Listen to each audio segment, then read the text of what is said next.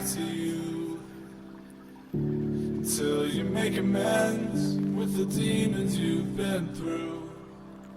And I can't regret leaving you alone until you find your way back home.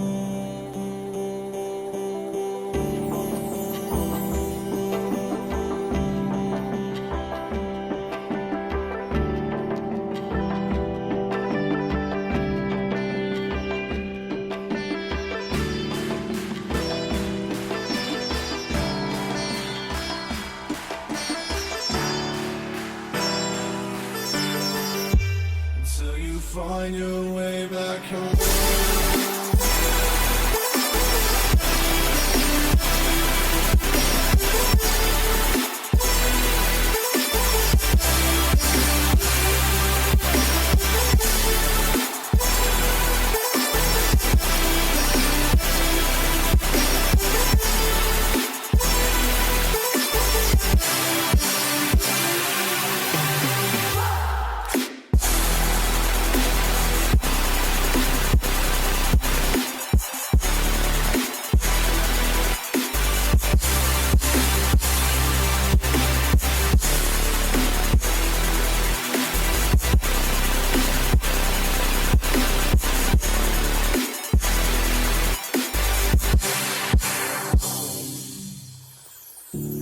Don't let me drown. Don't let me drown. Don't let me drown.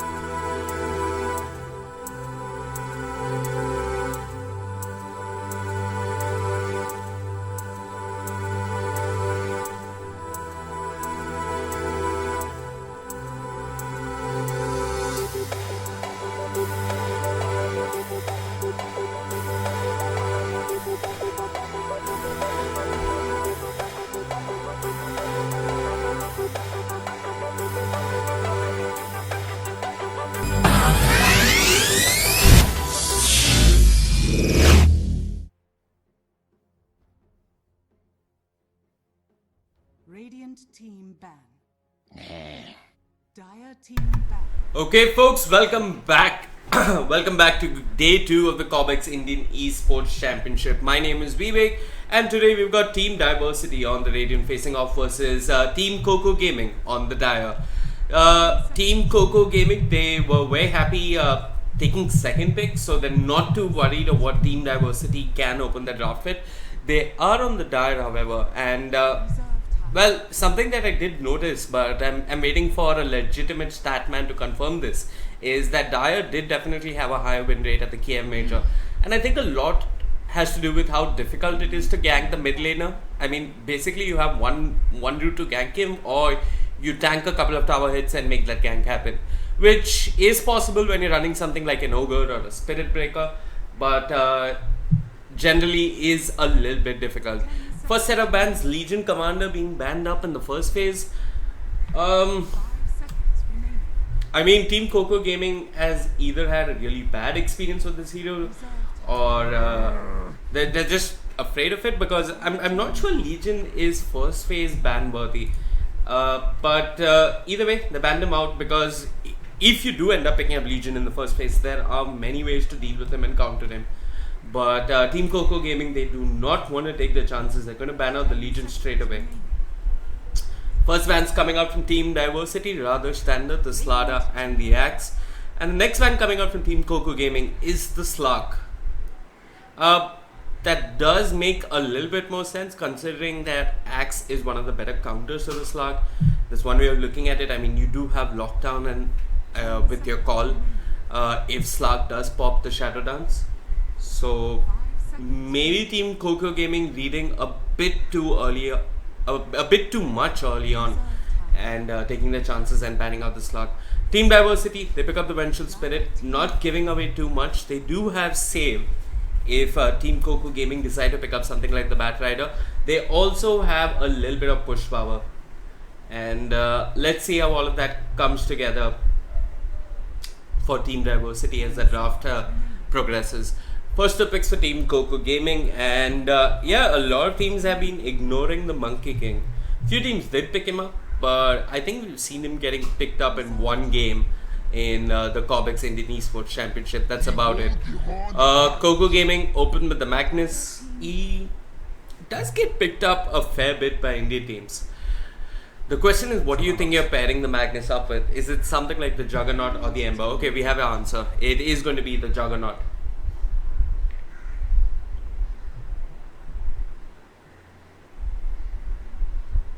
Team Diversity, they could pick up something that works well versus the Magnus. You could pick up the Silencer, but then you have two supports that do not roam very well. I mean, sure, Venge can roam, and Magic Missile is sort of okay, but it's really not enough. They pick up the Abaddon, fair enough. Is a hero that's trending in the meta all around the world. I mean, India has taken notice of this as well. Team Coco Gaming, next bans on the board. You could look to ban a strong roaming support, maybe something like the Earth Spirit or the Monkey King, but yeah, they're going to ban out the Lina. Do not want to face off versus the Lina in the mid lane.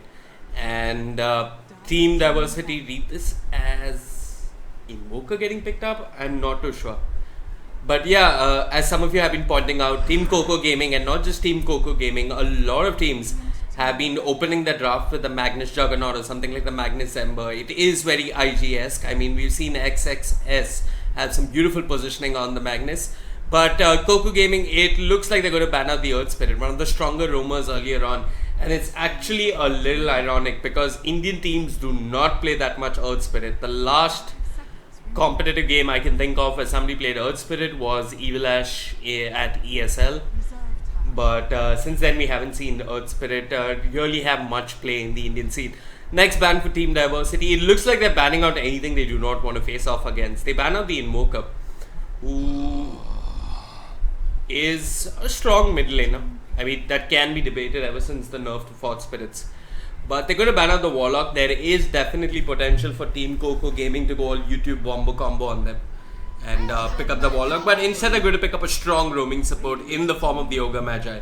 Solid draft coming out from Team Coco Gaming early on. And let's see how this all comes together. What are they looking at in their offlane? They've got initiation. They could send Magnus to the mid lane if they want to. Or this could be an offlane mag. But we'll have to wait and watch. Next pick for Team Diversity. The Ogres out of the pool. There was a way that DK dealt with enemy teams picking up the Ogre. They usually picked up something like the Undying and ran an aggro try. And Landon would usually play the Undying. And this would force the Ogre to pretty much sit in the safe lane and not move to the mid lane and be a nuisance. And this would really nullify the Ogre's effect because he isn't that amazing in a tri lane. He doesn't offer that much. I mean, at the best, if it's a dual lane, he can go zone out the enemy offlaner. But when you got try and try action, the Ogre isn't really doing much in a tri lane. And because you're running an aggressive try with something like the Undying, you force the Ogre to be pretty much useless in the laning phase. And then after that, he's just a machine that drops Bloodlust on everyone. Which is still value add, no doubt about that. But it looks like Team Diversity are going to be picking up the Rubik. And they do have a lot of expectations on this Rubik stealing RP. We'll have to wait and watch. It is possible, but it's almost as if Team Coco Gaming heard me earlier on and they pick up the silencers. So just securing the team fight and making it that much stronger. So they have great team fight. They have decent early game laning with the Ogre. They have a good push coming out with the Juggernaut. They have initiation with the Magnus. You could pick up some more heal if you want. Maybe run an... Okay, hold on. They're missing the mid laner. What was I saying? I don't think this is a mid Magnus. My bad. What do they need in the mid lane? I think if they're missing anything, it's Magic Burst. And gosh, now they have to deal with a sniper coming to the mid lane. They could pick up something like the TA if they want to. Alternatively, Puck has been getting a fair bit of play in the KM Major. 10 seconds remaining. You could do... Seconds remaining. We haven't seen DK mid in a while, but Reserve time. it wouldn't be too bad to pick. It would just amplify the push coming up from Team Coco Gaming. Or what I would really like to see is Magnus going to the mid lane and maybe picking an offlaner like the Omni Knight that just further supplements that push, throws out a repel on important heroes every now and then. Or you could... okay, this Team ban. is a bit interesting. I mean, they ban out the Spectre. Spectre is one of the better counters to hard initiation. He just needs to pop his horn, start the fight, disable Magnus's blink, and then Silencer's not sure whether I should pop the global for teams, for the enemy team. Should I stop them from following up, or what do I do? Seconds remaining. So I think the Spectre ban was a smart choice. They could have thought about picking it themselves to deal with the sniper, but I'm sure they have something up their sleeves.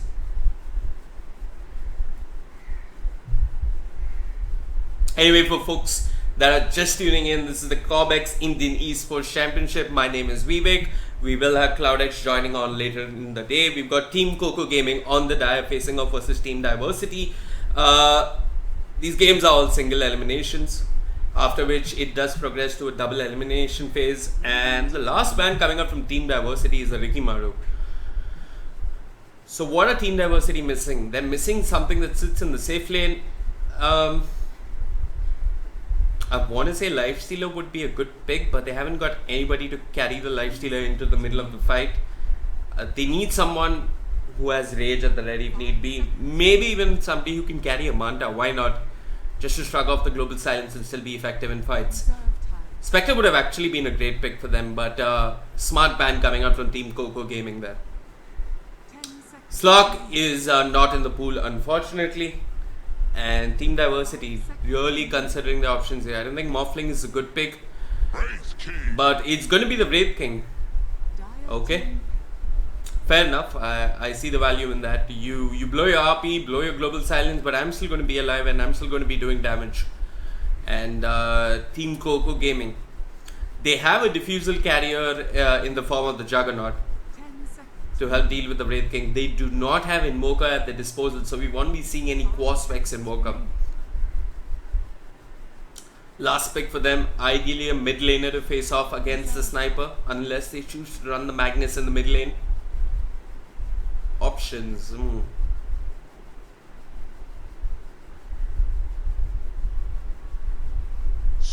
Okay, it's going to be the Storm Spirit, who's going to zip past everyone, jump on top of the Sniper, and bring him down as soon as possible. Yeah, but Team Diversity, they do have a fair amount of save with the swap coming out and even the Apotic Shield coming out from the Abaddon. So they'll be focusing on keeping the Sniper alive. Okay, but personally, in my opinion, I'm leaning more towards Team Coco's draft here. And as far as Diversity goes, they do not really have... I don't know, maybe if Ramses gets fatter and fatter, the lockdown seems to look weaker and weaker on the side of Team Diversity. Okay, hold on. I'm seeing another mouse on my screen. 5 seconds. Just going to do a quick reconnect.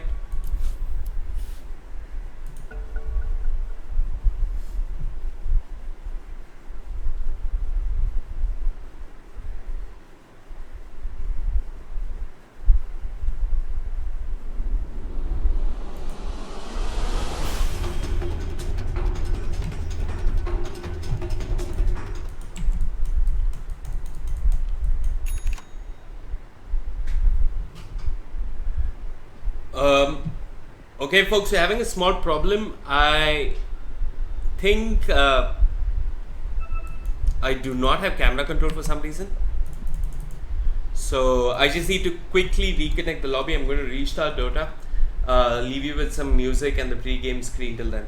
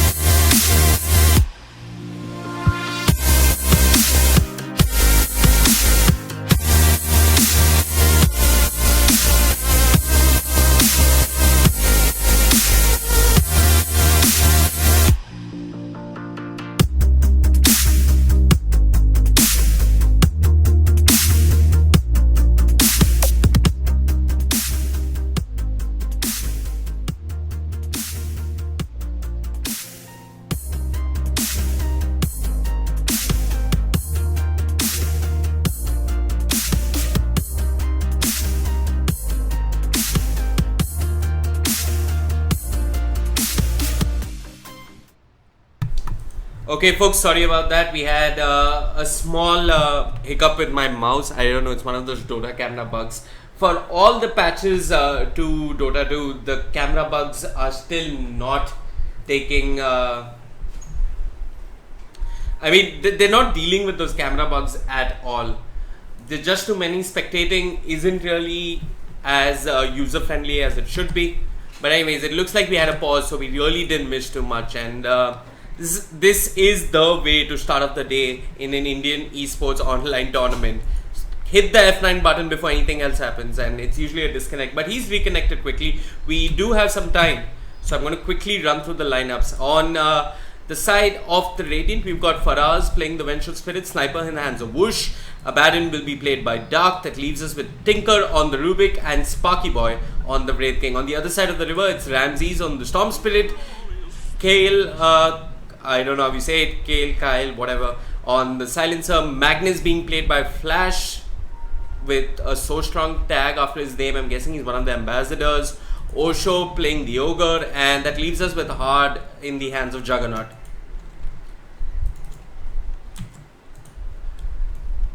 Ramsey starting out with that early sentry, probably looking for the D ward in the mid lane. Just wants all the vision that he can have to work with in the early game. And it looks like the Radiant have popped a level 1 smoke. Dark on the Abaddon does have that safe lane ward just to stay alive throughout his laning phase. Ogre start out with the ward himself. No Orb of Venom. So not sure what the game plan is entirely. I guess he did start off with an heavy investment into vision early on in the game and probably bought the courier himself. That means, yeah, the Silencer is a little better off. He's sitting with a Windlace early on and a couple of consumables. Early level 1 rotation coming out from the Dire. But it looks like the Radiant have a similar plan in their minds. I'm not sure who's going to meet who first here. Whoosh, walking up the cliff. It looks like Hard is just going to walk in. The Blade Fury is there and ignite on a Sniper. But they're fighting near the Radiant Shrine and they should just back off for the time being. Tinker on the Rubik holding on to the Telekinesis, not wasting it. But did waste that skill point. Not really, I mean, you usually want Telekinesis in lane, but it's a matter of choice. I guess he had to live someone in the middle of all that. But this does force out the Shrine, however, and they could put some early game pressure on to the Abaddon, force him to chew through his consumables. Faraz on the Vengeance Spirit is there just to stop that early game pressure coming on from the Dire. Hard. Well, this mid matchup, Storm versus Sniper, I want to say Sniper wins this, but Ramsey is doing the right thing here. He's staying out of range of the Shrapnel and trying to trade hits, but he's drawing creep aggro rather heavily. He did get off to his level 2, however, while Sniper is still level 1, just hit level 2 with the creeps under his tower. I guess Ramsey just ran in and took down the range creep as soon as he saw it.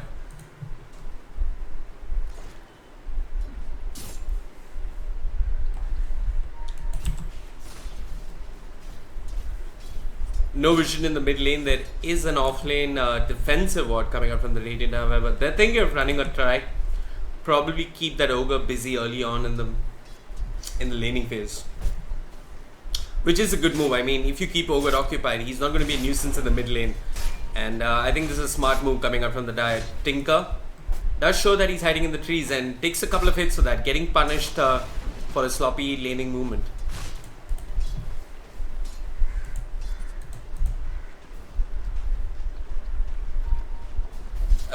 Magnus versus the Wraith King. He's actually coming out on top here, the Magnus, with the cleave coming out from the Empower. Sparky Boy doesn't feel confident coming near his own creeps. Couple of hits being traded here, but Flash doesn't yet use the skewer. Top lane, Abaddon taking a fair amount of damage. I have to say, however, that the Radiant do scale better as the game goes later and later. I mean, Sniper hits like a beast, does get worse with time, while the Storm Spirit, if he's not snowballing in the mid game, it could be hard for him to recover. But he's off to a good start. He's sitting even in terms of CS with the Sniper, and props to the Sniper. He's been forced to last it under the tower, and with a base damage of 53, that is a little hard. Storm picks up the haste rune, looking to make an early rotation to the bot lane. Sparky Boy needs to be a bit careful there. The shockwave does connect, the skewer will miss, but Sparky Boy, he's dropping low with the haste rune.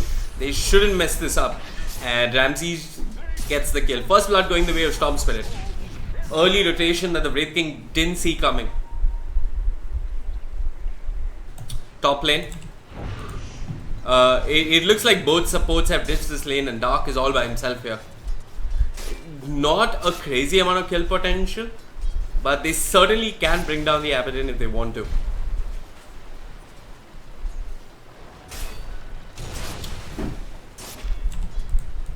In terms of levels, he's sitting at level 2. We've got the last word coming out on the Abaddon. Pops the shield, still takes the damage though. And this is the rotation coming out from the Radiant. It's Rubik and Venge hanging around the mid lane.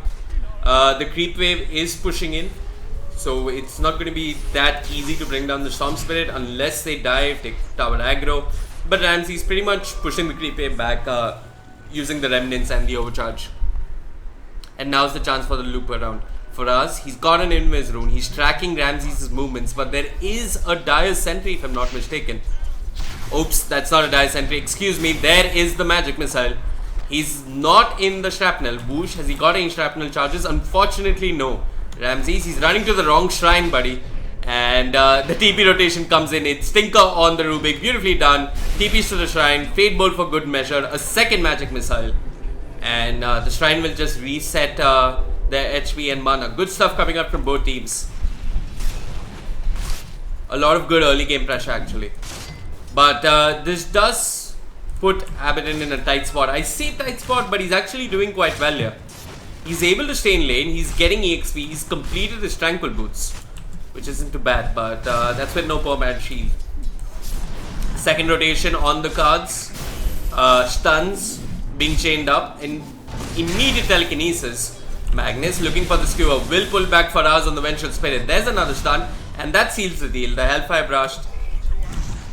While mid lane, it looks like we have another stun coming out from the Ogre here this time, and it will be a kill onto the Sniper. Faraz did TP to the mid lane, but there was not much he could do really. Both sides rotating early on and trading all across the lanes. This time, Osho has finally picked up the Orb of Venom over the boots first, which makes sense. I mean, he did start out with more consumables and did prioritize consumables and vision over the early Orb of Venom. So both supports distributing the heavy lifting equally. And a haste rune on Osho. He's actually going to give it to Ramses here. This is the second haste rune of the game for the Storm Spirit. Not sure which lane he's looking to gank now. Could go on to the Sniper, waiting for Ogre to loop around, but we do have a rotation coming out from Faraz, who has got vision. Oh, they spot out the Ogre. The sentry is there, the Observer is dewarded. Assassinate being pump faked onto Ramses.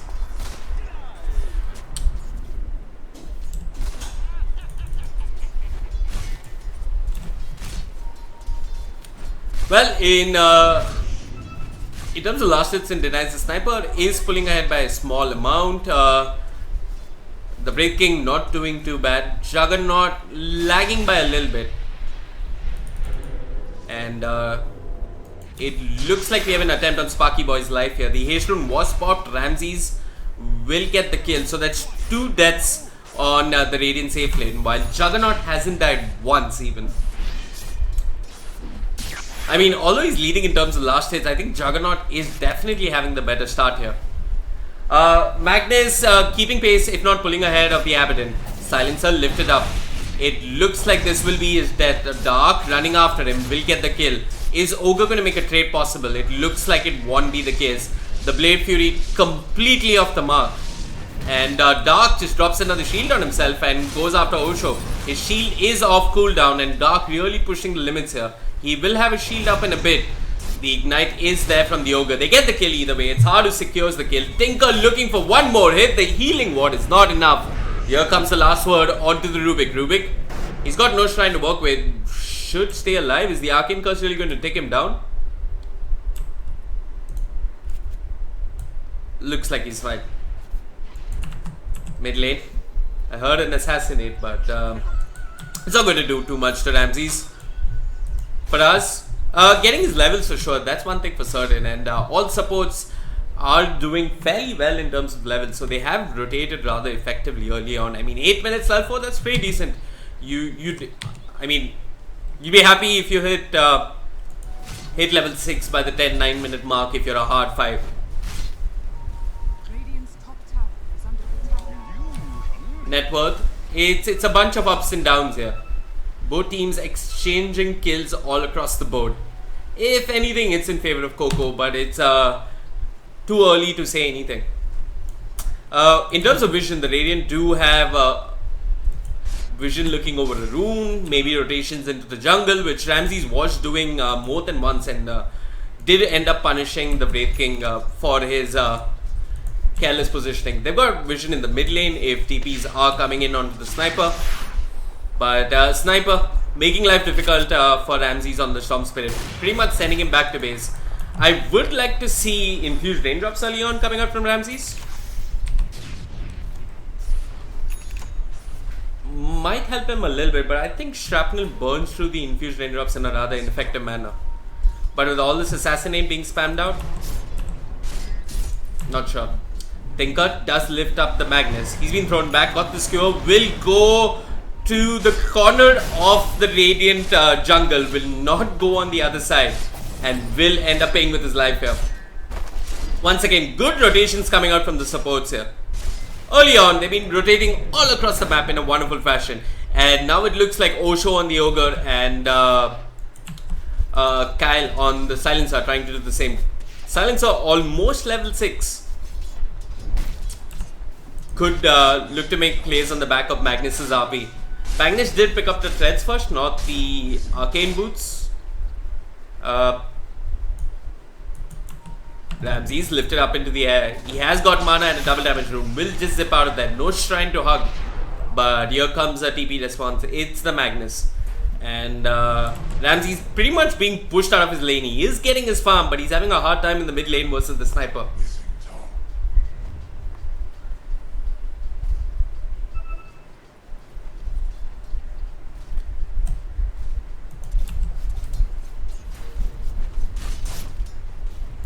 Bot lane. Shockwave coming out from the Magnus. RP being pump pick. Now's the chance. Tinker and Faraz rather close to the Magnus, but he will not even manage to get it off. The global silence wasn't there. They will get a kill in exchange on the Tinker. Faraz, he's got the magic missile in a couple of seconds. Will be there. Should be a kill on Osho on the Ogre. And it's without the magic missile, which they now use on the Silencer. Kyle running for his life, trying to juke through the trees. They do have vision. The stun is there. It is a kill. 3 heroes fall on the side of the Dire, while Sniper ends up falling in the mid lane. Ramses using the double damage at his bottle. Mid lane, we have TP rotations coming in. It's Tinker onto the Rubik. Ramses low, but I don't think he ends up falling here. If anything, Tinker picks up his level 6. Maybe tries to steal something from the Storm. Not too sure.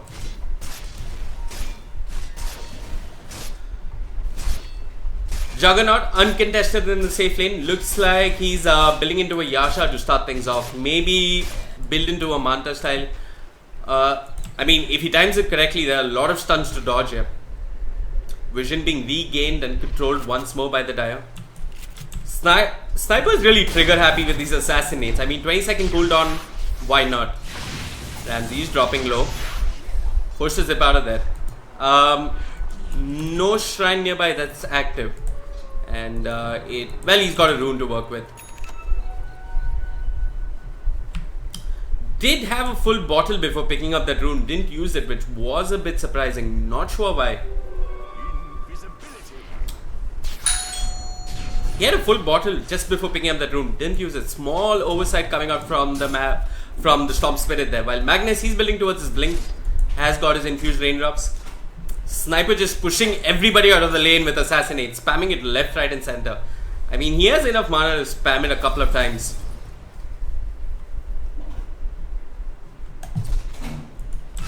Top lane. Juggernaut still farming away.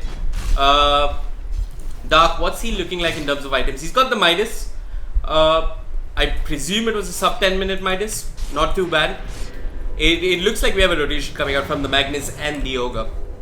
But can they really accomplish anything without a blink on this Magnus? So I'm curious, who's benefiting more from this, from these even trades in the laning phase? I mean, it looks pretty much even. EXP tells a similar tale as well. So no one is really pulling ahead. If this game keeps progressing like this, I mean, there's going to be a point where Sniper is going to be a nuisance to deal with. Killing the Wraith King once is doable, but twice is hard. And both the Storm Spirit and the Juggernaut need to stay alive and have enough mana and HP and damage to bring him down. All of this with the sniper hanging in the back lines, who should be kept alive with the swap coming up from the Vengeful Spirit. We hear a global silence. Top lane, Blade Fury will secure the kill on the Vengeful Spirit. Tinker on the Rubik being pulled back with the Electric Vortex will be brought down. Dark on the Abaddon pops the border time. He is trying to TP out of there. There is no lockdown. And still the Dire do end up picking off 2 kills.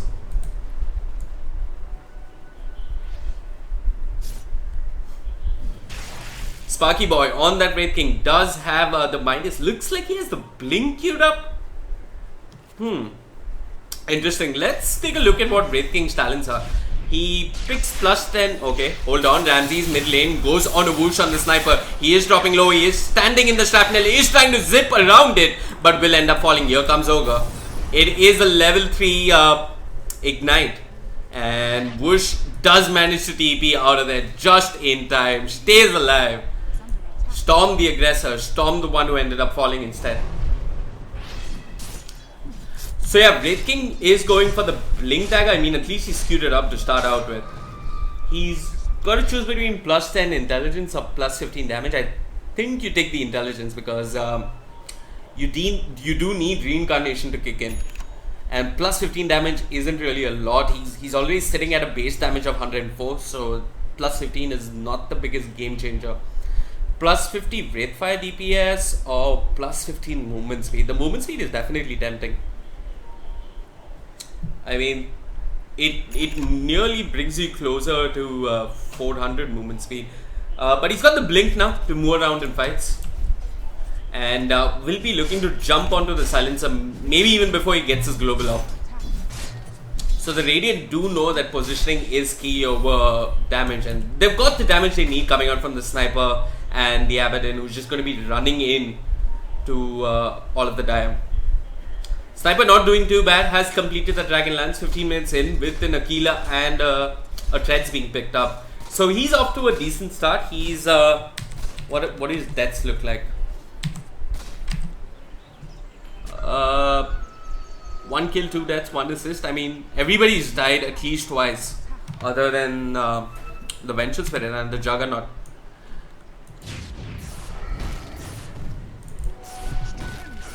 Storm building into that Bloodstone, and he's getting active in another fight. Storm is trying to loop around the shrine. I'm not sure if they have vision of Dark. Dark is not the easiest of kills here. Dark does break the smoke. Ramses will back off for the time being. Smart move coming out from the Storm Spirit, knowing that TPs could come in any time onto the shrine. And it looks like they're trying to loop into the mid lane. He will zip in. He finds Faraz on the Vengeful Spirit. That ward ping dividends for the Dire. They get the kill. They get the intelligence onto the silence. And here comes the TP. It's Wraith King with the Blink Dagger. Not sure what he can do. Instead, they have the sight set onto Tinker. Ramses holding on to his mana, holding on to his Bloodstone charges. While Magnus is hanging around with an Invis Rune. Ramses trying to bait them out here. Flash. They do have vision. The Assassinate is there on Ramses. Still got the infused raindrops, but he is reasonably tanky. Here comes Dark, last word onto him. The stun comes out. Sparky Boy initiates. It's onto Osho. Osho dropping low. Global not being used. Osho will fall. Flash, no Blink Dagger just yet. I think it's flying out to him on the courier. Yeah, it is flying out to him on the courier, and he probably will unveil it in the next fight. The Dire ward behind the mid tier 1 really paying off, and for us immediately dewards it. Both teams at a similar skill level, playing some quality Dota here. Mid tower dropping low. Juggernaut did manage to take out the top tower in the middle of all this, and he's pretty much just been farming away. 17 minutes in, just the Yasha. Not the greatest farm though.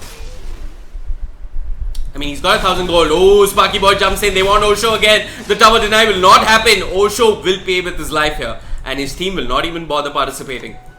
Flash, he's got the blink. There's just so much pressure when you're a Magnus or an Enigma. It hurts.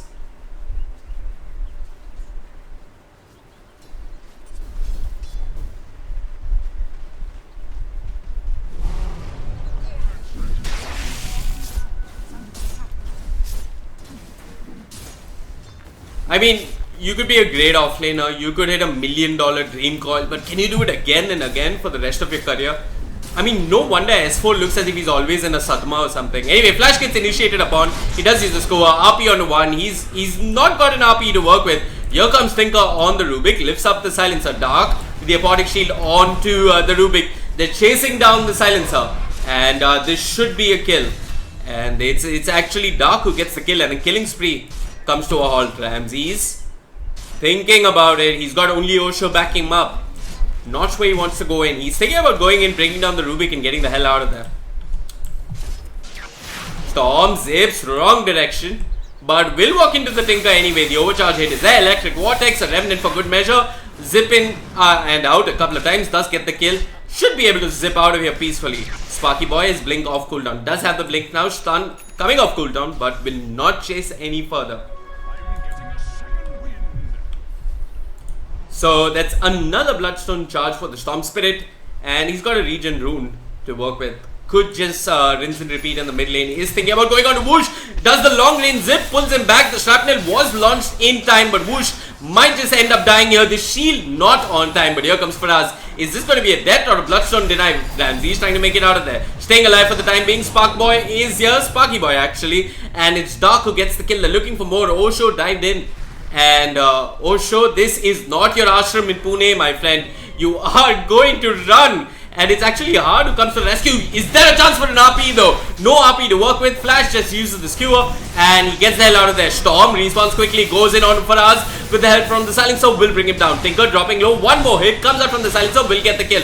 Dark regening up quickly. Juggernaut takes his first death in the game. And it's a cluster here going on in the middle lane. Dark will end up falling. No borrow time this time. And Sparky Boy gets the hell out of there, trying to make the TP happen. Electric Vortex coming off cooldown. No! The Wraith King gets out of there, but his team has fallen and he's lost reincarnation. Ramses regains those lost Bloodstone charges.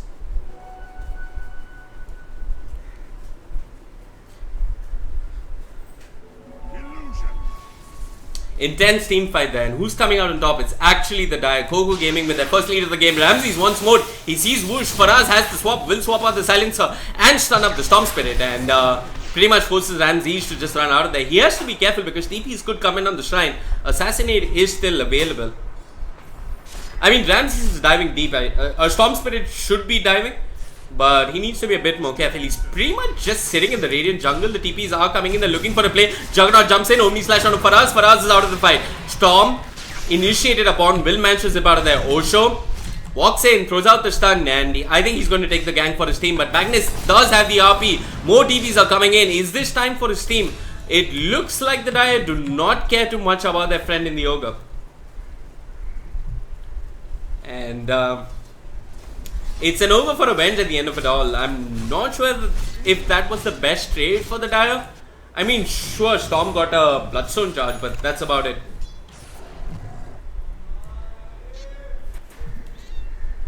Magnus, what's he building into? Looks like it's going to be the Echo Saber. So it's more of a right-click heavy Magnus. And that should mean, yeah, he's taken the 25 attack speed talent over the spell amplification talent. Okay. So the Magnus is going to RP and deal a whole lot of damage. And it looks like they have the sight set onto the Abaddon. Abaddon walks into the Juggernaut. Juggernaut blinks in the other direction. The last word is there. They're slowing him down with the stun. Borrow time popped too soon. Magnus looking for the skewer, will miss. Dark expected it and dodged it wonderfully. Mid lane Storm zips in. He sees Tinker, he brings down Tinker. And well, he sees Sniper. He's trying to bring him down as well. But zips the hell out of there.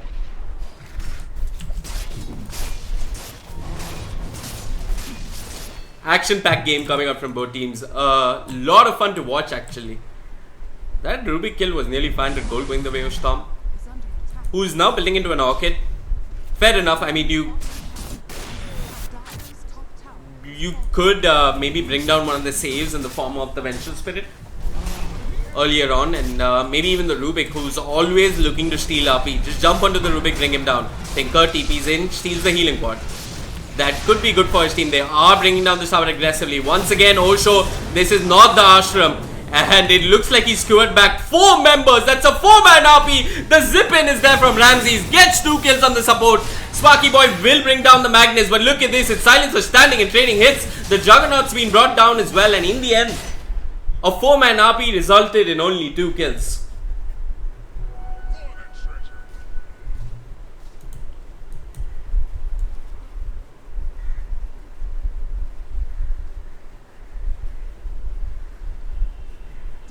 Beautiful stuff coming out from the Magnus, but the damage just wasn't there. I think Juggernaut was missing his Omni Slash. His Blade Fury was on cooldown because he just used it on the tower. And in terms of pure DPS, all he has is a Yasha and a Blink Dagger. So he's not outputting that much damage. Sure, he's taken the 20 damage talent.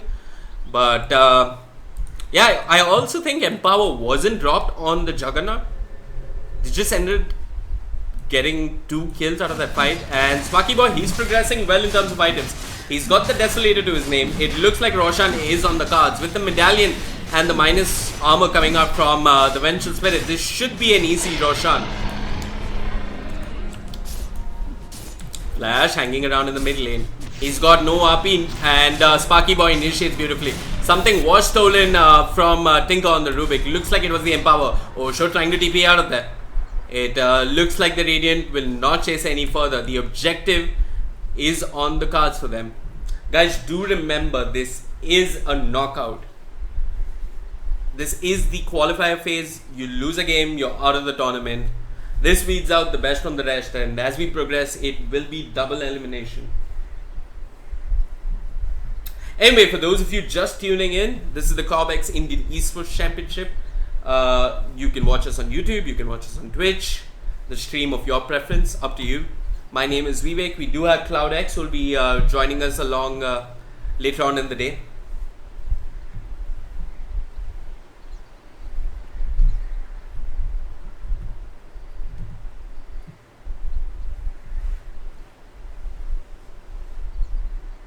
Well, quick look at net worth. It is the Storm who's pulling ahead. The Wraith King trying to keep up. Sniper not doing too bad. But Juggernaut is below the Abaddon. That is a cause for concern, considering he didn't even die for the first 10 to, I don't know, to 15 minutes. He was pretty much just staying in the safe lane. He brought down the tower, didn't die for a good amount of time, was pretty much uncontested. Does have the Empower to flash farm as well, but his net worth really not up there. And the problem is, if his net worth doesn't scale beyond this, he's not going to be doing too much in team fights. I mean, he's gone for the Blink and the Yasha. It isn't the most damage heavy. It doesn't keep you alive.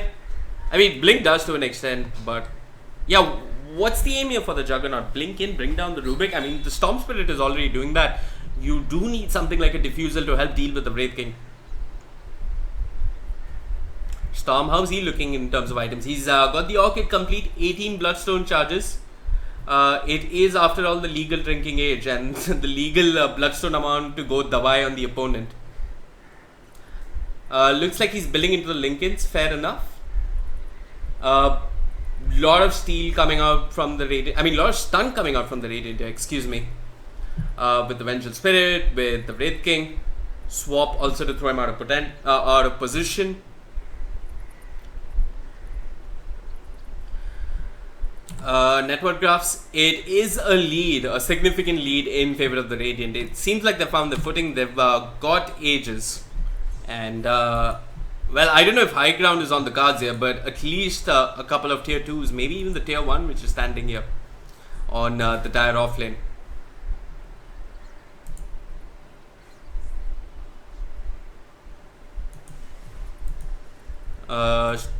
What's the Sniper looking like in terms of items? Looks like he's going for the BKB. Correct choice, considering that there's a Storm Spirit who just runs you down every game. Every time he can, actually. Helps you stay alive. And yeah, all in all, a good choice. Because Storm has really set his sights on the Sniper or the Rubik. He's trying to bring any one of them down. Sniper is the big damage dealer on the side of the Radiant, while you do not want to give RP to Rubik even by mistake. Wraith King, he's completed the Desolator, sitting at 2.8k gold and doing a whole lot better in terms of net worth compared to the Juggernaut, who's got a Blink and a Yasha and is sitting at 1000 gold. Ogre, poor as ever. Silencer, well, he's got the Midas. This should help him scale. He's going for the Glimmer Cape. Will help in keeping himself alive.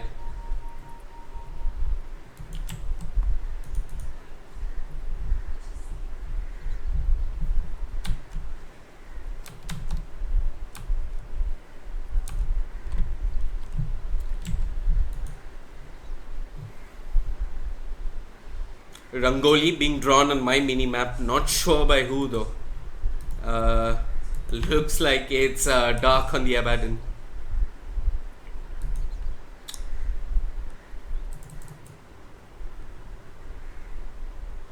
Do you guys also having pocket loss issue?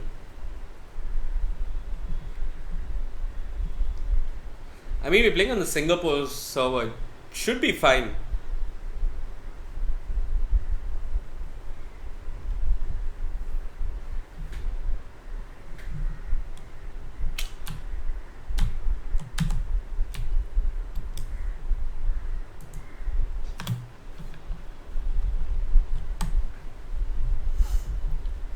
The problem here for the die is that the Juggernaut is not keeping up in terms of pace of items with the Wraith King. The Wraith King is farming a whole lot better. His items are a whole lot more effective, while the Juggernaut doesn't offer much. I mean, sure, he can bring down a support, but you gotta deal with the Wraith King who's charging down your Silencer, who's charging down your Ogre.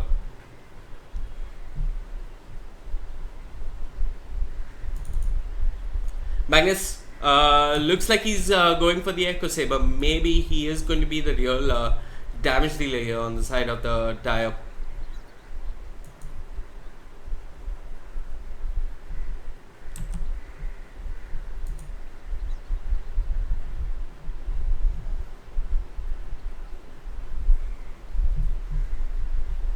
Okay, we have what seems to be a rather long pause. I'm going to take this time to get a sip of water. I guess you guys can do the same, and we'll be back with the game quickly.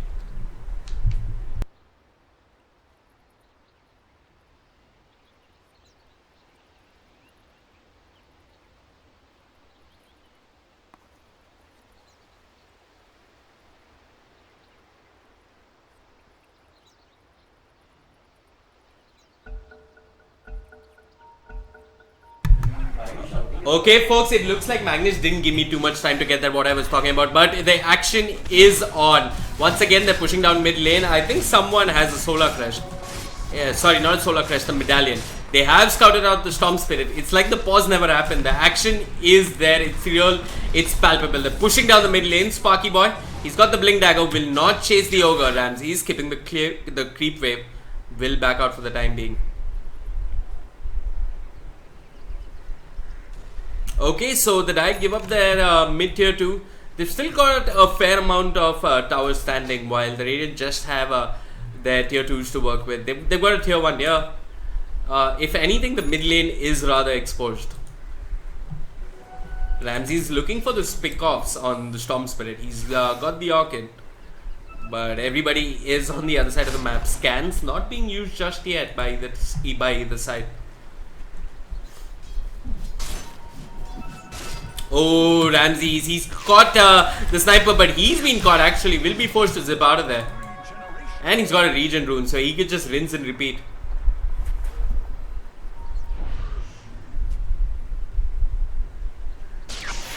Storm. Still abusing the regen rune. They're trying to take an objective, but if they do lose this fight, or... Hold on, is this going to be... Okay, not the base race I was hoping for. Tinker looking for the kill, immediately silenced up. Ramsey is locked in position. Juggernaut goes in with the Blade Fury, not doing a whole lot of damage, forced to disengage. Magnus still holding on to the RP. It looks like they'll get the tower. Hard stunned up. Are they focusing down? It looks like there was the assassinate onto the Storm Spirit. Skewer on the Vengeful Spirit pushes him back. Ramsey's trying to bring down the Wraith King while his teammate on the Magnus dies without even getting the RP off. Sparky Boy looking for more. He knows the Storm Spirit is low on HP and mana. If his blink comes off cooldown. Anyway, Ramses was orchided up. The assassinate was there onto the Storm Spirit. The healing ward keeping him alive for a bit. Instead, they jump in onto the Juggernaut, who pops the Blade Fury, blinks out of there. And it looks like everybody's running towards the shrines, while the Dire offlane tower did end up falling. Magnus really didn't get the chance for an RP there. 20 Bloodstone charges now on the Storm Spirit. Zips in once more. Who's he looking for? It's going to be Tinker on the Rubik. He's going to be doing this time and time again. I mean, no boundaries coming out from the Storm Spirit. Sees the Rubik, kills the Rubik. I think maybe next time his team tries to bait using the Rubik, bait the Storm Spirit, maybe lock him down. But they need something like an Abyssal Blade to do that. Ramses picks up the Arcane Rune. Shorter cooldowns, more mana region to work with. And yeah, he's getting closer and closer to that Linked Spear. Ooh, Storm. Okay. Every time he is so fast and he's always looking for kills. I'm keeping my camera pretty much all the time on him. Yeah, I think this is the kind of game where on the Wraith King you build the Abyssal, but instead it looks like he's going for the Assault. I mean, makes sense, but you do need to kill the Storm because he is starting to get out of control, and it looks like Dark is out of position here. Will get caught by Ramses. The Orchid being held on to. They want to burst down the border time first, and now they're just going to wait patiently to rinse and repeat. Blade Mail being popped by Dark. His team nowhere nearby. Dark dropping low. They're going to get the kill. It's actually hard to get the kill. It's Storm who gets the Bloodstone charge. They've jumped in onto hard. The Assassinate is there. No Blade Fury. Oh, pops the Omni Slash. It's actually the Rubik with the stolen Omni Slash. Lifts up the Ogre. Is bringing him down. Elsewhere, Ramsey's trying to bring down the Silencer. I mean, the Sniper. But he manages to pop his BKB. Faraz and Rubik closing down on the Storm Spirit. Who'll zip out of there? At the end of it all, it's an Abaddon being exchanged for an Ogre and a Juggernaut. I think the Radiant will take that any day. And Faraz is getting closer and closer to his Solar Crest. After which sieging is on the cards for them. 15,000 now the net worth on the Storm Spirit, while yeah, Juggernaut still trying to keep up with the Abaddon, while Magnus, who actually had a good start, is kind of slowing down in terms of farm. He does have a GPM talent. Yeah, he's picked up the GPM talent. Will start to catch up.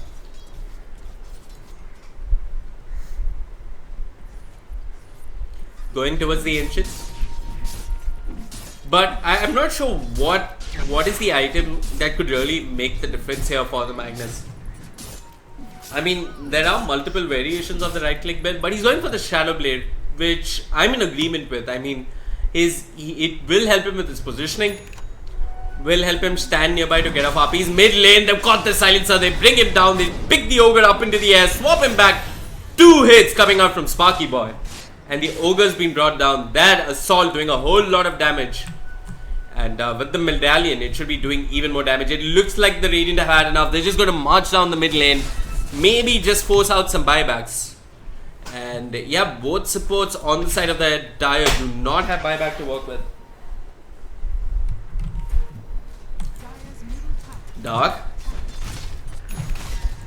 Ramsey's trying to skip the wave here. Maybe pick off the Rubik. The mid tier 1 has fallen. Juggernaut baiting out with the illusions, the RP, it's beautiful, it catches through, the Omni Slash is there on top. It looks like Magnus ends up falling there while Ramsey is doing work, brings down Faraz. Hard forced to pop the Blade Fury and run away. Whoosh's BKB is timed out, but Storm Spirit is out of mana, he's hugging the shrine, he's dropping low. It looks like Sniper might just get the kill, he doesn't have the Assassinate. He's not using it at least. The Arcane Curse is real. Storm zips in once again with help coming out from the shrine. Is focusing Whoosh. Dark denies himself and it looks like Sniper will end up falling. They've lost the lane of Rax and Sparky Boy will just die and respawn once again. Can he blink out of there? No. The Blade Fury is there. They hold him in place. The Skewer is there for good measure, and they will get the kill. It is a lane of racks for a team wipe, and I think we need to take a look at the fight recap. It looks like it favored the Dire, and the EXP change was huge in favor of the Dire. This is probably because a lot of the Radiant's heroes were sitting at a higher net worth, and yeah, it looks like the Dire came out on top. Beautiful baiting coming out from the Juggernaut. Send those two illusions, force the Wraith King and the Vengeful Spirit to converge on them, and that was followed up by an RP. Flash, moving in aggressively. Is this a trade? Is this racks for a racks? Rubik does steal the Blade Fury. Sparky Boy jumps in. Blade Fury not there in time. Tinker lifts him up in the air, throws him right behind. Faraz didn't change stun, but Sparky Boy with a one crit right across his face secures the kill. And the high ground push is halted by the Dire. Magnus still looking for the third item.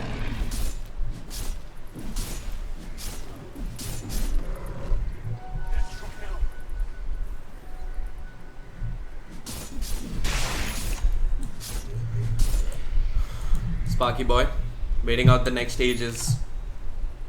Radiant's bottom tower is under attack. Ramses zips in aggressively, trying to bring down the tower. Will be successful. Scan coming out from the Dire. Ooh, swap comes out from Faraz. Has he got the stun? Yes, he has. Magnus with the haste rune. Will he be able to get out of here? The Solar Crest is there, but Magnus is safe, and if it were not for that haste rune, he would end up falling. Ramsey's trying to force out TPs here. It is the Wraith King who will TP. Will they bring him down?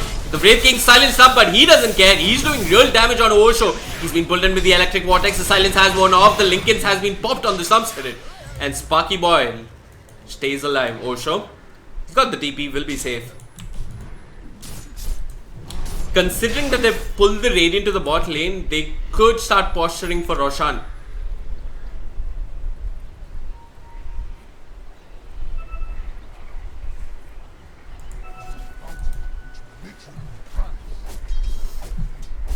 Silencer has got the tools to keep himself alive with the Force Staff and the Glimmer Cape, but it's really not too much help when an over-farmed, over-leveled Wraith King just jumps on you with his Blink Dagger. I think you should skip the Hurricane Pike and maybe just pick up a Ghost Scepter.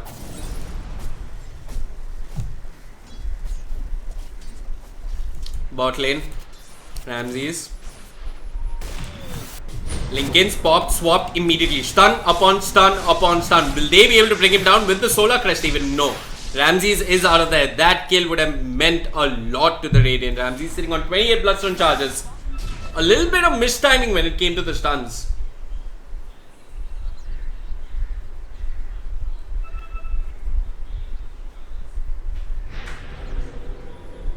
Ramses using the Shrine.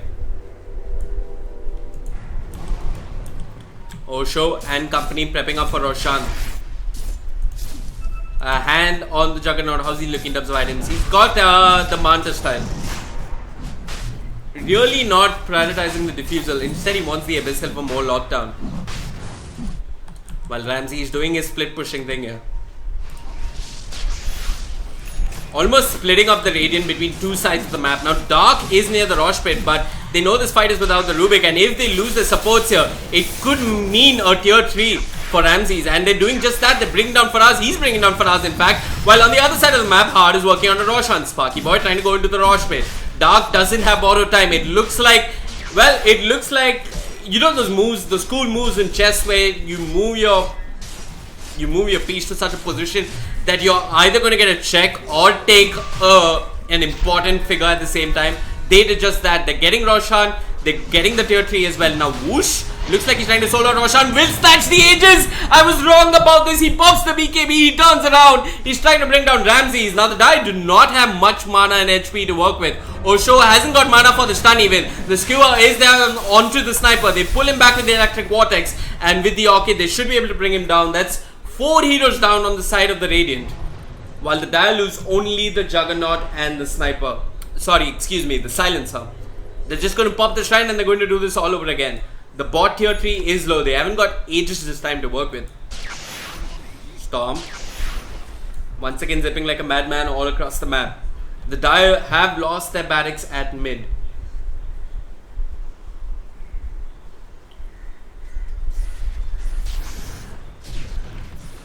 How's the net worth looking like? Small lead, but it is really anyone's game. So it is really anyone's game now. I mean, it's all going to boil down to that one crucial team fight, right? And when it boils down to one crucial team fight, it boils down to one crucial RP. Can the Magnus get the RP that his team needs him to get? Ramses has got the Bloodthorn complete. And the Shiva's guard. Magnus, he's got the Shadow Blade. He sees Sparky Boy. His team really isn't nearby, but the Skewer is there. Pulls back the Wraith King. Wraith King returns and responds with a stun and gets the hell out of there. While Ramsey split pushing the bot lane. They need to shut down the Storm Spirit first. Who's sitting at 32 Bloodstone charges, 37 minutes into the game. That's nearly one Bloodstone charge for every 2 minutes in the game. More than that, actually. Abaddon now has the Agnum Scepter. The Radiants still haven't taken out Shrines, considering they've taken out the tier 3s, but the Dire is applying pressure so beautifully across the map. Top lane push coming out from the Dire. The Radiant once again not sure, do we smoke and kill the Storm Spirit or do we smoke and defend top? Radiant's top tower is under Can they kill the Storm Spirit even is the question. Well, it looks like they're hanging around the sniper in the bot lane, but Ramses is not taking the bait. His team once again on the other side of the map, accomplishing another objective. The Dire is splitting up the Radiant here. Magnus has that RP at the ready. Shadow Blade complete. It looks like the Radiant are still smoked up. Tinker drops the ward. Just to scout out the Magnus, who now has the Shadow Blade. Ramses now zips in. Once he has vision, posters of the BKB, might just zip out of there. The mana regen is real, along with the +3 mana regen talent. Once again, the Radiant not sure. Do we fight in the top lane or do we fight in the bot lane? Maybe a swap from Faraj to start things off would be nice. Ramses with a mana regen of 77 mana per second. It's just going to do this time and time again. Sparky Boy and Dark clearing the top creep wave. I think you leave the Abaddon in the top lane while, I mean, he can deal with the push coming out, but it looks like Tinker has other plans on his mind. He's caught on the Magnus, the Assassinate is there, the stolen Omni Slash coming out from Tinker will seal the kill while Ramses is working on tier 3s. The Glyph of Fortification is there, Ramses is out of there. While the entire Dire team is pushing down the mid lane. Not sure how Magnus was so out of position. Props to whoever planted this Radiant Observer. Really did help get that kill on the Magnus. That pickoff was what they needed to stop the split push. Storm. Guess he goes for a BKB here. Not a fan of Wraith King's item choices. I mean, damage is good, but he needs an Abyssal. Instead, he's building into the Mjolnir, which the magic damage is fine, the active is fine, the static charge is sort of good to deal with pushes coming in. Just drop it on the Abaddon and let him go running at the creeps. Because this looks like a long game that is going to be spread across megas, in my opinion.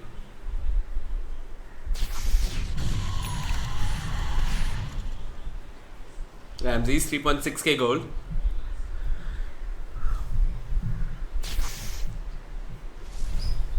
Has gone for the 0.75 second electric vortex. It would be interesting to see an Acceptor coming out from the Storm. Even more team fight.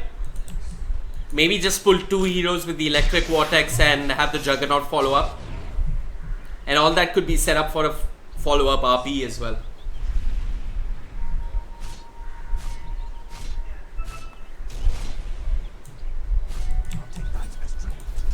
Dark. We've got the Acceptor. Ramses once again starting off with a split push. See, now the Radiant have time to bring down the Storm Spirit because the top creep wave isn't really pushing in that much. They need to either push out the top creep wave or bring down the Storm Spirit to stop this onslaught coming out from the Dire.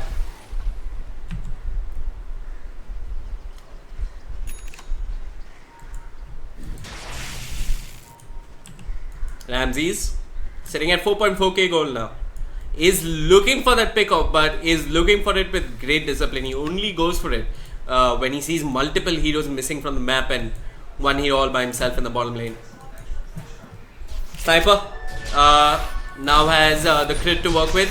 The Linkage is popped. Ramses forced out of there. Follow up not that quick enough from the Wraith King. An Abyssal would really be nice on the Wraith King. Oh, Storm, he's zipped in. He's found someone. It looks like it's for us on the Vengeful Spirit. He will fall. And really, the Radiant letting the Storm Spirit run all over them. While the top lane is pushing in, it's actually the Silencer pushing in the top lane. The bottom tier 3 has fallen. Ramses is out of there. The push is coming in from the top lane. Magnus caught out of position. They needed his RP. They force him out of there. He skewers up to the high ground. And a fight has broken out in the top lane, the Radiant top lane. It looks like Sparky Boy once more. His blink is on cooldown, but Ramses will continue the split push. It's Sniper who comes to deal with him. He's hugging a shrine. He pops the BKB. Ramses probably forced out of there. Not too worried really. He is willing to soak up some of the damage. Pops the Shivas, goes in once more, pulls in the Silencer. The global silence is there. That means no backup will be coming. Does he have enough mana to bring down the Sniper? It looks like he won't. He'll have to be zipping out of there. While Sparky Boy and company will make a clean escape as well. The Assassinate is there. The lift not there in time. Storm zips just out of there. Tinka has got the Blink Dagger. Doesn't need it. Lifts up the Storm Spirit. Drops him back. Elsewhere, Sparky Boy doing his best, but being brought down by two heroes on the side of the Dire. The Magnus and the Juggernaut. Ramses will get the kill on Tinka on the other side of the map. The Omni Slash is there. It's on to two of them, but Magnus has fallen. Here comes the Silence. I'm not sure what he was doing all this while. Pops the Glimmer Cape. Tries to hit the rated heroes, but Sparky Boy, it will look like it's his death. He hasn't got buyback. Ruby, he has got buyback. I mean, sorry about that. Dark with the Blade Mill. The chase is on. They want the Silencer. The swap is there. Two-man RP is there. Enough damage though. He skewers the Abaddon down with Faraz on the Vengeful Spirit. Abaddon brought down. It's hard who gets 2 kills actually. Brings down the Vengeful Spirit. And now, objectives are on the cards for the Dire. Well, it looks like 3 out of 4 heroes who died do have buyback though. Wraith King the first one to buy back. Once again, who do the Radiant prioritize here? It looks like they want Storm Spirit, but he's got the Link kills. While in the mid lane, the push is going on hard. Pops the Manta style. Here comes the buyback from the Abaddon. Multiple trades are happening across the map. Ooh, Ball Lightning being stolen by the Rubik. Zips in aggressively. He should be careful. He doesn't have unlimited mana to work with. Mid lane, Sparky Boy looking for the pickoff. Once again, really missing that Abyssal Blade in my opinion. While Hard is split pushing the top lane. He's got the Blink Dagger but needs to be careful nonetheless. Sparky Boy with the stun, not going to get the kill.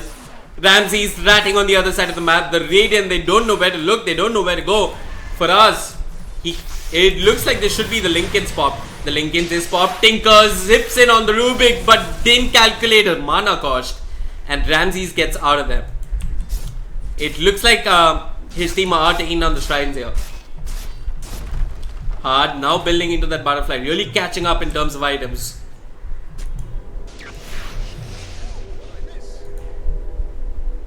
Ooh, Storm building into a butterfly of his own.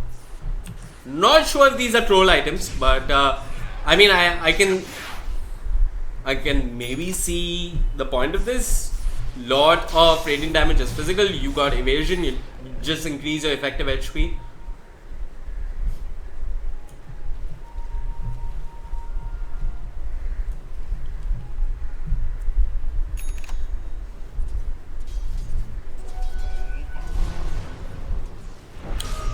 Well, it looks like the Dire have had their fun split pushing the map, and now they want to wake up old man Roshan and probably snatch his ages away from him. But Storm zips in on the backlines. Who did he go on? It's Faraz. Faraz has been brought down. The global silence has been used, but so is the BKB from the sniper. And it looks like Ramses is out of there.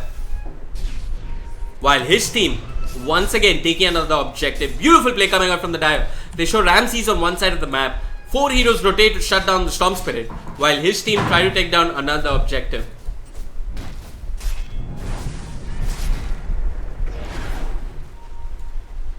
Juggernaut getting closer and closer to that butterfly. With the creep waves pushed in, the Radiant have to show themselves defending. Otherwise, it's a bit too obvious that they are trying to contest Roshan, and maybe the Dive could just play around that. Roshan being picked up by the Storm Spirit. Cheese on the ground. It's who picked it up? What? Okay, it looks like. Is the cheese in the courier? Okay, I think the cheese was expanded. Mid lane, it looks like we have some initiation. This time, it's the Radiant to initiate. Rod of Ados onto the Wraith King. He's swapped out of there. Ramsey's low on mana. We heard an RP. It was a whiffed RP coming out from the Magnus. There's the Omni Slash. It kills the Magnus. Hold on. It's actually hard who turns around and does no damage at all. The damage is split between everyone. Respawn comes out from Ramsey. He's used his Aegis. And now it looks like the Radiant are going to hug this shrine. Kyle uses the cheese, stays alive for the time being. Sparky Boy on the Wraith King has got reincarnation. They're bringing down Tinker. It's actually hard who does most of the heavy lifting. Ramsey zipping ahead, brings down Dark on the Abaddon. Has his eyes set onto the sniper. Bring him down bit by bit, will get the kill. Wraith King respawns and it looks like he's going to die once more. 3 heroes guiding him across the map. The healing ward there for good measure. It looks like this is GG for the Radiant. It's just a sniper and a Vengeful Spirit defending. And can they really defend? Sniper could stay far away and do chip damage. But there's always the idea for Storm zipping him in, and the Storm does just that. He goes in on the sniper, brings him down a second time. That's a dieback if I'm not mistaken. The GG is called, and it looks like the Dire have won the game. Beautiful play coming out from the Dire, splitting the Radiant all across the map, taking more than one objective at the same time. And we have some fun all chat to round up this game. Anyway, folks, my name is Vivek. This is the Cobx Indian Esports Championship.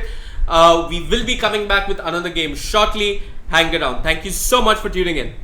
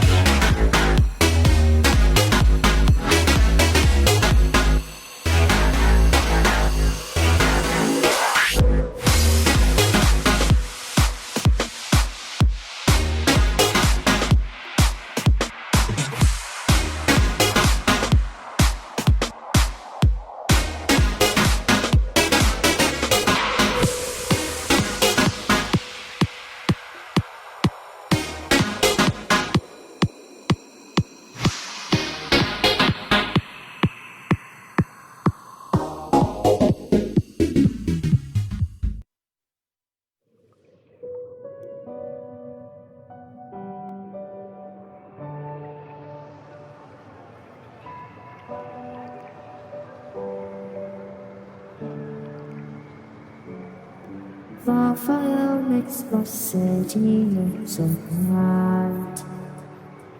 Close your eyes and just stay tight. We have to go. Stay with me while we leave. Don't worry, just believe me. This journey will relieve us. Stay with me while we leave.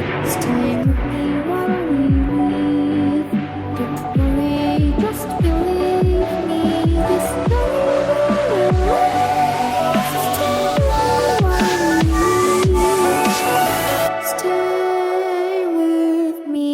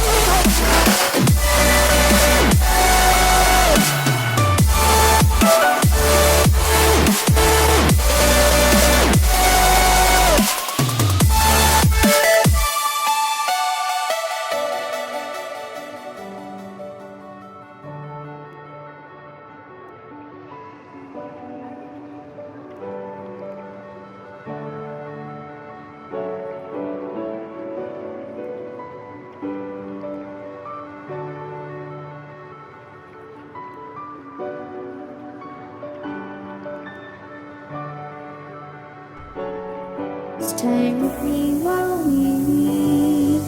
Don't worry, just believe me. This journey will relieve us. Stay with me while we leave. Stay with me while we leave. Don't worry, just believe me. This journey will relieve us. Stay with me while we leave. Stay with me.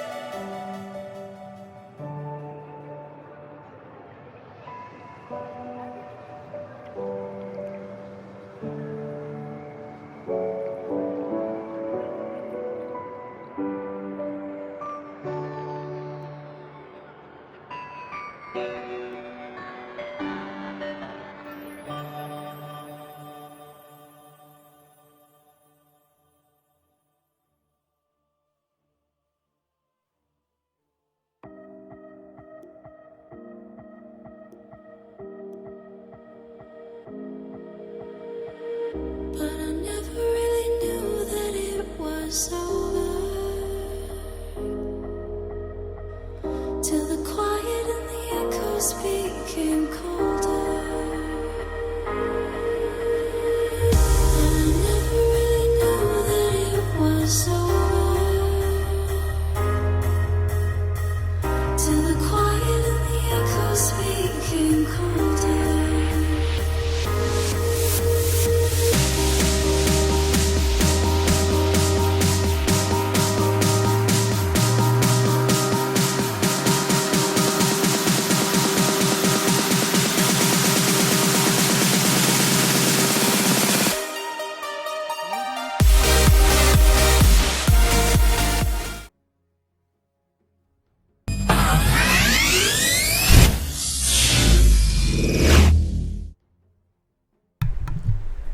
Okay, folks, and welcome back to the Cobx Indian Esports Championship. My name is Vivek, and we've got randoms on the dia facing off versus a team which has forgot to put the team tag, but I can see the team logo. It is Origins.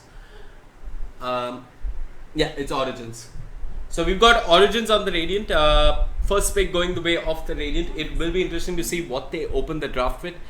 The traditional route here in international tournaments is something like the Monkey King.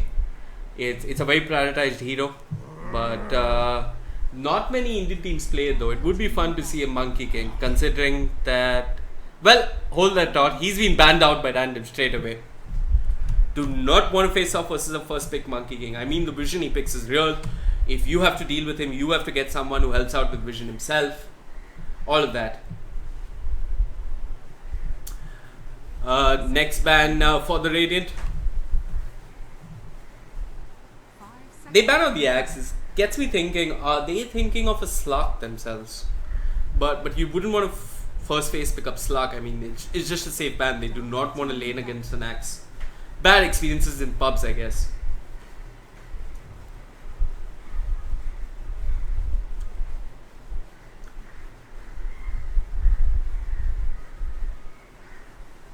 Some familiar names here. I do remember Khans, who was in stand-in 5 earlier. And it is a strange coincidence that Wings is now called Random, and they're called Random with a Z.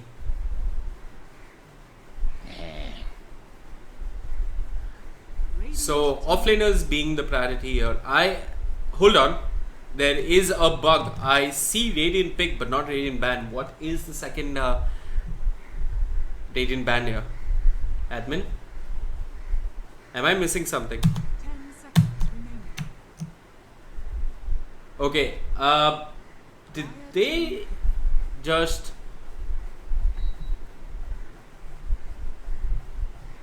Huh? Hold on.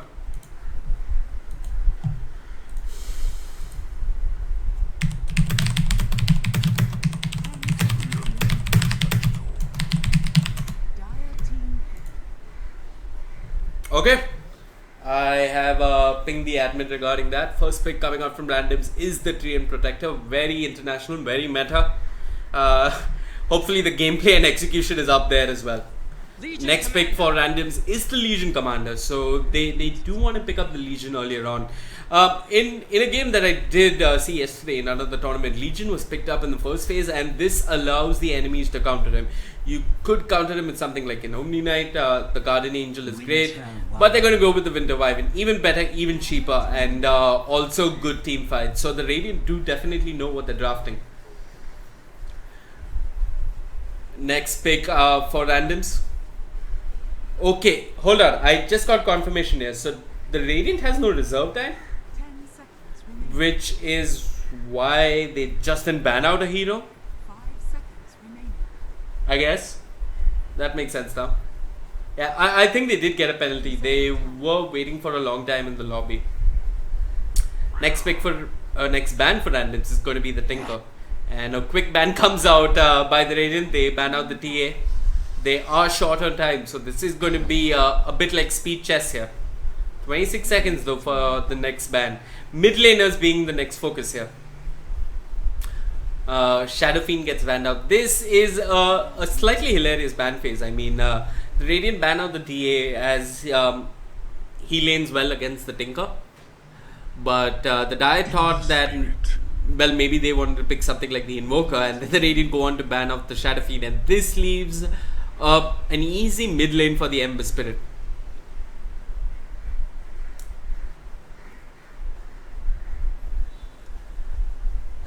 Next pick for the Radiant.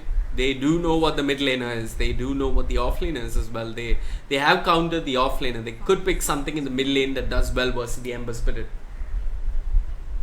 But they're just going to pick up the Ogre. Pick up a support that can roam to the mid lane, make life a nuisance for the Ember Spirit.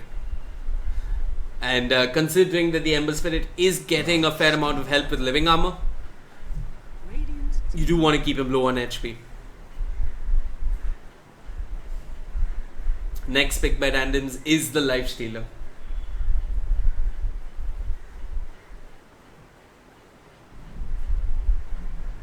He's got someone to carry him into the fight with the Ember Spirit, maybe even Legion, who picks up a Blink Dagger. Seconds remaining. Next pick for the Radiant, they could pick something for the offlane. It is going to be a Centaur Dire team back. to get things started for them.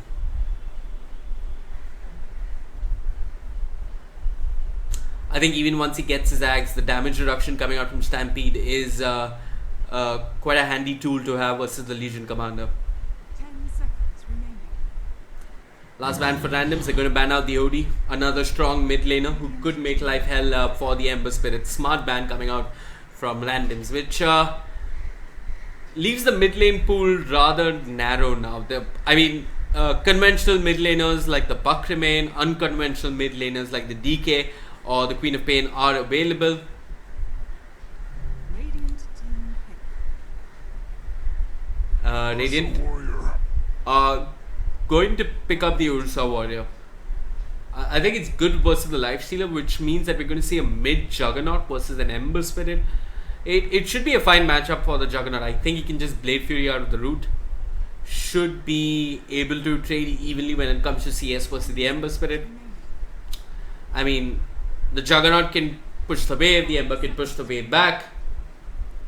And we'll have this nice back and forth. And to round up the draft for randoms, you've got Crystal Maiden, the Aura, really supplementing the Treant Protector here, who needs that mana regen to drop living armor every now and then. Also, will be helping Khans in the offlane with the Legion Commander, who can continuously keep spamming out the overwhelming odds. Well, both teams having well-rounded lineups here. Randoms, if anything, have a slightly better early game with the Treant Protector and the Crystal Maiden. Crystal Maiden, once again, one of the supports that can pseudo jungle with the Frostbite, can get EXP, and all around there's a lot more aura, mana sustain, as well as health sustain coming up from the Treant Protector and the Crystal Maiden.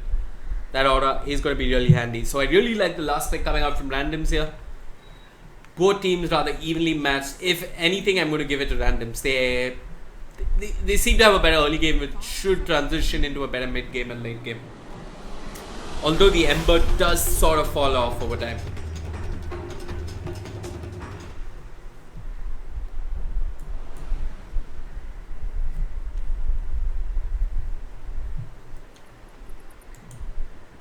Okay, we have a bit of free time. I'm going to quickly run through the introductions. We've got Trash Kid playing the Ursa Warrior. We've got Nun on the Centaur. Winter Wyvern being played by Liquid.Miracle. Ogre Magi being played by Smiley Face. I'm not going to call that out in teamfights. And .633 Cursed will be playing the Juggernaut. On the other side of the river, on the Dire, we've got Ember being played by M. Khans going to the offlane with the Legion Commander. Sexard playing the Lifestealer. Zaf playing the Crystal Maiden. And Blue Frog, ROFL, going on the Treant Protector.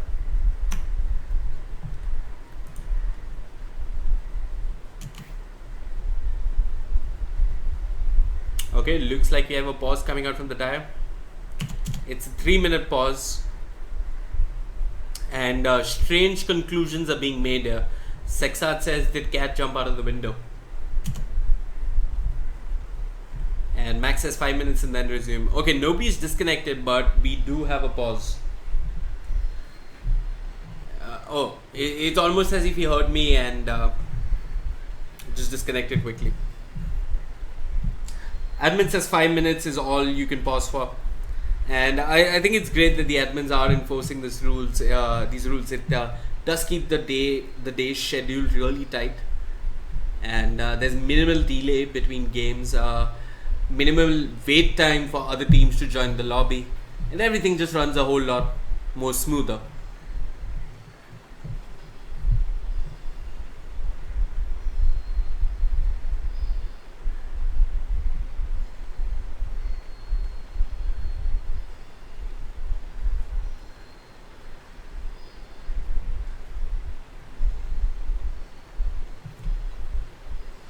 What are we looking at in terms of items? Winter Wyvern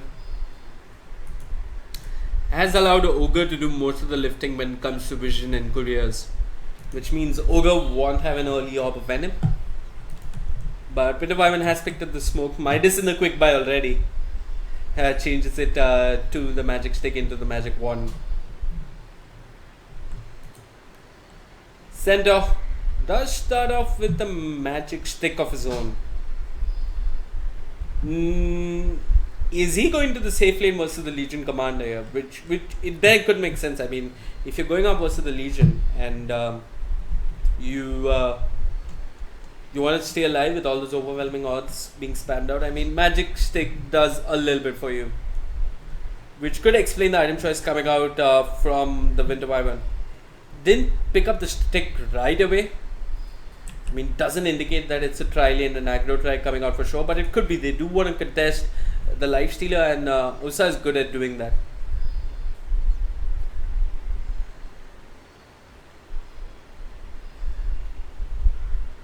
Apparently, Treant Protector has class at 12.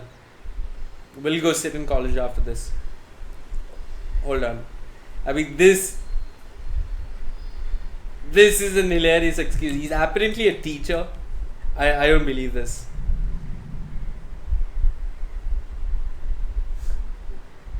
Okay. Well, I'm just going to start my timer just in case.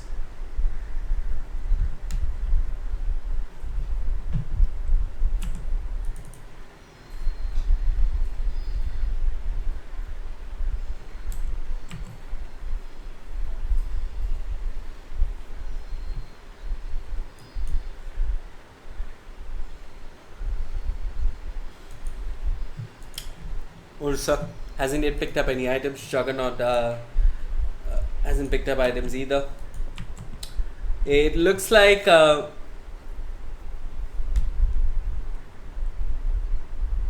it looks like the Lifestealer has gone for the early Blightstone.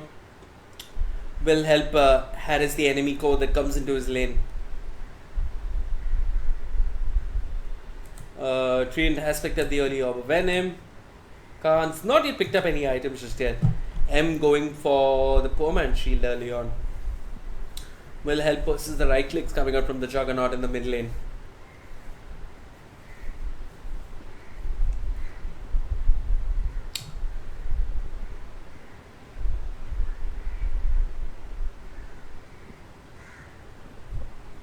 Okay, we have the reconnect coming in. We should be underway with the game quickly.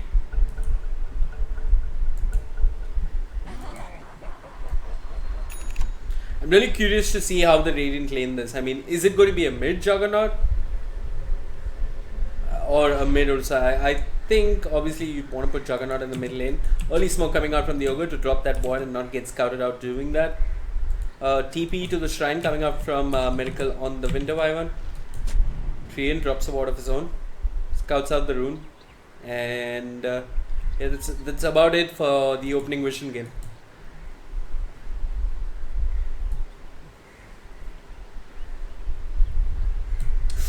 It looks like we have an engagement. It's actually just Ogre dropping a ward. I think he did get scouted out doing that. Sex out on the Lifestealer trying to just push him back so that he doesn't contest the rune. 3 heroes on the Radiant side near the top rune. I mean, if you look at rune contesting lineups, I tend to favor the Dire. With the lockdown coming out from Frostbite, with the living armor, allowing them to sustain a quick fight early on. But Treant just hasn't yet skilled up anything.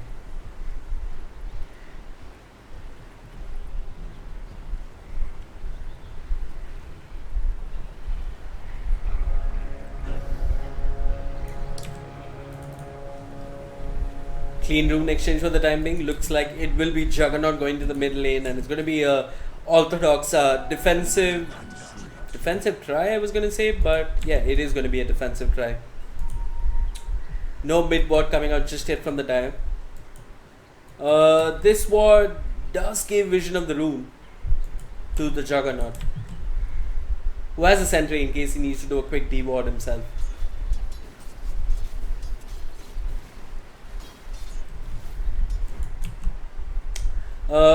Who's going to get the more out of the laning phase here? I want to say the Dire should have the better laning phase, and it looks like they want to start out with just that. Crystal Nova onto none. Lead seed as well. Body blocks are real. Centaur not being allowed to move. Decides to stop the ground in anger and gets out of there. This should be an early shrine if nothing else. Oh, the Crystal Nova from Zap. secures the kill. Already icing over. Not going for the frostbite there, and it really did pay off.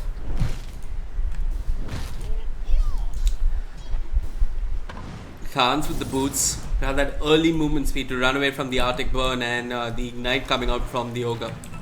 It looks like they want to do a recap of the top player.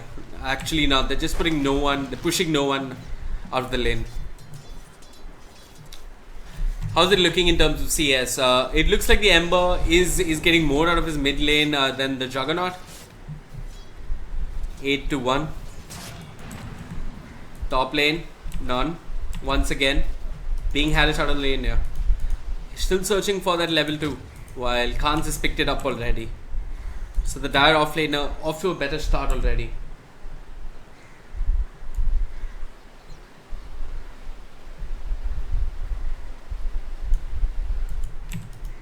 Khan's even going to steal the enemy rune here. And probably pick up his own rune as well. A haste rune waits along the way. Not much he can do with it early on.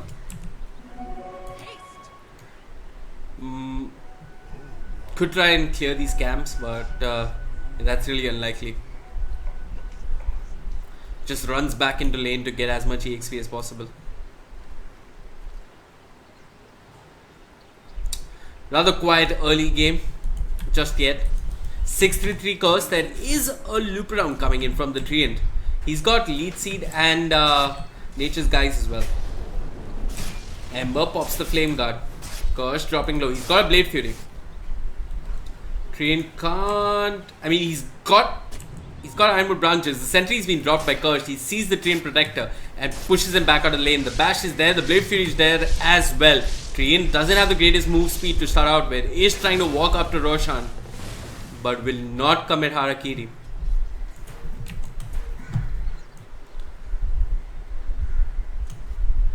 And early shrine usage coming out from the Radiant. Unfortunately, Cursed wasn't there, but his shrine on this side of the map is available. Teams are calling out lag here. And we have a quick disconnect coming out from the Crystal Maiden.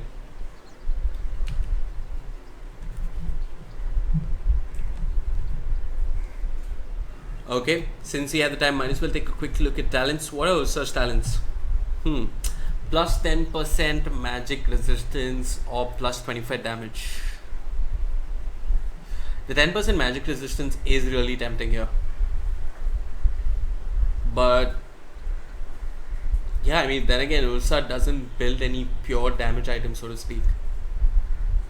But do you really want 25 damage? That, I mean, is it value at level 10? The plus 20 attack speed makes sense at level 15.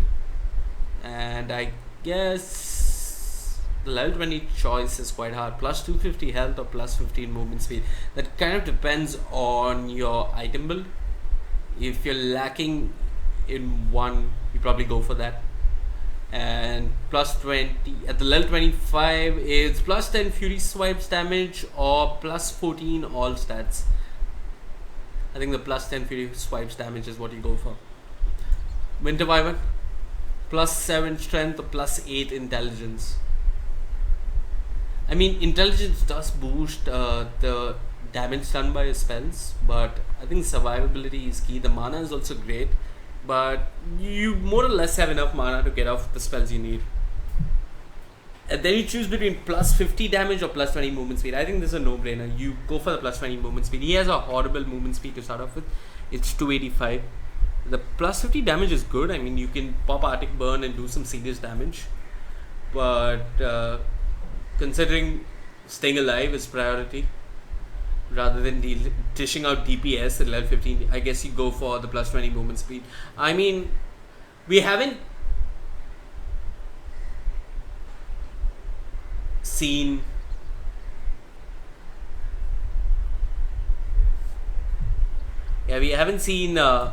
any ags getting picked up on the Winter Wyvern.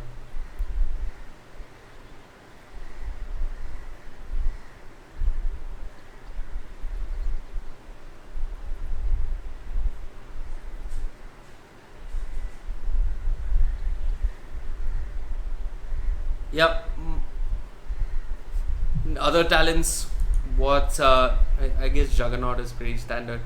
Plus 20 damage or plus 175 health, and plus 7 armor or plus 20 attack speed. I think you go for the attack speed there. Plus 8 stats or plus 20 movement speed. I mean, considering you're going to pick up a Yasha Manta, something like that, you are fairly mobile. I mean, both make equal sense here. You already have decent move speed with your face boots coming in and all of that kicking in. Plus 8 stats, that's less than an ultimate orb, but it is tempting. And the final choice is between plus 175 Blade Fury DPS or plus 20 agility. I think the Blade Fury DPS was nerfed severely. I also think he got a move speed nerf in the latest patch. But plus 20 movement speed at level 22, do you really... It's not a great talent. I mean, some of these talents really need to be reworked. You hit level 20 and all you get to choose between is plus 20 movement speed and plus 8 all stats. Anyway, it looks like Crystal Maiden has reconnected back into the game. And there's immediately some all chat. This game is way behind schedule, folks. Already. And I just hope I don't miss the next game.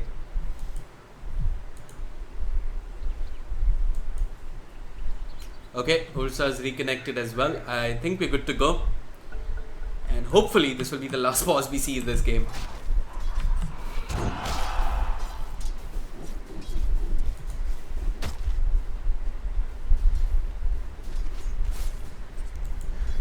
Mid lane, Curse, just soaking up some of the damage from the Flame Guard there. He's not yet got the living armor on the tree, and then if Curse is aware of this, he could try and make a play. Forces out the Blade Fury. He's going to try and just clear the creeps with it. Curse hasn't yet gotten his bottle. It looks like he's completed the Poor Man's Shield first and is calling out a salve.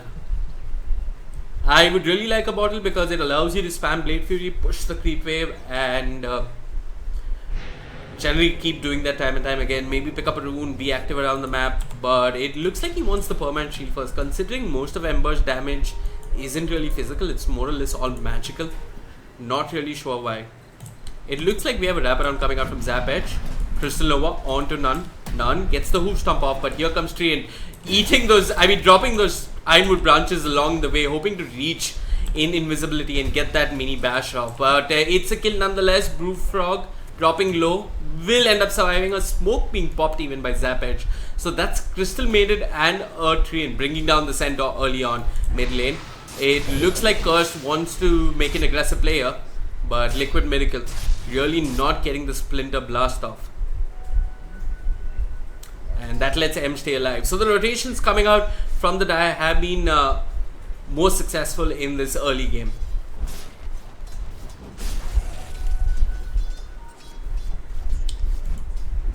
Bottle main. Ursa kind of ahead. Actually, he's keeping pace with the Lifestealer.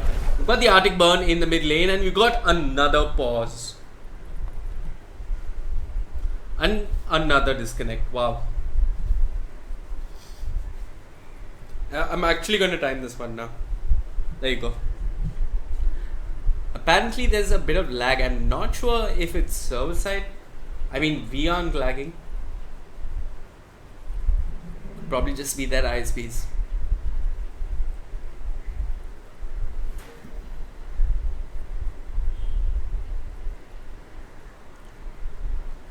Mid lane looks like M is fine. This is all just free time for the Legion Commander in the off lane. The creep wave is pushing in. This should help him pick up his face boots in an early level 6. Sex out on the Lifestealer is disconnected as well. And Khans is back. And the Lifestealer is back. Okay.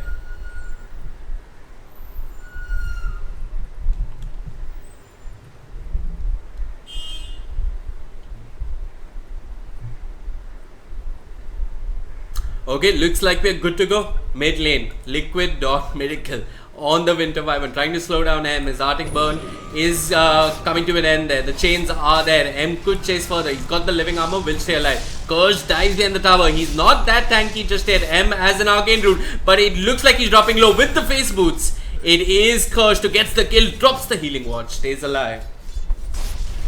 And somewhere in the midst of all that, a courier was sniped by the Train Protector. Cheeky little bugger. He's one big moving ward. And he's moving once more. He sees Miracle. He gets the bash off, uses the lead seed. Will this be a kill? Yes, it will. And he makes it an exchange at the end of it all, but will die to the tower. Unfortunate death there, but gets the kill onto the Winter Wyvern. Brings down the courier as well.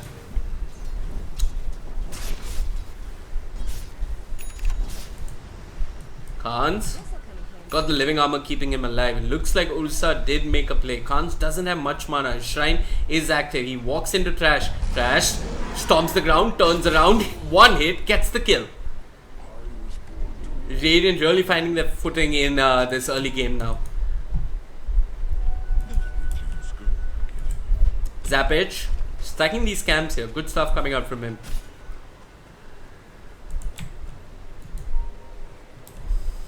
I'm not sure M is where he wants to be. Looks like he's picked up the poor man's shield himself. Building into an Aquila early on. There has been a change of trend, so to speak. I'm seeing more Embers pick up the BOTs over the Veil first. I guess it just allows you to farm a whole lot quicker, allows you to participate in fights all across the map.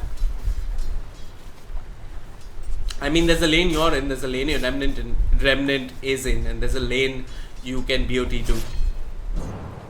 M. Bit away from the Aquila. How's the Ursa doing? Got the face boot complete. His courier dead. No new items flying out to him for a while though.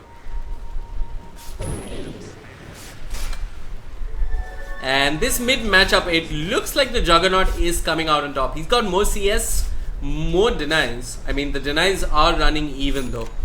But he was coming out slightly by a bit. They did get the kill on the Ember in the mid lane. And Sentry being dropped behind the tier 1. Kurz pops the Blade Fury, goes aggressively onto M. M has mana for Revenants. But here comes the Crystal Maiden. The stun is there onto the Ember Spirit. And the Omni Slash onto that poor little Crystal Maiden who walked into the mid lane and was left scratching her head, wondering what she was doing there. Ends up dying. And M leaves her. The living armor may be coming a bit too late and maybe on the wrong person. Could have come out on the Crystal Maiden. Khans did end up falling. There is a cold embrace keeping that Ursa alive and healthy. Mid lane. Ember with the chains. Kurz pops the Blade Fury. Gets the hell out of them. Ooh, 3 remnants in actually. Heavy commitment coming in. The healing ward will be brought down. Kurz dropping low. M has he got the move speed. And he will secure the kill with the Flame Guard. Ursa TPs to the mid lane. Runs in like the young angry little bear that he is. But runs right back out. Zappage has sort of shut down the center. I mean, Khans on the Legion is having a much better time than the center. And that's going to factor into the game a bit later. Miracle uses the Cold Embrace. They're waiting there with the lead seed, with the chains on the go. The chains are there. Miracle pops the Arctic Burn. Can't fly out of the chains. Smiley Face walks in. Throws an Ignite. And this could be the death of him. The chains are there on the Ogre. Early, more aggressive rotations coming out from the Ember Spirit paying off, while it looks like the Ursa did get a kill on the Crystal Maiden.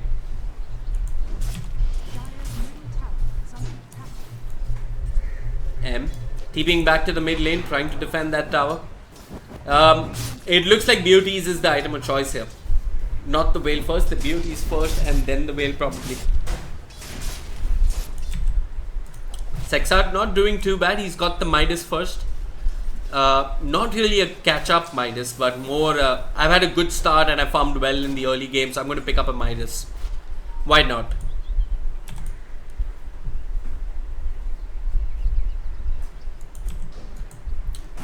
Miracle still no boots really. It is hurting him. I mean, he's completed the wand, but is that what he needed though?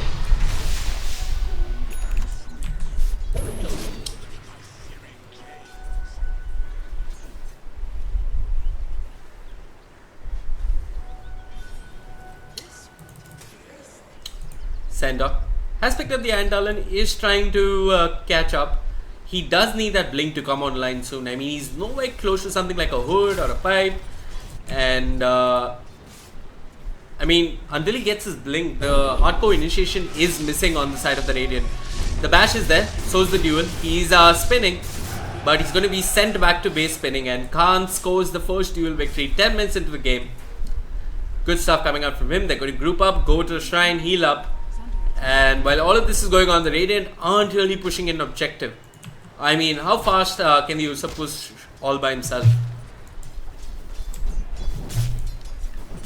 And getting closer and closer to those BOTs. Centaur still far away from an item that could have any impact though. He has just picked up his Trankles, which isn't too bad. He needs to really accelerate his farm. And a couple of more kills on the Centaur could be really crucial for the Dire. Because Khan's, he's getting closer to his first item. Ooh, I hear a stampede. It looks like the Ursa does have his blink. Do they see the Treant Protector though? No vision, really hurting them. And a stampede being wasted for all that, while Sexart on the Lifestealer gets out of there. M now has that BOTs complete. He's going to look for pickoffs all across the map. And maybe once Khans has his blink at the ready, they could really start to apply pressure all across the Radiant half of the jungle. Blue Frog still hanging here, hugging those trees. Steals the bounty, don't even. He is so confident they don't have vision. And it looks like they don't really. There is a dust, popped a bit too late. They could have used the scan before choosing to pop the dust. But they chose not to. Blue Frog looks to be building into a blink dagger of his own. Where did he find the farm? He could get his blink before the Centaur. This is not good for the Radiant. Anyway, TP's coming into the mid lane. Possibility of an infest bomb. The Lifestealer does have his armlet at the ready. Will pop it, go inside the Ember, pop a smoke as well. The Dire on the hunt. Khans and Zap H. Ooh, they jump in onto Khans. Khans pops the press the attack, gets the hell out of there. Zap H really low. The Arctic Burn is there. Miracle has been held in place with the Frostbite. Instead, they move on to the Ursa, and Ursa is dropping low with open wounds. He's being kited elsewhere. Treant Protector trying to chase down Miracle. The duel is there with damage coming in from the team, in particular Sexar. Even the Hadouken creep, they get the duel victory, and this should be a tower. And nothing lost. M just BOTs back into the mid lane. He's going to defend mid, while his team makes work happen on the tier 1 in the safe lane. Ursa has that blink dagger, but hasn't really accomplished much with it.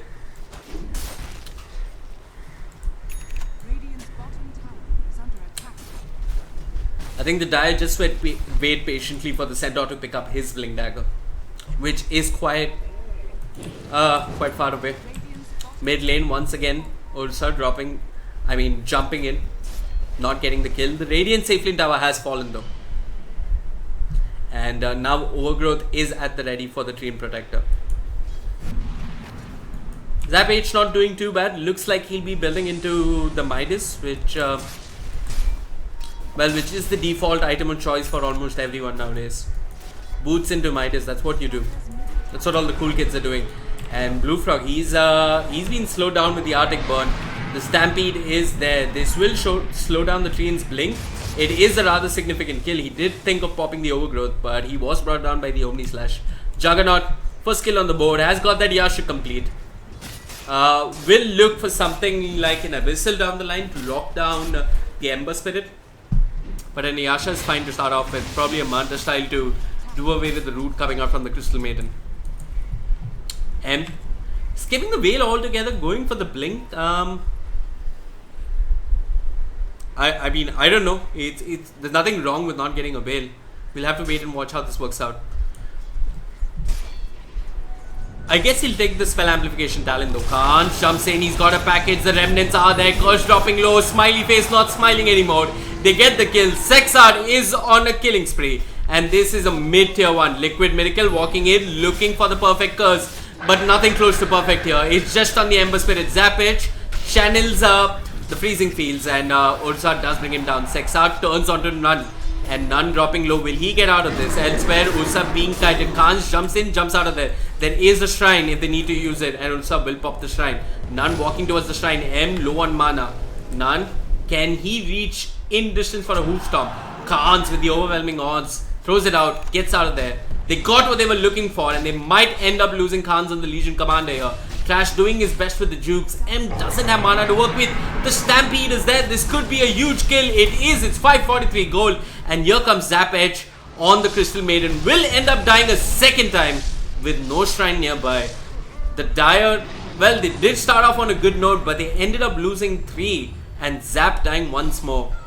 The Lifestealer was the only one who survived that fight.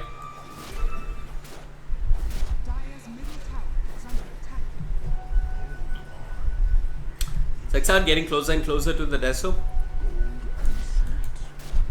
The blink is now complete for the Dream Protector. I expect to see huge overgrowths coming out from him.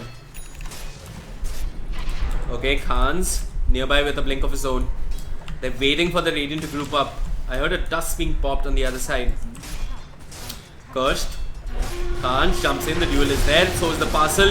Here comes Thrash Kid. There's the route you're talking about. It's on to 2. We have a duel winner.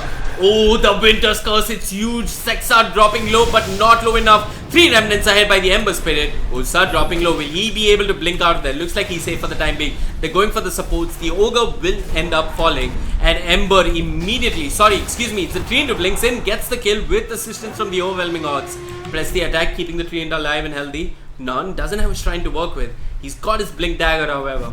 And the Crystal Nova is slowing him down. The root is there. He's turning around with the double edge. Does get the kill. The freezing field's a good measure. And Zapage scores the kill.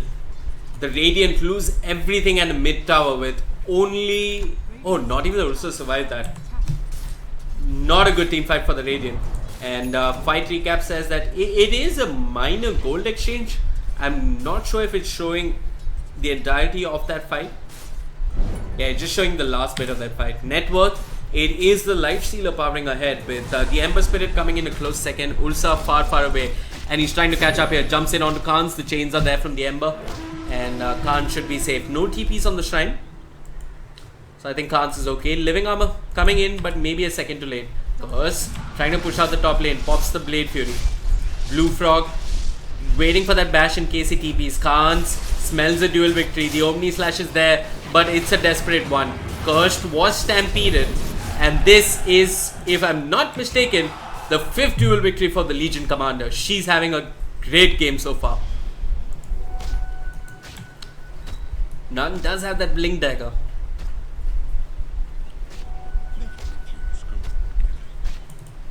Not sure what the Juggernaut was thinking, pushing out the top lane out by himself without any backup nearby. The Stampede was expended, so I think the Radiant just forfeit this tower. It's not a terribly important tower. You do not want to take another fight and lose it, but Ursa has other plans. I mean, he's got the double damage. Is he looking to jump in here?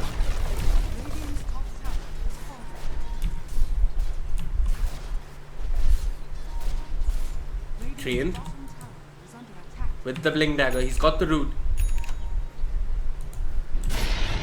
Okay. Ursa did manage to pick up the Aegis, so that was a neat trade coming out from the Radiant. Something going in their favor. They got the Aegis to work with. None. Looking for the initiation.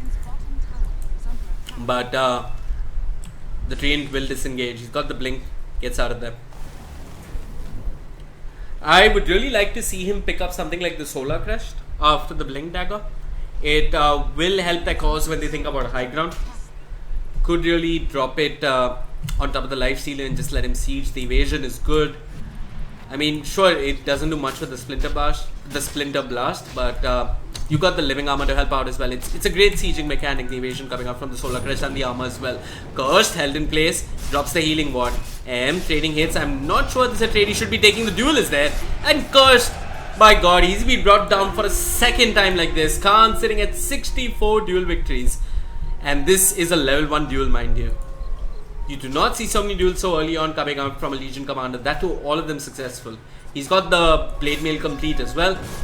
And it looks like the Dire will be grouping up for this push. His next item seems to be the Maelstrom.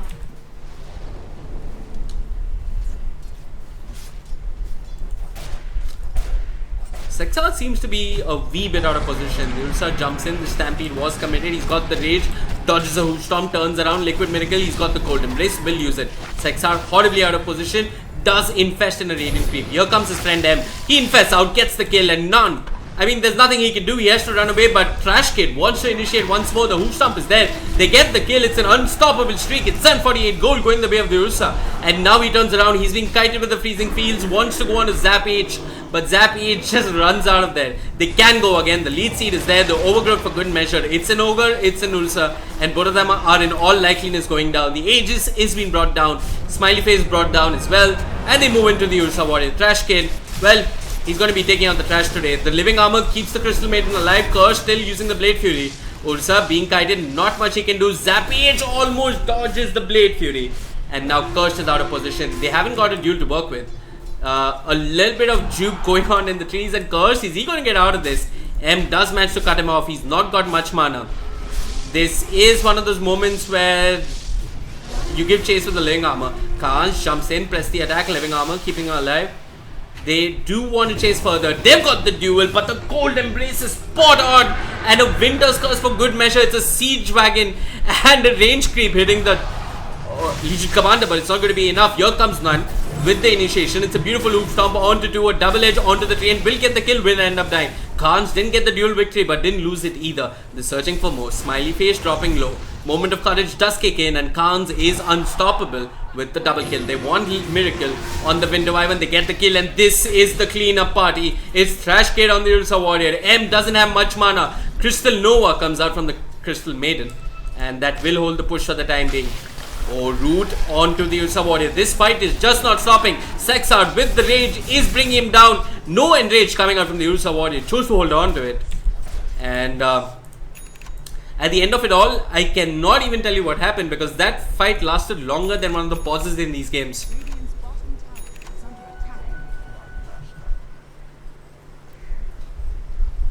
But I think the Dire come out on top there. They killed the Ursa 3 times. They killed Winter Wyvern 2 times. They killed Centaur 2 times. They lost the Lifestealer once. They lost the Legion once. They didn't lose the Ember. So yeah, all in all, a good fight for the Dire. They didn't get an objective, which was a pity. It just shows how underleveled the Radiant are, because they're respawning so quickly.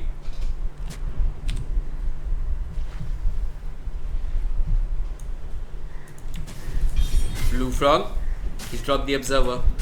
He sees Nun and Liquid Miracle here.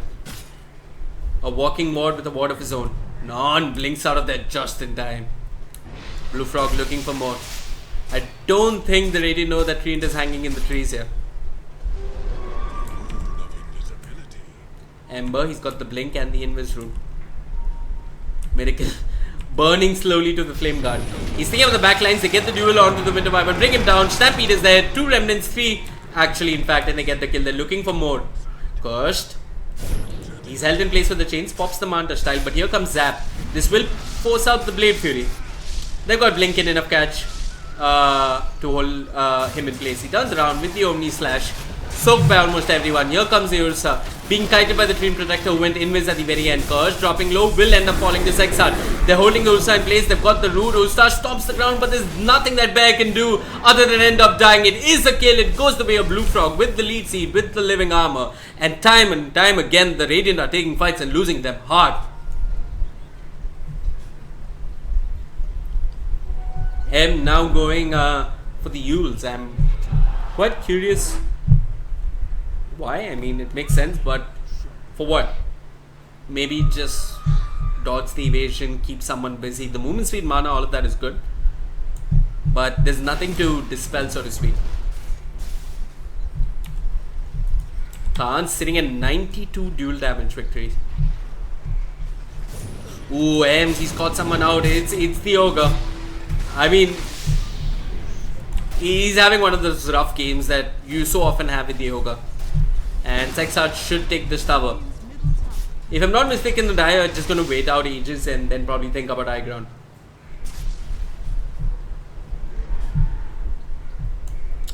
They're pretty much just camping in the Radiant jungle now. The Radiant jungle really not a safe place unless you go as 5. Zapage sees the Ursa. The duel is there. Backup is there from him. Freezing field for good measure. Ursa, I was going to say he's out of the fight, but the cold embrace keeps him alive. Here comes the overgrowth. None with the counter initiation. There is the Winter's Curse that we were looking for. Khan's being kept alive with the Glimmer Cape. Pops the Prestige attack, stays alive a little bit longer. But none ends up falling to Sexard. And Khan's and Sexard group up and take down the Juggernaut. M looking for more. The GG is called.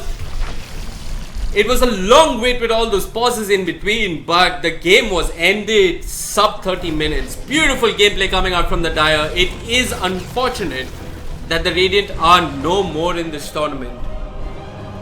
Beautiful Legion Commander coming out from Khan's. Good initiation, a whole lot of dual damage, and a lot more to come in this tournament. It's just getting warmed up. My name is Vivek. Thank you so much for tuning in. Hang around. We'll be back with another game shortly.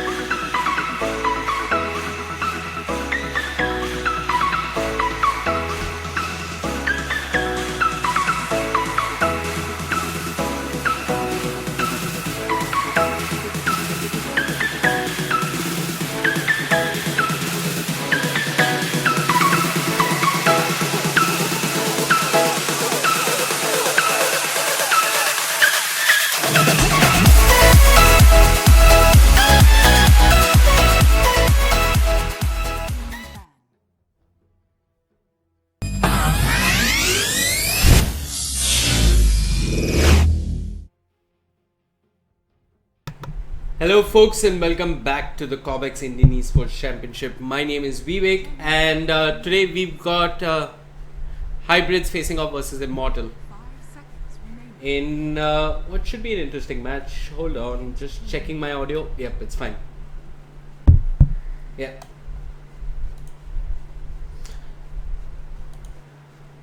First set of bans. Well, it looks like Hybrid do not want to face off versus the Invoker. And the Dire, if I'm not mistaken, they're Immortals. They are banning out the Abaddon. Makes sense. A Shadow Demon ban. I think the Boston Major is well over, my friend. That meta is gone. It's done and dusted. Illusion strats are no more a thing. I mean, Naga is always a real threat, but Shadow Demon based illusion strats are no more a thing unless you're thinking of something like a first phase Legion. And you do not want to deal versus a defensive support like a Shadow Demon or maybe a Batter Header, and you do not want to deal versus a Shadow Demon. But there's so many other saves, and why just the Shadow Demon? Next question, we will find out soon enough. Next ban, first pick for Hybrids, and hopefully this Shadow Demon ban sheds some light on it. Of course, Shadow Demon and Invoker are a potent global threat. And it could be that Hybrids have done their research, knowing that Immortals do like to run a lot of disruption into Sunstrikes. It's going to be the Venge. So, not giving too much. The aura is good. The save coming out from her is good. She's good at babysitting in the lane. And oh my gosh, it looks like somebody's been watching the Major. We're seeing an IO Legion Commander pick up here. Something that EG did run in yesterday's game. Versus which team did they knock out yesterday? Thunderbirds. Universe did go to the offlane with an IO. Of course, press the attack could be cast on the IO, the healer coming back to you later. And Hybrids, they have a way to deal now with the Legion Commander. You've got the swap, you've got the Guardian Angel as well coming out from the Omni Knight. And that would be one way to deal with the duel coming out from the Legion Commander. And now just good mid laners being banned here. The OD getting banned. Doesn't give away much what Hybrids are thinking about in the mid lane. I guess you ban out the Ember because he's also one of those heroes that does really well with the IO.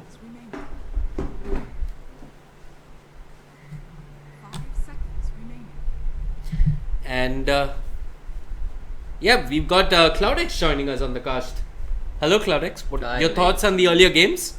You seem to be having a lot of fun, man. I heard about some massive RPs being smashed every now and then. Yeah. Unfortunately, I didn't quite get to catch all those games. But yeah. What do we have here? We've got some familiar names. I've seen Collie before. I've seen Supreme before. I can't remember where I've seen these folks, but I've definitely seen them play before. Mm-hmm. However, I can't say that I know who the Hybrids are. These do look unfamiliar to me. Oh yeah, the great thing about this tournament is that there are a lot of new faces, and they're actually quite good. Like, we did see Randoms have quite a tough game earlier on today, the previous game actually, and Randoms are a reasonably seasoned side. I mean, Khans has been around for all of the previous season. Yeah. But they did get quite a tough fight from their opponents, and Collie is a familiar name. Nico seems familiar to me. Or is that Nako? No, that's... Yeah, I think that's Nako. I don't know. I just remember the name Collie for some reason. Yeah, anyway, Collie is familiar. The draft has progressed. I see the Wisp and the Legion Commander being picked up as the first two for the Dire. The Venge and Omni Knight going to come out for the Radiant side. Venge, Omni Knight as your opening duo. This seems scary to me. I mean, I like the Omni Knight versus the LC. The Venge, I'm not too sure about what the Venge is really going to bring here. I guess it does work versus the LC as well. I mean, you can always swap out the hero that's been dueled up. Increase the distance between LC and his dueled hero. There's also a Riki ban along with the Lina ban coming out. You've got an OD ban and a Weaver ban on the other side. We're seeing a Shadow Demon ban. First phase Shadow Demon ban. Yeah, I can't for the life of me figure out what's going on with that. It looks like the Dire are just replicating EG's draft yesterday. I mean, EG picked the exact same heroes versus Thunderbirds. Legion Commander, IO Troll. I do not remember what the other two... I think it was Abaddon, but Abaddon's been banned out by then. 5 seconds So yeah. remaining. No, wait, it wasn't Abaddon. What did Universe play in the offlane? Reserve time. Doesn't matter. They've still got to. I mean, I think they've got their offlane locked down. Yeah, from it's the LC, Legion. though. Troll likely gonna go mid. Not sure if he's gonna be mid or if they actually choose to run this as one of those greedy safe lane trolls. He is a pretty potent mid, I have to admit. So I think a mid troll would do fine. We'll have to see what hybrids goes with. They're gonna go with the Timbersaw. So Mhm. this should be an off lane Timbersaw. They could Mhm. always run a mid Timbersaw as well, but I think troll is okay versus a mid Timber. Yeah, troll is more than okay actually versus a mid Timber. Yeah, reactive armor isn't as OP as it once was, and I mean, in a couple of patches ago, it would be a nuisance for the troll, but not anymore. Next pick is going to be the Witch Doctor. Is this... Team pick.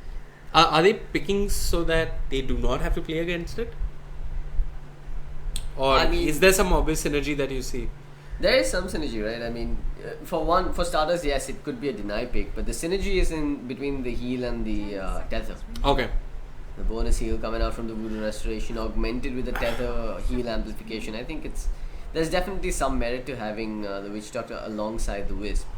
Reserve time. Right. Hybrids. There's also the Melodic, which works well versus the Timbersaw, right? If it is an off-lane Timbersaw, Right. the reactive armor doesn't mean squat here. Right. It is a good way of zoning out the Timbersaw.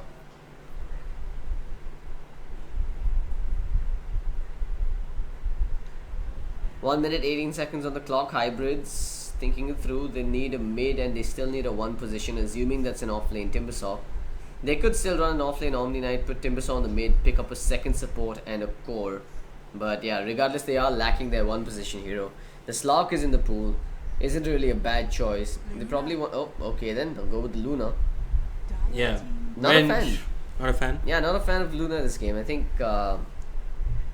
they should have been looking towards a Lincoln score, maybe something like a Morphling or Medusa, possibly even something that I mean I get the synergy with the Omni Knight, the Venge, and the Luna, double aura plus the Repel, but LC is one of those with the Wisp that could really make mincemeat out of the Luna. Omni Knight is gonna have a real responsibility in keeping that Luna alive with those Guardian Angels.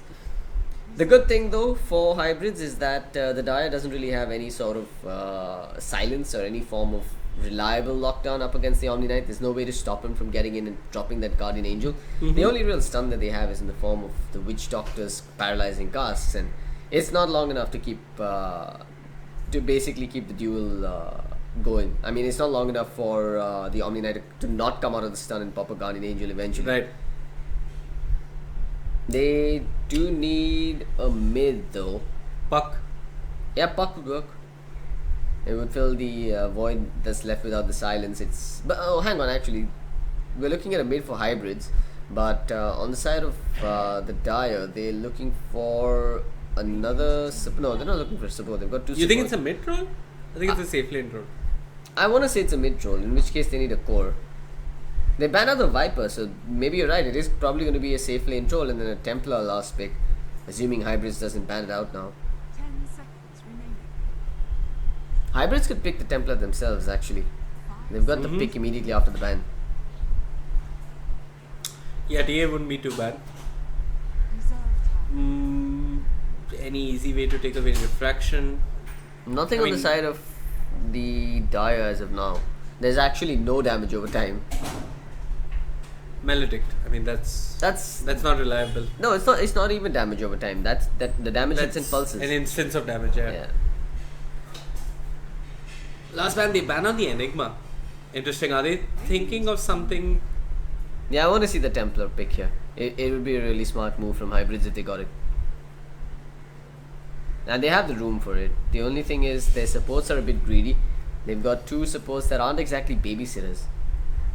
10 seconds. And they are going to be going up against an LC in the off lane. Possibly an LC and a Wisp. What is hybrids missing here? They've got a frontliner with the Timbersaw. They've got a decent core that pushes.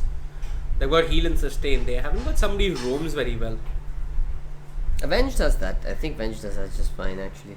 Just Avenge. Yeah, just Avenge should be alright. Because if you pick another roaming hero now, Luna's just gonna Yeah. be left alone. You don't want that. I mean, if I'm okay, that's confusing. So hold on, it's mid Timbersaw. But where does Luna and Slark go? Exactly, it's probably a mid Slark here, and then an off lane Timbersaw, or they just run dual lanes: Luna plus Avenge, Slark plus Omni, and Timber mid. Okay. Confusing as hell, unconventional, but very greedy. If they do manage to stretch this game out a bit, they should be quite comfortable in the late game phase. Reserve time. Last pick on the board for the Dire. They are missing a mid laner here. I do not think Troll will be going to the mid lane. They could do with the puck. They do know that hybrids are going to have a harder laning stage, and this is where they can pressure them. Pick up anything that makes life in the lanes really hard for them.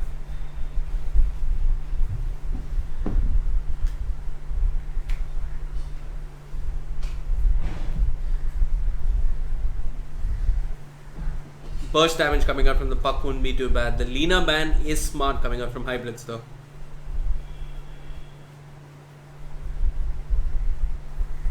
They're really taking their time here. If the lanes don't go well for hybrids, I mean everything could go really wrong really fast, and they go more greedy here. It's the alchemist in the mid lane. This is...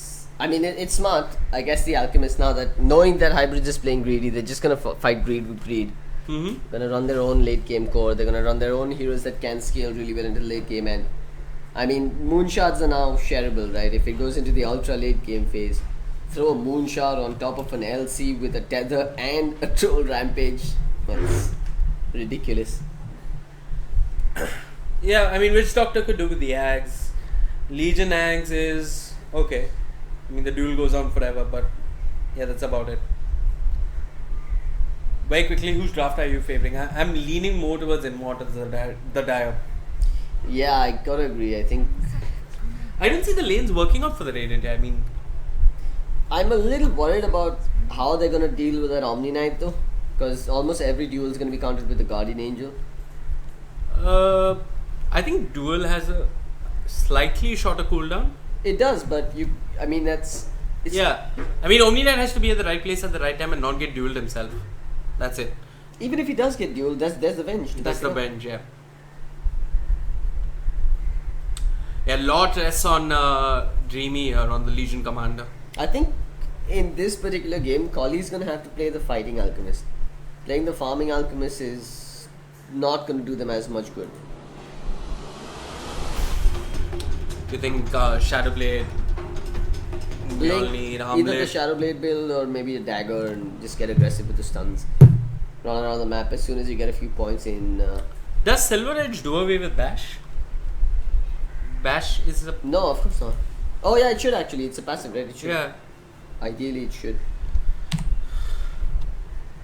Yeah, not a bad game for Slark to pick up the Silver Edge. Anyway, folks, we have some time on our hands. The Great Indian Pause is on, and we're going to quickly run through the lineups. Timbersaw being played by M6X6. Dark Dragon going into the hands of the Vengeful Spirit. And Luna being played by 3RRA. Whitebeard playing the Omni Knight. Faith playing the Slark.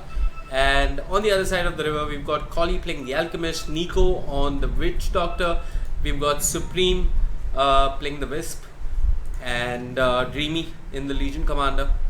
And that leaves us with Naruto on the Troll. It looks like the pause is done with. We can go underway with the game. Quick predictions, CloudX. Who do you think is going to take this? This is one of the hardest predictions to make, man. Just looking at the drafts, I'm torn, but I want to say the Dire takes it. Okay. Yeah, I'm just going to agree with you on that one. Yeah, I mean,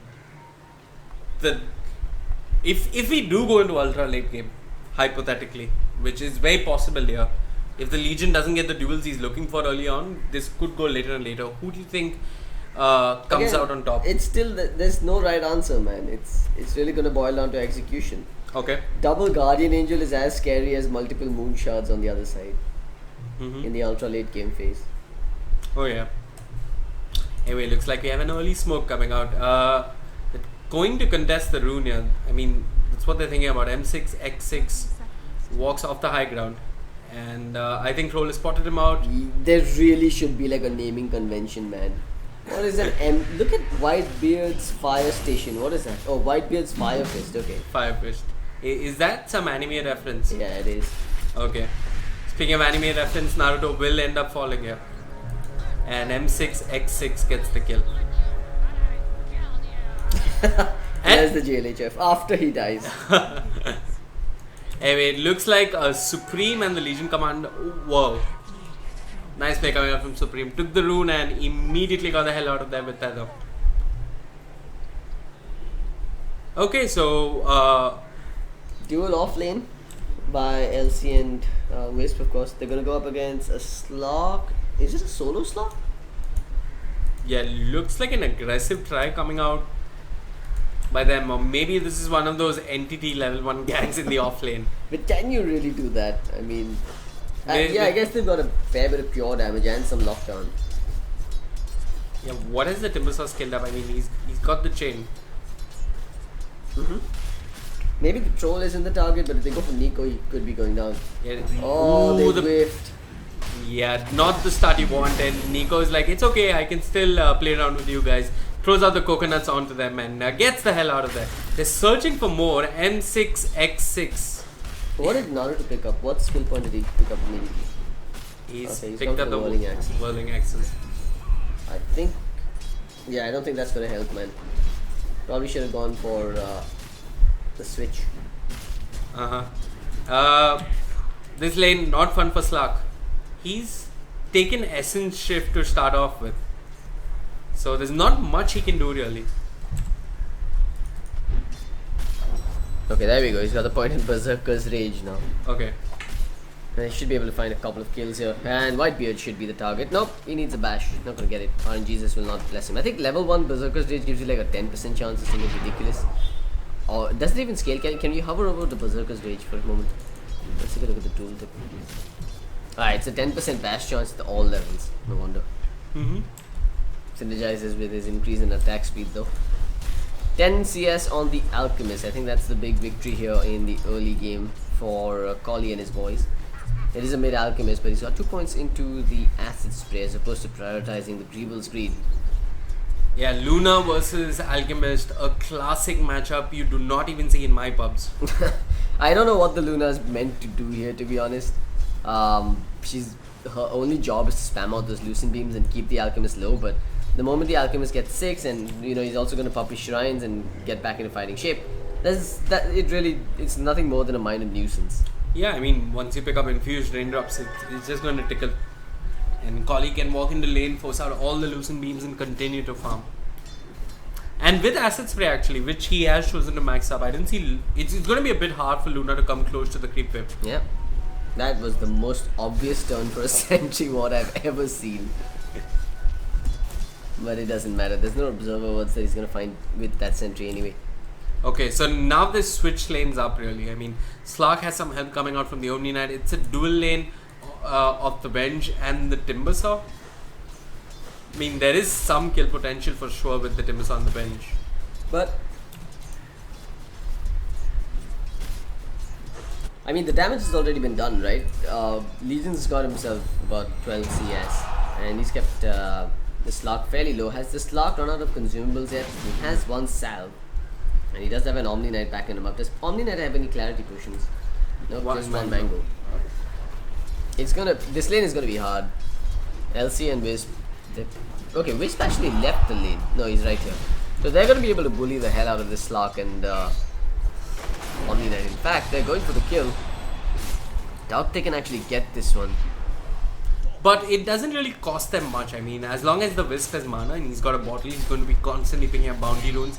It's 1 tether and a couple of spirits, maybe plus the attack overwhelming odds. It isn't too much to ask from them. They could do this time and time again. Yeah, I think the fact that there's 2 melees in the lane makes it easier as well. It means the Omni Knight has to be far away from the Slark at any given point in time, else they take a double overwhelming odds and eat a truck ton of damage. I'm glad nobody's queued up a Midas just yet. Wait for it, man. has bench queued one up. No, too early. Why would Venge queue it up here? Midas is pretty much justified on any hero these days. Everybody and anybody goes Midas. And speaking of it, Venge in the mid lane has rotated. There is the Lucent Beam. The Haste Rune is there on Luna, but Kali's fine. Good rotation coming up from Supreme on the Wisp. He's kept his Alchemist alive for now, and I think Alchemist should be on top of the network chart. Yep, indeed he is. Has he been picking up those bounty runes? Has he been making the trip down towards the bounty spots? No, he hasn't bothered. Timbersaw, how's he doing? He's sitting at 5 CS, which is horrible. He's holding on to 2 mangoes, which does give him some regen. It is mango season after all, but not too much really. Stacks Not available. I'd have expected the Wisp to go about stacking. Yeah, I mean the Wisp has been pretty much sitting in this lane. He is. I'm not sure if this is his stack, but I think this is an unintentional stack, man. yeah. No, this isn't the stack. He's just trying to clear it up.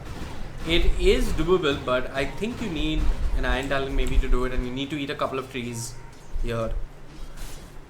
Yeah, it's gonna take a while though if he tries plain vanilla clearing it up. Look at that Slark, man. He's close to level 6. Oh, he's probably gonna die here. He does get the pounce off, and then there's the attack, the moment of courage kicking in as well. Dreamy gets stunned. There's a casual repelled melee creep in the middle of the fray there. And I frankly don't think it would have mattered even if the repel hit on the hero. No, it wouldn't have. It was too late. I think Slark needs repel just to lane right now. Yeah, it is hard for him, and Dark Dragon has rotated to the bot lane. So the top lane has gone to shit. Timbersaw has had pretty much no farm. Slark has died once, and he's trying to be the aggressor once more. Bad idea, man. You've got Supreme just standing behind. Dreamy's already dropped down the moment of courage, and he has the duel this time as well. The moment he hits 6, he gets himself a duel victory. Things couldn't be any better here for Dreamy. Yeah, but while all this happened, Alchemist died in the mid lane, somewhere near the mid lane, and I'm not sure how. Okay, it was Luna getting a solo kill. Probably pushed them away from the creeps, popped the Eclipse throughout a Lucent Beam, and how does that even happen? How do you die solo to Luna in a 1 versus 1?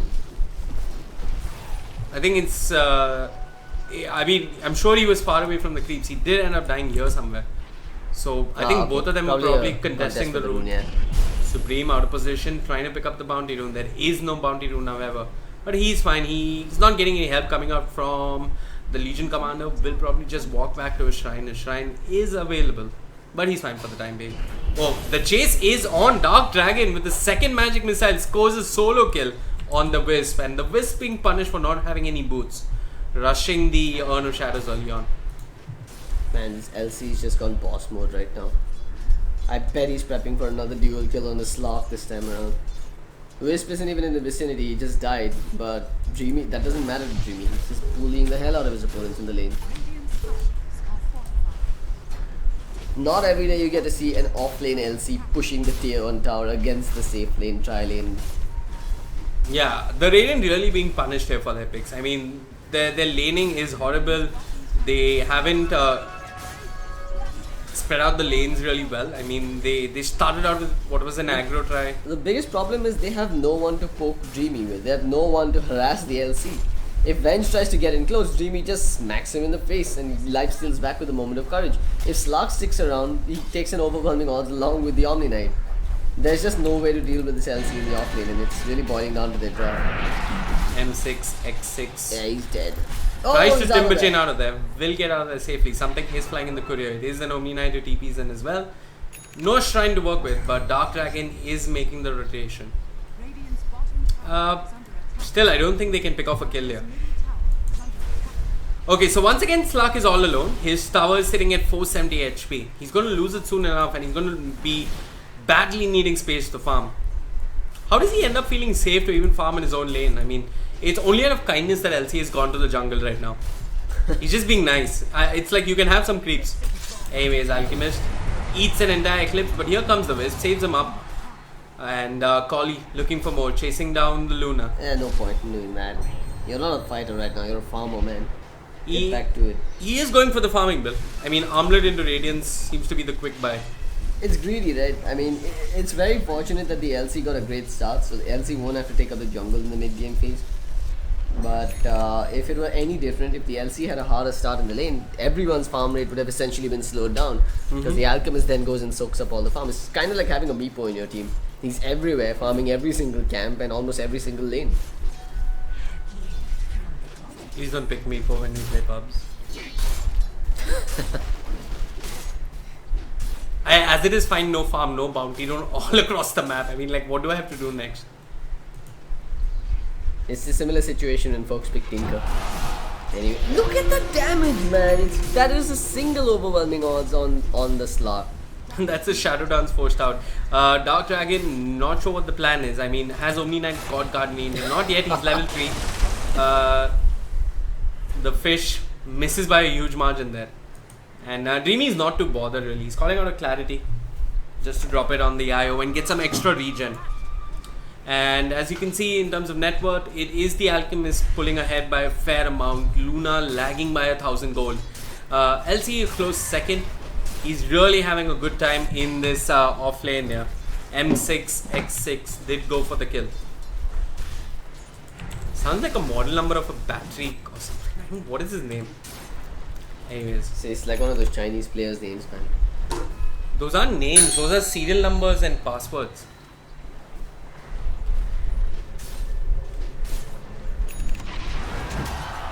Okay, Dreamy. This time there is a pounce on him. The purification is going to come in. It will miss. The magic missile will connect. Where is the Wisp when you need him? Legion doesn't have mana but can armlet toggle if need be. He's being slowed by the Legion. Does turn around. Is thinking about the duel. The Shadow Dance was forced out. And Faith. No faith in the backup coming out from his team. Dreamy running ahead aggressively. Throws out the overwhelming odds. Is this a duel? The purification is there. The damage is real. He's not yet thrown out the duel. Does use it now. Gets the kill onto Dark Dragon. And here comes the Timber Saw. Throws out one Chakram and has no more mana to work with. Uses the Mango. Elsewhere, they're chasing down the Wisp. And it looks like Faith will get the kill. Some kills finally on the board. And Alchemist once again dies in the mid lane to the Luna. Things not going all that great for the Dire. Yeah, they had a fairly solid start, but now they're just throwing it all away. Dreamy, there's no way he gets that kill. He's got no HP to work with.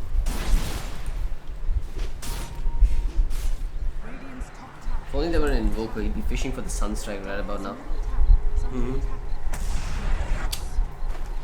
Yeah, anyways, but his team is there. They've got the Urn of Shadows.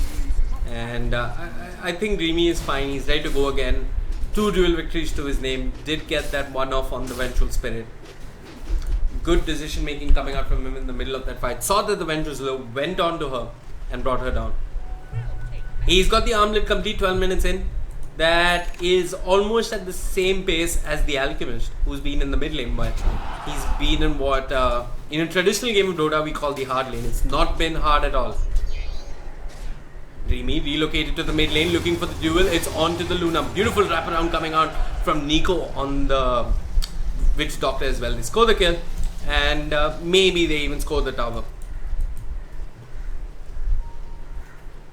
Can we have a look at the net worth charts? The team net worth? The graph, yeah. Well, the Dire is still in the lead, but a lot of it is because of that inflated number on Collie. How far is he from his Radiance? He's quite a way off, man. Yeah. He's died twice in the mid lane. He hasn't had the best farm. I don't see any stacks for him to power farm through those. He's having an okay game, not the greatest of games. Bot lane. Nico and the Wisp.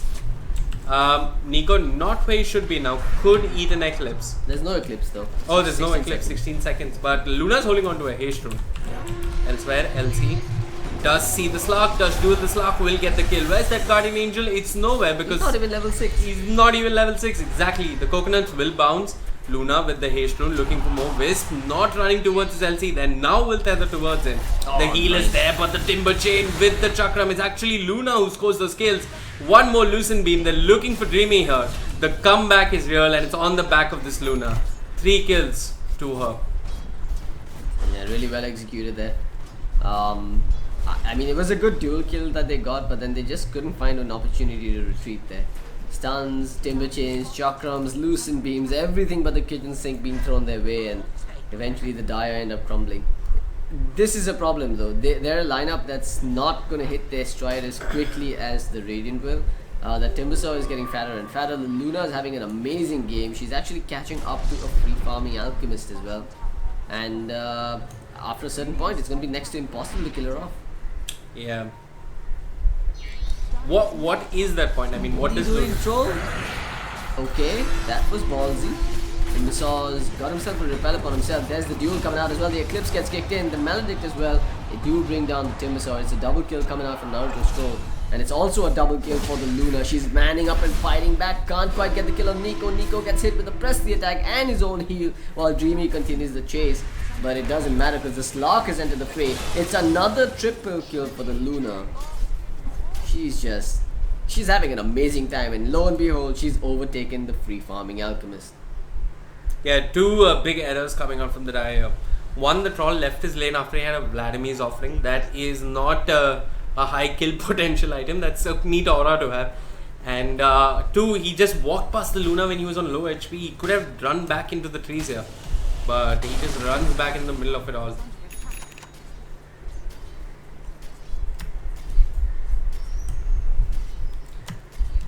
Luna is pretty much leading from the front here. She's picked up a Yasha next, and that Manta style isn't too far off as well. Is the Manta the best way to go here for her? What do you think? I'm just debating it. I think I can agree with the that. Manta is good. I don't think Hurricane Pike is too bad. It's actually one of those games where Eventually. I mean, you can always wait. The Manta would definitely add value when they're trying to take towers. Not to mention a quick Manta when the LC jumps into you it's really devastating for the LC. Okay, smoke time for the Radiant. Who's on the map right now? Well, it's only the LC who's taking down this tower. They are moving into the Dire jungle, and Collie has just cleaned it up, getting closer and closer to that Radiant. Dreamy takes down the tower.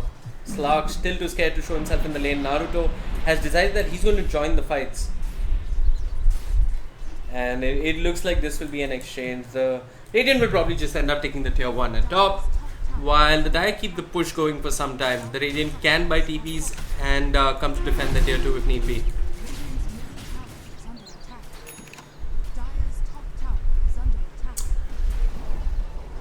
Omni Knight now level 6. Does have that Guardian Angel available in case there are some duels taking place. Dreamy walks in, runs in. In fact, he uses press the attack. He's waiting for the TP to come. Bira or 3 RR8 does TP in, will end up falling. We have a winner, but Naruto ends up falling as well. He's just got a Vladimir's offering. What is he doing in fights? Nico channels the Deadpot, will pay with his life. And it looks like the Legion and the Wisp will disengage for the time being, but the chase is on. It's M6X6 trying to make things possible. The swap is there, but it's on to the Wisp. They let him die, and he manages to tether to Collie on the Alchemist. Gets the hell out of there. Oh man, that was painful to watch, man. I mean, it was completely worth it for the Dire, even though they ended up losing 2 there. They got a dual victory. They got the streak off of the Luna. Collie continues to farm. And LC, well, he ends up getting away as well. How many dual victories is that for the LC now? 4, 5. 64 bonus damage. Jesus, it's starting to get out of control here, and every fight is going to be harder and harder for the Radiant to take. Let's have a look at the Luna. Has she picked up the Manta style or the ultimate orb at least? Alright, she's almost at the Manta, so she will have another power spike going her way. I'm not sure why Troll is participating in these fights. I mean, I think he needs to wait out one more item. And then he can have some impact in these fights.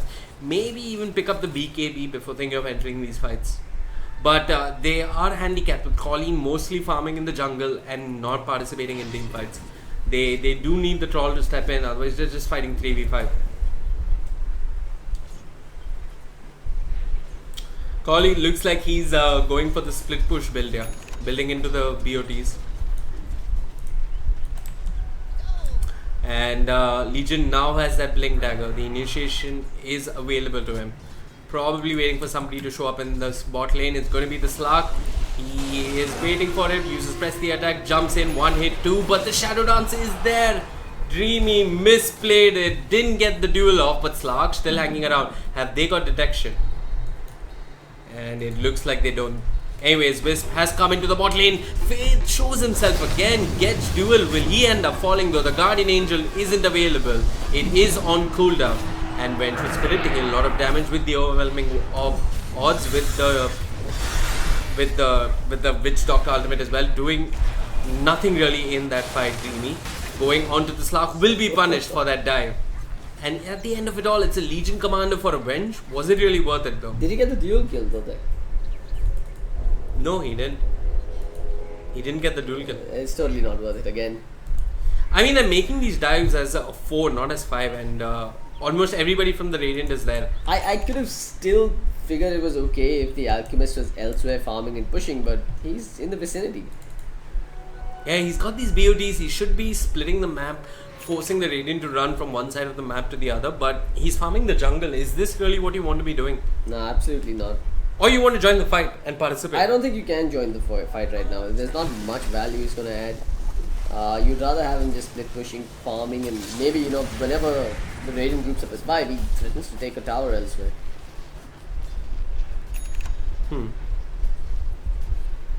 How's the troll looking in terms of items? He's at 7,600 net worth, and it looks like it will be the Diffusal Blade coming out for him. More control definitely needed. Not so great versus the Omni Knight anymore though, but control nonetheless. The major problem here is that last pick Slark is going to work wonders. There's pretty much no reliable lockdown to deal with him. The moment he hits Shadow Dance, the only thing that's going to connect on him is petty things like the Acid Spray, the Whirling Axes, and the Overwhelming Odds. There's nothing like a Disrupt to shut him down and hold him in place. There's nothing like a Ravage to hold him in place while he's under Shadow Dance. He's pretty much going to go scot-free to get some damage done or survive. Yeah, the only lockdown they have is duel. And if you duel him, the Omni Knight gets free reign to come in and save him. Absolutely. And this is also a great game for Slark in the sense that there are 2 easy pickoffs for him. Namely the Witch Doctor and the Wisp. Yeah, not to mention the value add that a Silver Edge will bring to this game. The Omni Knight. Yeah. The Alchemist. You will disable his regen the moment you smack him with the break. Yeah, it looks like he's queued up the Silver Edge, right? Item choice coming out from the Slark. This is still anybody's game though. It is actually 7,500 gold lead in the favor of the Dire. But I want to say most of that is the Alchemist. I mean, he is a good 600 gold ahead of the Luna. I mean, it is primarily the Alchemist and his inflated net worth. That said, Luna should probably be looking to pick up something like a Butterfly this game. Ooh, Scan comes out from the Dire, they know where they are. Dark Dragon caught in the duel. The Guardian Angel not used. Omni Knight doesn't even bother with it. Uses it for himself, but the Diffusal is there. He's been brought down. And that was upsetting to watch. That was really poorly executed. But hey, it's just a couple of supports at the end of the day. But it is still a But it is Guardian Angel on cooldown. 143 seconds, it is a lot of time. That's true. While And then Roshan's gonna go because of this. No. And you've got the bonus damage kicking in on LC again. yes, 78 dual damage to work with. That is a lot. And Troll has queued up the BKB. Maybe, I don't know, maybe they need something like a Solar Crush to go up high ground. Maybe a Lotus Hop.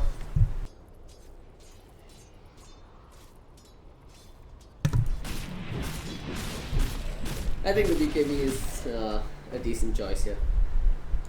Now Yeah. it's about just surviving that damn eclipse and powering through. Yeah, College is toggling between his quick buyer. Had the assault queued up, decided I'm not going to fight with my team anymore and queues up the Octarine. But it is going to look like a far possibility because the Slark's gone on the illusions. Okay then. Anyways, and this is forcing DPs to the top lane because Troll and Legion, they are applying pressure. The tower is dropping low. And it looks like M6, X6 has the Bloodstone complete. Just 12 charges, he's been holding on to those with for dear life right now. Naruto does have the Diffusal complete, is building towards that BKB, but yeah, I think the Dire should just wait out the BKB before they go high ground. Faith looking for a Good thing pickup. is Luna's almost got her own BKB as well. Bye-bye, Nico. Sounds the count. LC jumped in, gets the duel off guard, and Indian is on cooldown, and we know it. There goes the Luna, and there's the duel victory. Massive overwhelming odds coming out as well. The tether keeps streaming alive a little longer, but he drops anyway. Naruto trying to man up. His aim is expended almost uselessly there. Round 2. Not going to be as successful, however, because the Alchemist is in the vicinity. Great stun coming out from the unstable concoction. It looks like the Timber Saw is down. The Bloodstone will heal up Faith, who's out of mana and making a run for it. Yeah, the Bloodstone heal keeping Faith alive there. Yeah, quite a poorly executed fight coming out from the Dire, I have to say, but at the end of the day, the Aegis helps them, or rather bails them out. Yeah, I just don't feel like the Stroll is doing enough. I mean, he died and he didn't bring down one support. What is he missing? I do not play this hero. I don't know what he does really. Anyways, Faith comes in. I just know he bashes a lot, but that's about it. There's the bash that we are talking about. It's not going to be enough. The purification damage is real, and look at the bash. He brings down Faith. The Guardian Angel. Too late. I don't know if it was on cooldown or if he just popped it a tad bit too late, but you asked what the troll is capable of, and he just proved it to you. I think he heard you, man. Anyway, Alchemist didn't get the tower that he was looking for. Nico needs something like a Ghost Scepter, maybe even a Glimmer Cape to keep himself alive.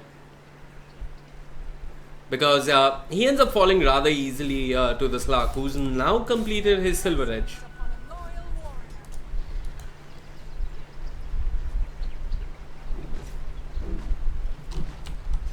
The graph 15,000 in favor of the Dire.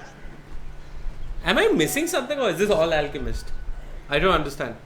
It's primarily Alchemist. Look at that, he's at 22,000 net worth. He's 10,000 net worth above the second most farming hero on his team. And he's gonna get out of there by the skin of his teeth. Vengeful was out of fog, couldn't get the swap out.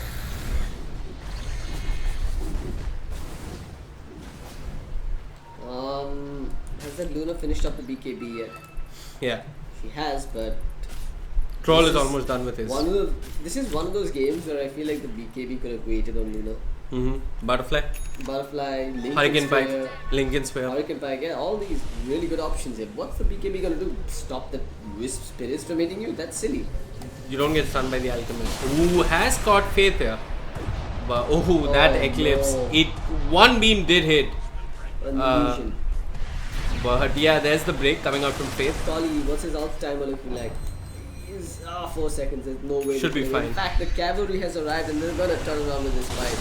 There goes the coconuts. They're gonna bounce around. They stun up to LC with his wings spread apart. Goes straight for the Luna and gets the duel victory as well. That shrine is only gonna delay the inevitable. You can pray all you like to the fountains of wisdom, but it looks like the Alchemist is your new god now. He jumped upon the Timber Saw. The Timber Chain cancelled midway. He'll be brought down next. It's a double kill and they're going for the team wipe.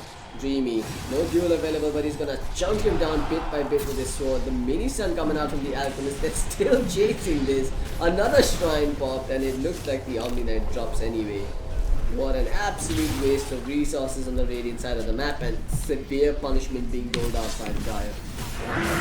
Yeah, right now only the Slark has buyback, so does the Omni Knight. They are respawning shortly, but I don't think it's going to be enough. And Alchemist is doing the right thing here. He's gone to the tier 3 in the top side of the map. Legion Commander has just disconnected from the game casually. The Dire very confident of winning this game. Naruto runs in, forces out the Blade Main. Faith goes under Nico. Nico prime picking brought down.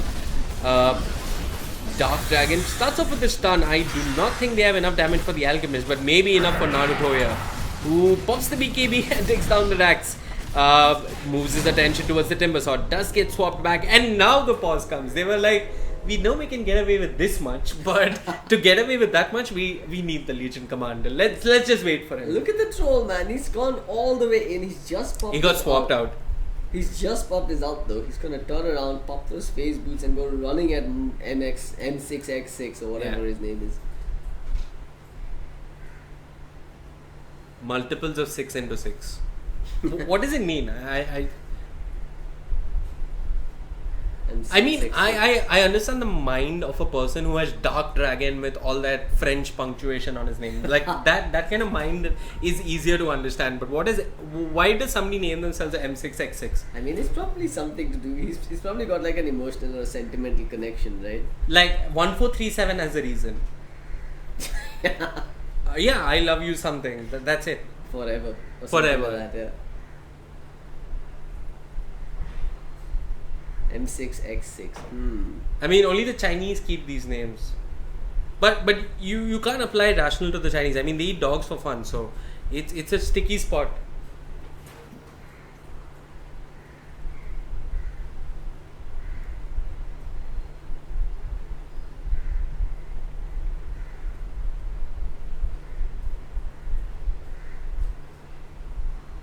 An absurdly long pause coming out here.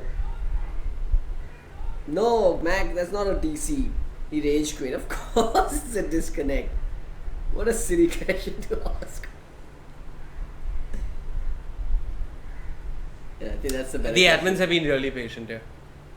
They have, yeah. Yeah, I mean, they've given as much time as they can give and more. Yeah, it's unfortunate though that the LC had to disconnect here because it does look like this game is almost in the bag for the Dire, but a disconnect here could change everything.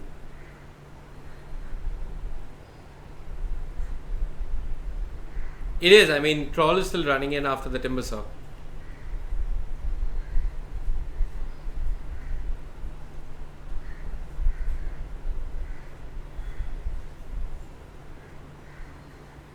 Quick look at net worth. 20,000 lead in favor of the Dire. Similar story with the EXP. Naruto has queued up the Shadow Blade.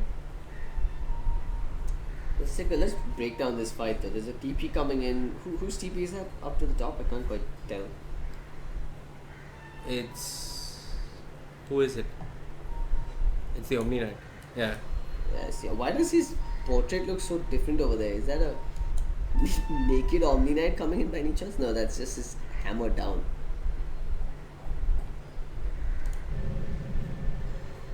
Yeah, yours hammer's up and that's down. He's got the Guardian Angel at the ready though, so this fight could go horribly wrong for... But he hasn't got one Guardian Angel off in time to save anyone. He's just got to shift queue it at this point.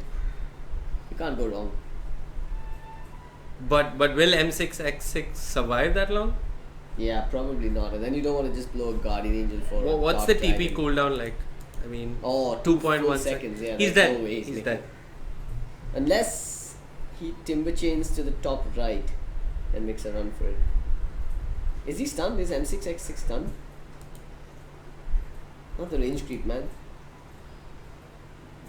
Okay, he wants to restart Dota2. Right, can you click on Timbersaw? Sorry. He is not quite stunned yet. No, Troll was swapped out and he's turning back now. So Dark Dragon swapped him out of there. The only way that the Timbersaw survives here is if he goes to the top right and timber chains away to that tree, and on the way he uses the shrine. He can timber chain. Wait, what? We won't waste your money. Oh my god, the confidence is He real. ran! He just ran! Collie. Oh, that dodge! Yeah, I think it was a smart choice to run. I mean, they had all that pause time to reconsider their options. Collie does throw out the stun here. Faith chasing onto Naruto. The Silver Edge is there, turned around with the whirling axis. The miss chance is quite real. Here comes the Wisp. And I think this should push the Radiant back. Faith. I kind of expected them to be a bit more manly about that fight. The Troll just BKB'd and ran at top speed out of the base. I'm pretty certain they could have got a bit more there if they stuck around. I guess it's because the LC wasn't around though. LC's back though. How much damage has he got again? He's trust 100, right? He's 106 bonus. He's got a BKB, a blade mail. Yeah, good luck stopping him from getting his 280.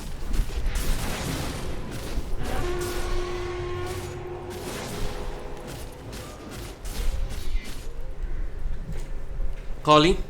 Looks like he's building into the Shiva's guard here. Is split pushing that bot lane, and LC's back into the game like CloudX pointed out. 106 dual damage. That is a lot. He's got the BKB as well, so the Eclipse won't be too much of a problem. The swap still a concern if he oversteps his bounds in team fights. Faith. Well, it looks like the Radiant want to defend their last outer tower. They popped the smoke. They're looking for a pick-off. But Dreamy, very much in position. Supreme. He's got the mech. Building into that Ghost Scepter will keep him alive, but not for much longer. Collie just pushing in aggressively. I think the Dire are very confident of their base taking abilities here. Collie just walks up, drops the acid spray. The Octarine lifesteal keeping him alive. Faith coming off the background. The bounces onto Naruto, but Naruto pops the BKB and disengages. No swap, no duel just yet. Actually, there is a duel. There was a swap. This time, the Guardian Angel is there. Dreamy still alive. He's got the BKB. He's armlet toggling as much as he can. Supreme trying to keep him alive. It looks like the Dire want to disengage here. And Collie does TP out of there. But Dreamy, where was he relocated to? He's in the middle of 4 heroes. And he will go down with Supreme. This was not intended. And Collie trying to make the split push happen. Does manage to take down a lane of racks. Actually, the melee racks in the top lane goes out with the stun, moves on to 3 RRA, pops the Shiva's Guard. Dark Dragon will just fall to the Radiant's burn, and so will 3 RRA. 3 RRA buys back. And for the time being, the Alchemist will not pursue any further. Fate doing some real damage here in these fights. He's sitting at 2.8k gold. Do you think the Skadi is the best choice for the Slark, especially when you know you don't have much time to come back into this game? I mean, he skipped the Echo Saber altogether, which is a little questionable, considering the amount of value it adds on a hero like the Slark. Right, would you prefer the Echo Saber? I mean, at this point, the 31 minutes in, I think he needs a Bastion. But I think this is a game where he skips the Bastion and gets an MKB though. Because of Troll? Yeah, because of Troll and the Radiance? Yeah. But he's not going to get an NKB before the next fight. It's not happening. Yeah, of course not. And I mean, he still needs the Skadi to survive a bit more. At least He's not going to get the Skadi either. Yeah, he's not I mean, I think gonna you should die think there, of a small item that's going to be useful before the next fight. But what does that do? That only that delays the inevitable. So you just hold on to the gold and maybe buy back if you die? You don't buy back, you just start buying your components towards your bigger item at this point. And you hope that you win the fight, because if you do win the fight, you can come back and you can fight stronger. But if you buy a small item and you end up winning a minor fight, what the other team essentially does is they go farm a bit more, come back with another big item and take you down again. And of course the Alchemist farms significantly faster than the Slark ever could. Yeah, he's made the right choice though. At least he's picked up something. I can't say I agree with the Basher pickup, but at least he's bought something instead of just holding on to the money. Because buying back is really not going to help him. If he can't take them down the first time, there's absolutely nothing that he's going to be able to do the second time around as well. Anyways, the Radiant just sitting in their base, holding on to the racks for dear They life. picked up an Aegis on the other side, right? Yeah. It's Troll that's holding the Aegis, I believe. Yeah. How do you stop this push from coming in? They're already too many barracks down. They're losing their shrines. At this point, Troll literally has to walk up and start right-clicking buildings. If things go wrong, Dreamy jumps in. I think Battle Trance in addition with Chemical Rage really makes the Alchemist hit like a truck. It was something I used to do in my pubs back in the day. Can you click on the Witch Doctor for a moment? Yeah, he just got gifted an Aghanim Scepter upgrade as well. Ooh. I didn't see that. This is over. There's no sugarcoating this. Almost every single one of the heroes, except for the Wisp on the side of the Dire, can essentially team wipe the Radiant if given enough time to do damage. Nico now has a Glimmer Cape. Will allow him to stay alive versus the Slark. Have any of them got detection? Because this is a big play. I mean, bring down the supports first if you can. They have got one sentry on the bench, but that's about it. Split push incoming. It's Dreamy and Naruto down the bot lane while Alchemist is in the mid lane. Either one of them dying could really hurt the Dire. Casual illusions cleaning up on the remainder of the range barracks up top. And yeah, they're gonna go down. Nothing that these supports and Slark can do about it. Naruto meanwhile bounds away on that tier 3. Look at me, my attack speed. It is dirty to watch that in action. BKB Eclipse, well done sir, you cleaned up the creep wave, but now what? I mean, Luna's not meant to initiate these fights.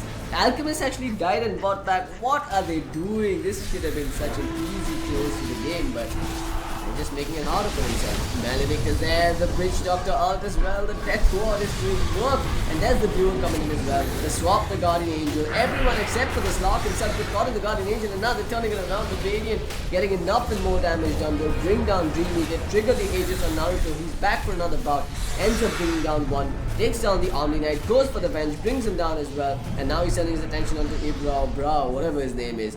They've got the barracks, making a run for it, turning around, throw down the concoction, it does get Manta dodged, but look at the troll, he just right clicks his way to victory here, bringing down the Luna, 96 seconds without her, and now he turns his attention back towards the Timbersaw.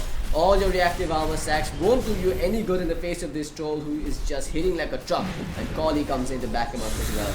A Repel a Shrine, it keeps him going for now, he drops down the Timber Chain along with the Chakram, brings down Naruto's dominating streak as Sloth comes into the fray and brings down another. What a chaotic fight this has been. The Dire has indeed overstayed their welcome, and it looks like they might just end up suffering a 4-5-9 team wipe at this rate. Kali, he's still manning up. Double kill as he brings down the Omni Knight. That Radiance burn just causing all sorts of pain here. Yeah, turns around with the unstable concoction, but M6, X6 pops the blade mail, should be fine. Super creeps for the Dire, and there is no version of this game in any universe where the Radiant make a comeback, in my opinion.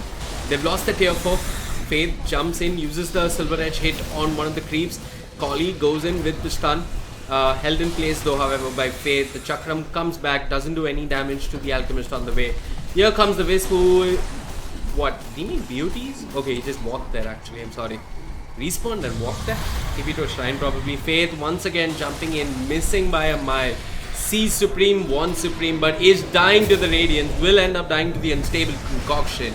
Ends up buying back, and I'm not sure what he's going to accomplish here. While Dreamy, eyes on the prize, goes to the throne, brings it down bit by bit. M6, X6 fighting desperately, clinging on to the game, but Faith has given up.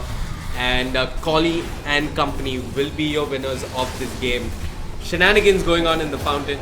It's something we do in pub games, it's something we do in competitive online tournaments as well. But a rather semi-convincing victory from the Immortals. I don't want to say it was convincing. I don't want to say it's convincing at all. A lot of silly mistakes. A lot of silly mistakes. The discipline was missing. There wasn't a polish to the decision making, and it felt desperate, but they got there. I mean, had the Omni Knight had some better Guardian Angels, maybe they would have come back. Who knows? And well, we're not done. This is day 2. We do have a lot of games coming up soon. My name was Vivek. With me was Cobx. Thank you so much for tuning in. We'll be back with another game shortly.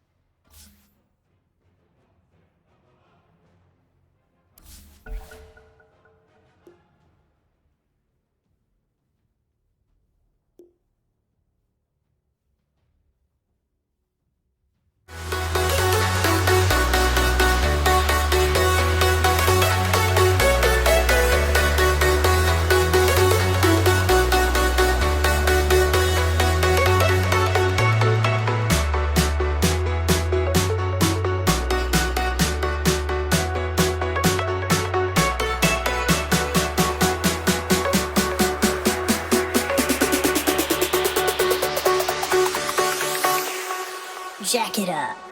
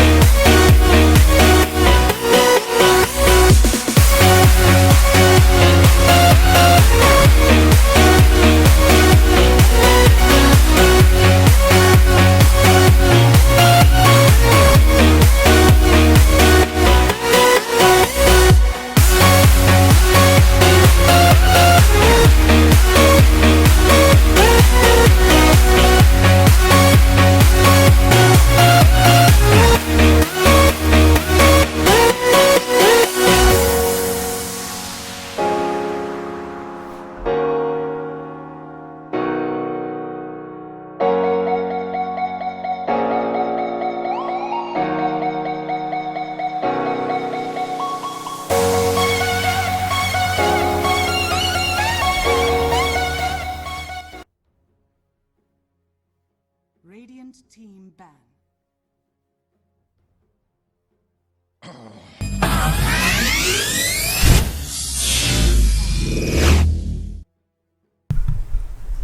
Welcome back everybody, we're here for the Cobx Indian Esports Championship. It's Team Titans going up against Lost Protocol in a best of 1 knockout.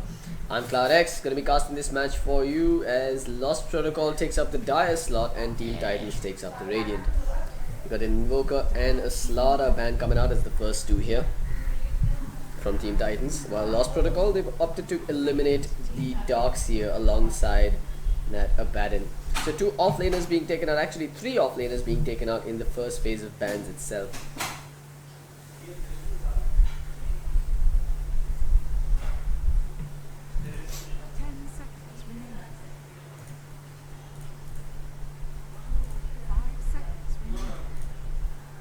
Just gonna quickly check up if everything is okay. If you guys are experiencing any issues on the streams, please do let me know.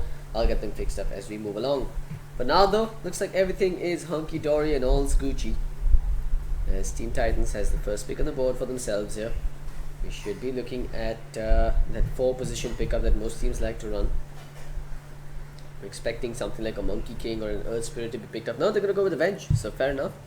They will still pick up their 4 position, aka the Vengeful Spirit coming out. That could also be a core Venge, however, depending on how they choose to run it.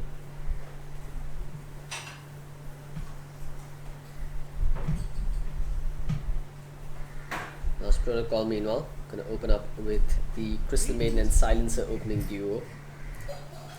Just gonna quickly check audio settings for a moment, guys. Right, so Silencer, Crystal Maiden, I would assume that they're both supports here coming out from Lost Protocol. Could also be a core Silencer. We did see we recently saw a team doing it. I think that was for another tournament, however. Anyway, Team Titans, 1 minute 50 seconds on the clock here.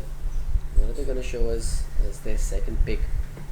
I'd like to see a core being picked up right about now. Maybe their offlaner gets picked up somewhere, well, right now in the first phase of picks itself. Plenty of options still available in the pool. Not too much to speculate on, given that we haven't seen these 2 teams in action before. It really is going to boil down to personal preference and who chooses what here. I think we're at that point in the tournament where either side could win. It's no longer a clear cut, there's no longer a clear way to determine which team is going to come out on top, and this is something that's been specific to Indian Dota over the last year or so. Before this, we had a bunch of teams that were just separated from the other by tiers. You'd have tier 1 teams with your folks like Beyond Infinity and Invisible Wings, etc. And then you'd have your tier 2 teams, your teams like Orumpo and a few others, maybe Sand and 5, and then you'd have like a tier that was far below them. That would be all your other unknown and new and upcoming teams that hadn't proved themselves yet. Since then, we've had a sort of phase of consolidation where we now have only one tier 1 team in the country, and then everyone else falls into the tier 2 and 2.5 bucket. And essentially this open qualifier is to weed out the top 8 teams from that bucket and then move them into a double elimination best of 3 playoff. For those of you that have been living under a rock, this tournament is it's an online only tournament. There are 2 games, Dota2 and CSGO. Dota2 has a prize pool of rupees 5 lakhs, and the top 8 teams win a part of that. The playoffs will begin on Monday, and it'll be 1 best of 3 every evening for the next 15 days or so. Well, they did choose to go with the Ogre Magi on the side of Team Titans, so they revealed both their supports. Again, no babysitting support available, just 2 potential roaming supports, 2 killing supports on the side of Team Titans. The bans rather unconventional, I've got to admit. You've got a Bristleback ban coming out from Team Titans, and well, the Drow Ranger gets banned out by Lost Protocol. I can agree with the Drow Ranger ban, sure. You've got the Venge Aura and the Ogre Magi Bloodlust, which do work really well with her. But I'm not so sure about that Bristleback ban from Team Titans. 5 seconds remaining. Reserve time. Lost Protocol. Now that they have the silencer in hand, they could consider picking up something very old school like an offlane Sand King. Run that Sand King silencer duo. They have the Crystal Maiden as well, which means that they could pick up a hero that's sort of mana dependent for the middle lane. I'm thinking perhaps a Storm Spirit, a Queen of Pain. Both viable options indeed, but they'll go with the Magnus. I assume this will be their mid hero. And with the Magnus, you always have the opportunity to pick up potential melee carries like the Anti-Mage. The Slark is still in the pool as well, and I think both sides would benefit from picking up the Slark right about now. 10 seconds remaining. 5 seconds remaining. Titans. Reserve time. 56 seconds to go on the clock. Third pick on the board for them. They're looking for a mid and off laner and a one position. They're going to reveal their off lane for now. The center. Their third position hero. It's looking like a really tanky build up coming out from Team Titans now. That silencer is not going to add that much value versus the ogre and the centaur, especially if it's a support silencer. At the same time, Crystal Maiden is easy pickings for a centaur once he's got his blink tagger as well. Lost Protocol is going to have to be careful about where they step and how.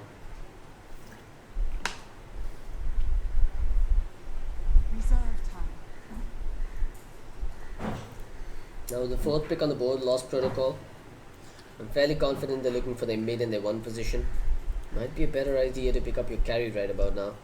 You already know what two supports are going to be in the tri lane and the safe lane. You also know which hero is going in the off lane. They'll go with the Juggernaut. So the tried and tested Juggernaut Crystal Maiden duo with the Magnus now to buff him up with the Empower. It's looking good so far. Team Titans, fourth pick on the board, and they need a mid and a carry of their own. Remaining. Probably a wise choice to I mean, there's a lot of ways they could do this, right? If they want to pick up their mid in something like a Templar Assassin, they'll have the opportunity to ban out damage over time based heroes like the Viper. But at the same time, if they want to pick up their core right about now, something like a Slark before it gets banned out, I really couldn't criticize them for that decision either.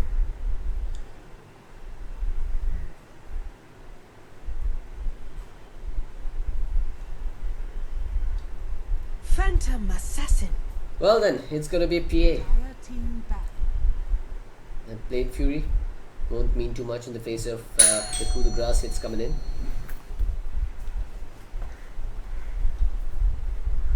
Not to mention Phantom Assassin buffed up with the Bloodlust and the bonus armor from the Vengeance 10 Aura. seconds remaining. Makes for quite a potent hard carry in the late game phase. Seconds remaining. Her mobility issues are also taken care of with the Stampede from the Centaur. Reserve time.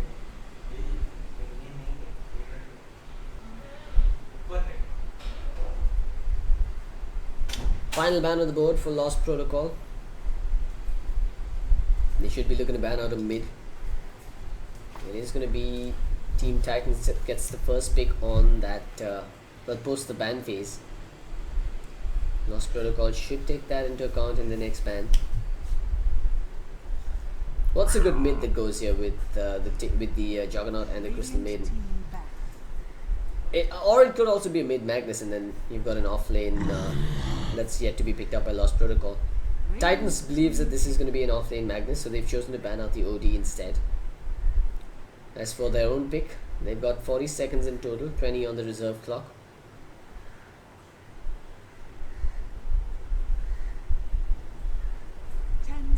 Remaining. 5 seconds remaining. Wouldn't mind seeing a Dragon Knight pick up here. I mean, it's a lot of melees coming out on the side of Team Titans, but oh, okay then. It's a mid Phantom Assassin and a safe lane Slark, I'm gonna assume.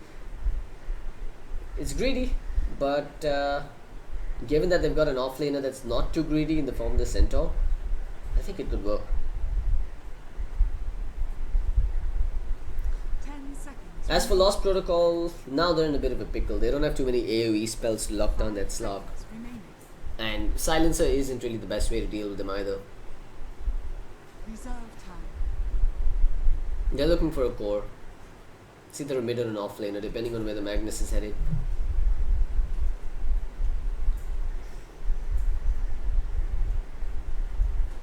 Alright, we'll go with the Ember Spirit again. Not the ideal choice. An Ember versus Phantom Assassin matchup in the middle lane. I think Ember's, yeah, he should be alright. He should be able to push out the waves more efficiently than the PA, but without the bonus regen coming in, without any form of regen rather, he's gonna have to suffer blows from that Phantom Assassin stifling daggers time and again. And one timely rotation from the Ogre Magi might even transition into a death for the Ember Spirit.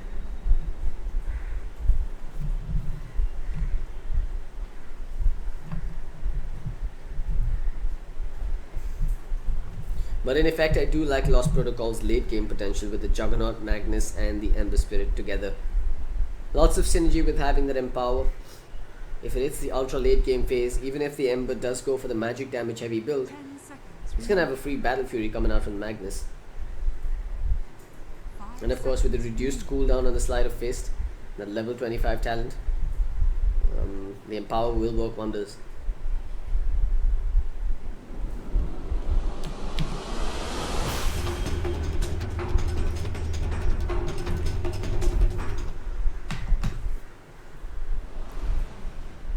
Alright folks, for those of you that are just tuning in, you're watching the Cobx Indian Esports Championship. It is Lost Protocol taking on Team Titans. Team Titans on the Radiant, Lost Protocol on the Dire. I'm going to start off with a quick introduction as the Great Indian Pause is underway. We've got Skipper playing the Phantom Assassin, Miracle's going to be handling the Slark, Ogre Magi in the hands of Anna, Lee's going to be playing the Vengeful Spirit, and Blue Exorcist will be playing the Centaur Warrunner. On the other side, it is the Juggernaut, going to be handled by Zero. My name Jeff. On the Silencer, Max going to be playing that Crystal Maiden, Aomine Daiki, or Aomine Daiki, I'm not sure how to pronounce that, will be playing the Ember Spirit, and Silent on the Magnus.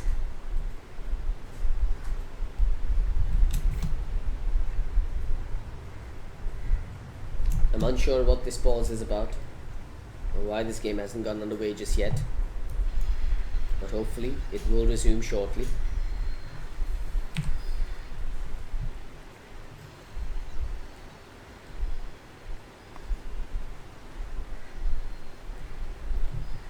We're seeing some lines being drawn out on the map here.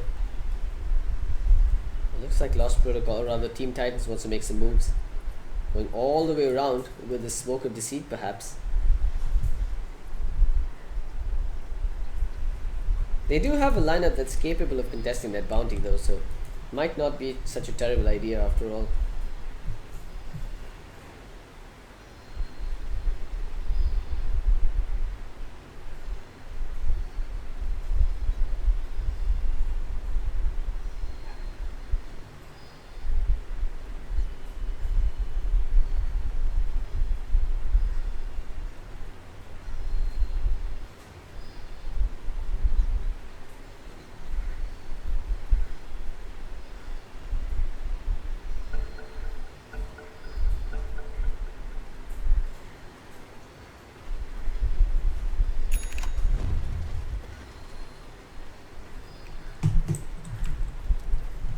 Alright, this game is back underway. Titan's gonna pop that smoke and indeed make an early maneuver. They're actually going towards the shrine. Will they make it in time though? That's the question. However, it looks like Lost Protocol are doing something similar. They're going to contest the bottom bounty rune. And they might actually find the fake miracle. I don't know why people do this. It's triggering as hell. Use your own names, guys. Come up with your own names. This is like the 4th miracle that we're seeing today. I believe Vivek has seen like a bunch of miracles in Indian Dota teams. I mean, how are you ever gonna forge a name for yourself if you're not even using your own name?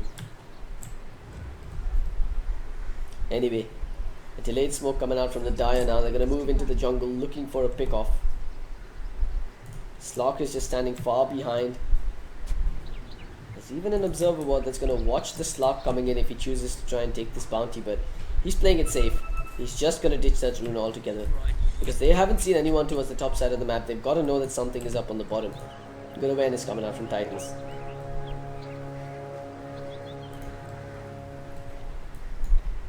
The battle begins. So both teams going to end up getting 2 bounty runes apiece, just as it would have been if they hadn't popped these smokes anyway. As Skipper. Wait, did Crystal Maiden just consume the tango already? Why?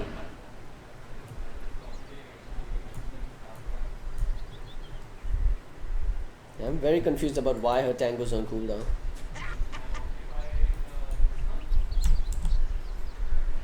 Whatever.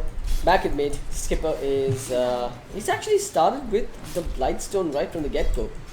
So one way to deal with the magic resistance coming out from Aomine Taiki is to whack him with physical hits and to hit through his armor.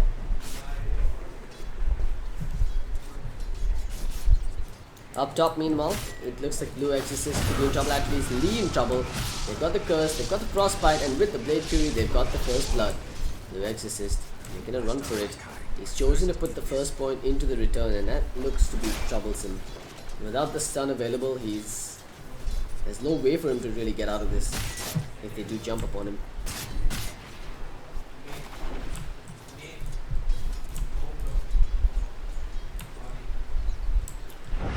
Lost Protocol, they're already off to a flying start here.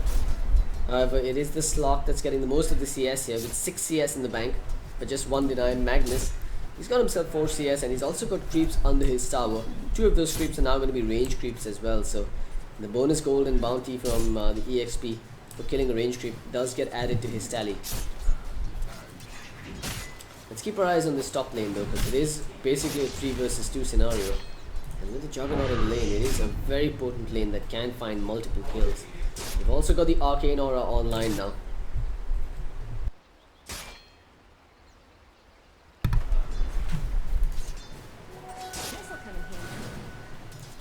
Just a bit more to go till he gets the mana for the Blade Fury. You might want to wait till he's level 3 before making the next play. But they're doing a good job of controlling the creep equilibrium for now. Managed to keep the wave close to their tower. And that always helps them farm better.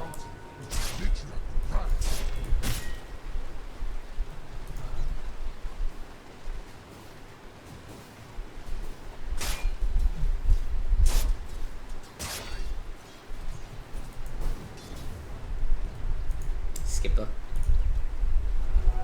now has himself his 200 gold in the bank. He's at 11 CS and slowly but surely starting to keep pace with the Ember Spirit here. 14 CS on the Ember, who's close to his bottle.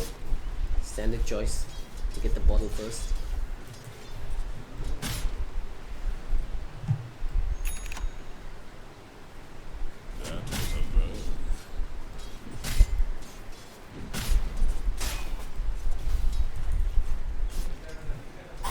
Alright, Ember finally gonna make a play, gets the steering chains along with the flame guard. Skipper really overstayed his welcome there. And he's now forced to use his salve as well as his fairy fire as well as his shrine.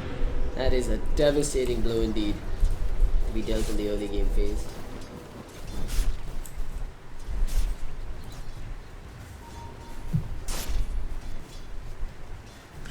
On the top side, Lee and Blue Exorcist are going to contest this stack rather than the point for now.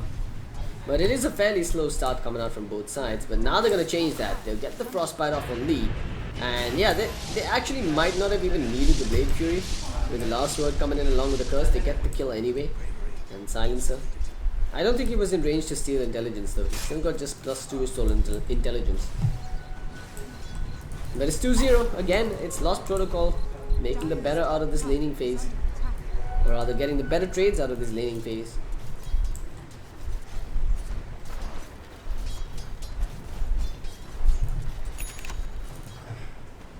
Skipper's now out of consumables. He's actually had to call out another salve for himself. While the Ember continues to charge forward with his bottle picked up in tow.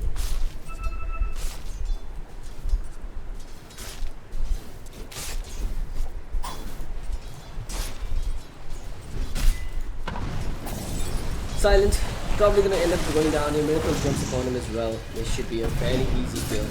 What? Okay then, the mini skewer coming out there. I think the bounce duration didn't quite wear off, but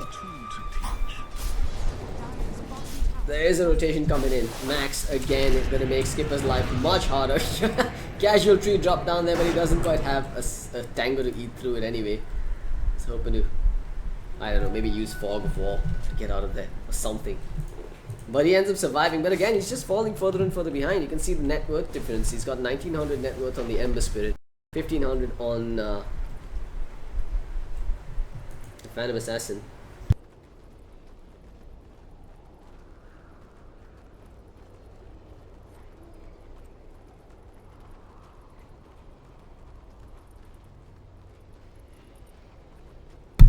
I am sorry guys, I'm not too sure what happened there. I think we had a slight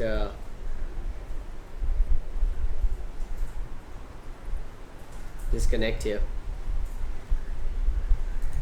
Just gonna quickly make sure everything's okay on the stream and get back to you guys. Of course, any and all feedback is welcome while we're reconnecting. Hashtag Indian Internet, guys.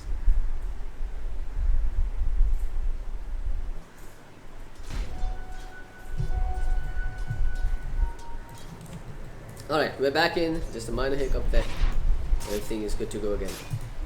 Haven't missed too much here, but it does look like there was a kill on the Radiant side. Unfortunately, I'm not too sure who's gone down. Let's take a quick look on the charts. Alright, it was a death on the Magnus. Yeah, we actually got that earlier. Apologies, guys. Brain fart moment. Alright, Daiki. He's gonna have to force, well, he doesn't have any shrines available. Actually, okay, never mind. He actually has the one shrine available if he wants to pop that one, but I think it's a smarter choice to just head back to base and jump back to his remnant when he's heal and hearty again. So now it is still the Dire that's taking the lead. They've got themselves about 2000 net worth going their way with Blue Exorcist inching closer towards a Blink Dagger. Attempted snipe on the courier there, but his fat little legs aren't going to take him any faster there. Max probably going to meet his maker. No two ways about this. There is a one-way ticket to hell. And Skipper gets the kill. That's one way to make a recovery. Good job by the Phantom Assassin being in the right place at the right time. Scores the kill. Well, she is still further behind the Ember Spirit. It does seem like a bit of a recovery coming away, especially if they can score a couple more kills over here. However, she is making her way back towards the middle lane.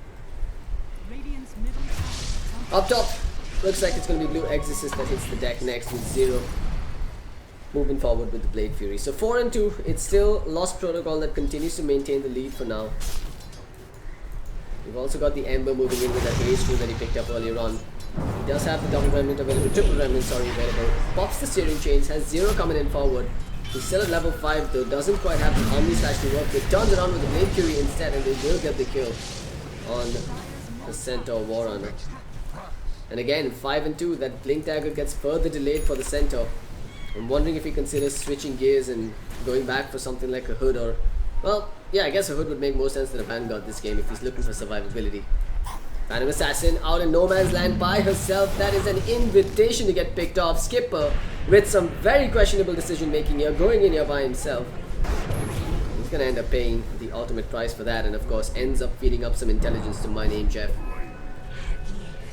It's a support silencer with 8 stolen intelligence now.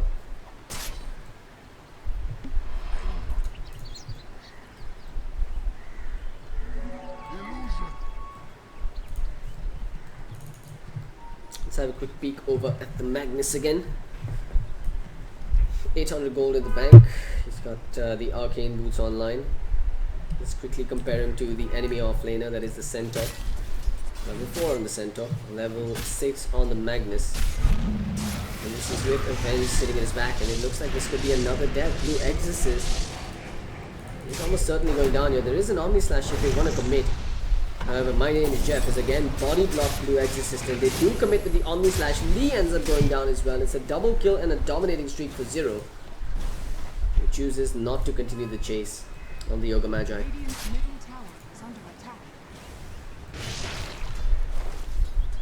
And the Spirit. He's picked up 2 null talismans in lead. He is going closer and closer to that Veil of Discord. Well, Skipper.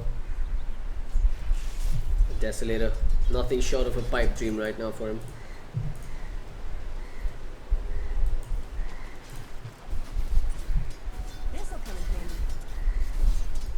Back at mid, Skipper gonna end up going down once again. This is looking terrible for him. That's 3 deaths in quick succession for him. As there's really nothing that this Ogre can do to the Ember. In fact, the Ogre might end up going down again. He's a little low on mana though. It's ambitious coming out from the Ember Spirit to actually walk back in there. You've got the Venge coming in to set up a return kill and will get a kill on Max. Ogre's tankiness pays off dividends again.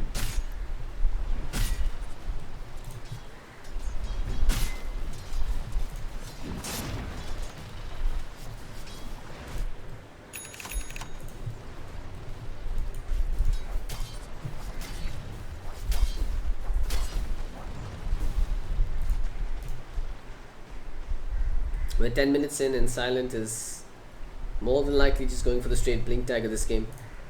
Not going to see him switch gears and go back for something like an Echo Saber first. I really do think the blink is essential here, because Silent is pretty much their most reliable source of teamfight initiation this game. Yeah, you could argue that the Ember Spirit does have some form of initiation with the Slighting Chains, of course, but I don't think the Ember wants to be the one jumping in first. No global silence online just yet, Jeff. He's almost at level 6. They are bearing their fangs with Miracle in the bottom lane. It looks like he could be going down here if he's not careful. He is actually going to start the fight upon Silent himself. The stuns are coming out. The RP gets popped. Here comes the curse along with the shockwave. Everything but the kitchen sink thrown at them, including the freezing field, as Max gets a double kill. Lee, in a desperate attempt, ends up swapping Max once the freezing field was almost done and over with. King Titans. There's no sugarcoating this. They got smashed in the bottom lane. Yeah, they got the kill on the Magnus, but again, that's more stolen intelligence for the Silencer. And they end up losing their position 1 slog. They've essentially lost all 3 lanes at this point. I'd consider this a win for the Magnus, considering he's managed to outpace the enemy offlaner.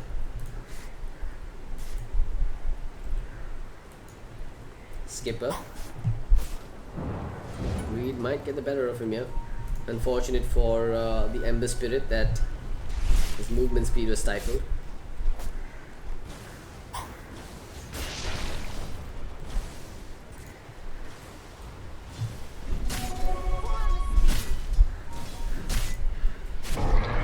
Another swap back at mid. It is actually the Ember that ends up getting the hit here. His supports made a move towards the top side and Titans quick to punish it.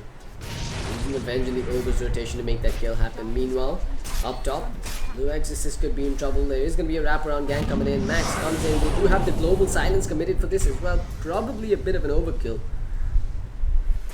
Fairly certain the frostbite into an Omni Slash would have done the trick there. Radiant's top tower is under attack. And then the courier goes down. Alright then. Not the smartest move calling the courier under the enemy tier 1 tower from the Dire. Back at bottom, Silent doesn't quite end up going down. He turns around and throws down the shockwave. Miracle's making a run for him. He's actually thinking of going under the tower and then decides against it. Rightly so. There we go. The Ember continues to chase Miracle. Bounces away. He misses on the slide. Didn't have the mana for the chains anyway. He's bottling up now. Has the chains. And with the freezing field, they're going to get the kill again. As Silencer comes in to steal some more intelligence. There's going to come a point in this game where the center might not have enough mana for a Hoof Stomp plus a Stampede combo. If this keeps up. Miracle is going to be spotted by this Dire Observer Ward behind enemy lines as the Phantom Assassin's coming in to try and defend this tower. They should get this defense quite successfully. Skipper. He wants to continue that chase. I like how he's changed up from rushing the Desolator into building up Vlad's first.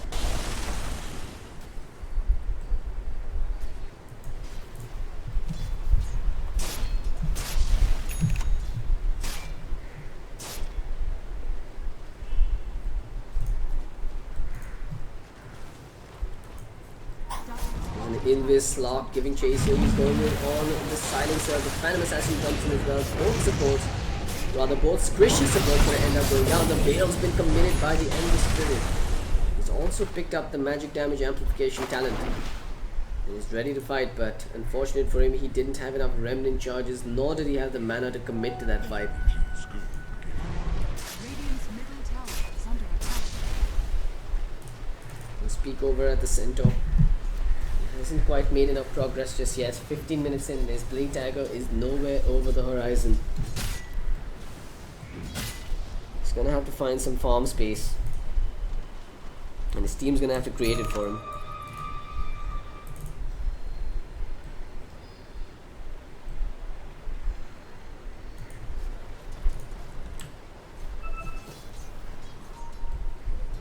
Zero, his spidey senses are tingling, and I mean, I'm pretty certain he's seen these three heroes in the lane now. So staying back under his tower, he is at level 11. Has the Omni Slash at the ready as well. And Miracle, I believe he was spotted out there for a moment. Max sees him as well. Miracle's going in for the kill anyway. If they can silence him up here, yep, they've got the silence. That should be his death. Even the global silence committed. A freezing field is there as well. Lots of damage being dished out there just to bring down the slot. And now they're on the hunt. Silent, he has that blink dagger. He wants to get a big RP off here.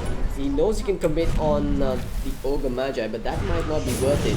Just tries for the skewer, ends up whipping completely. They will end up getting the kill on the Ogre Magi, making it a double for Max's Crystal Maiden. And Zero, he continues to go forward. Blue Exorcist, is he going to take down to that? No, he isn't, but it will be the Ember that comes in and cleans house.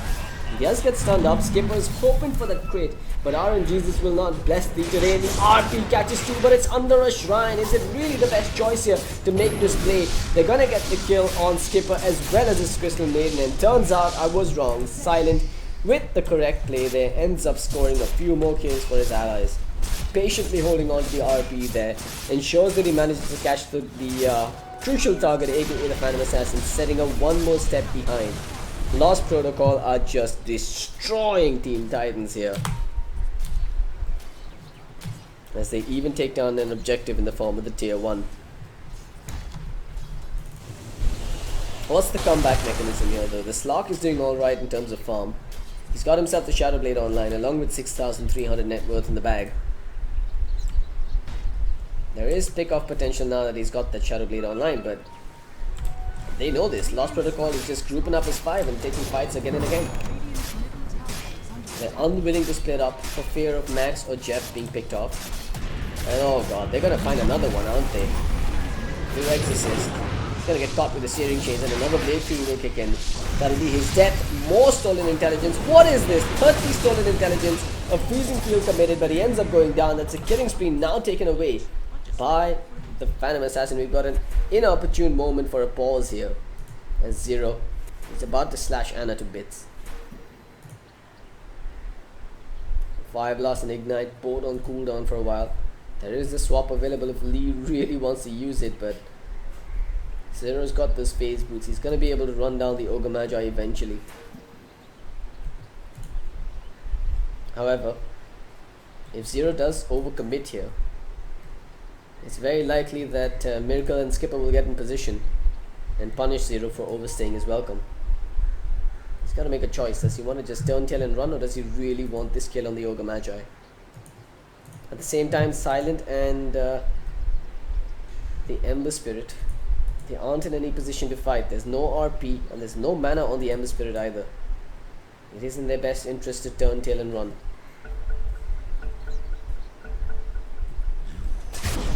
Alright, he gets the kill, then he gets swapped, turns around, goes to Lee, gets that one as well. Now here comes Skipper and Miracle going to work on Zero. He's just made Fury free and starts the TP. Silent is going to take the fall for his ally as Miracle, I don't think he wants to let go of this chase. They will get that kill after all. The cores from Titans do survive, but they end up losing the Ogre and the Venge. Ends up being a 3-for-3 exchange actually, with both sides losing their supports and their offlaner. But when you're playing from behind, I think it does benefit the team that... well, when you trade even and your team from behind, it benefits you. That's what I'm trying to say. So Team Titans in this case do come out on top.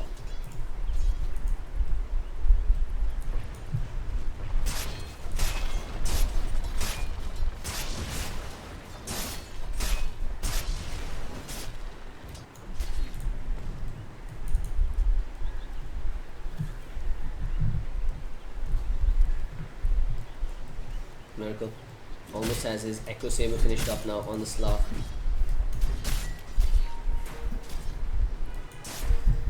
But it's rinse and repeat. They're gonna group up and take another objective, this time with all their ults except the freezing field back online.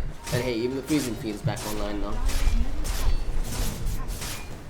I do agree with what Lost Protocol are doing here. They know that they've got the power spike, they've got the advantage when the RP's online, and they want to force fights. Titans can't say they're doing too much wrong either. They're avoiding the fights, knowing that they'll be the ones on the receiving end if they try and fight when the RP is back online.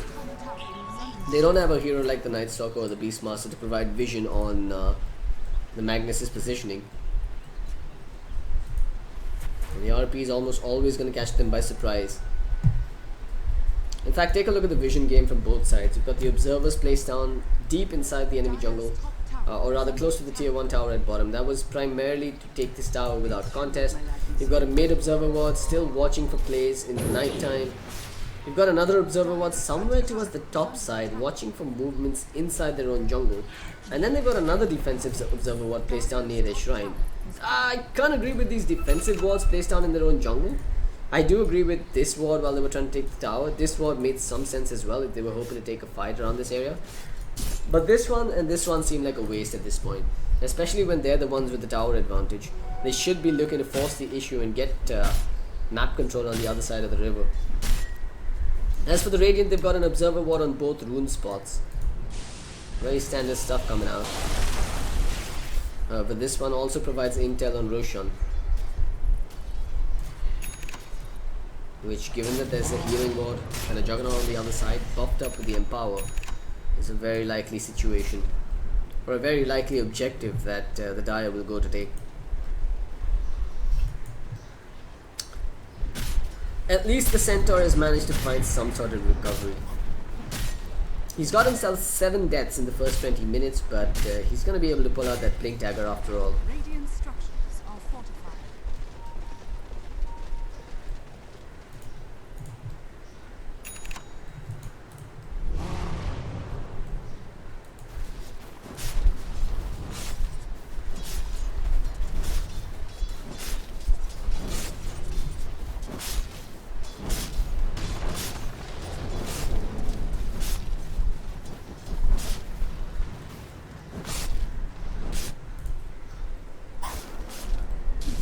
Skipper.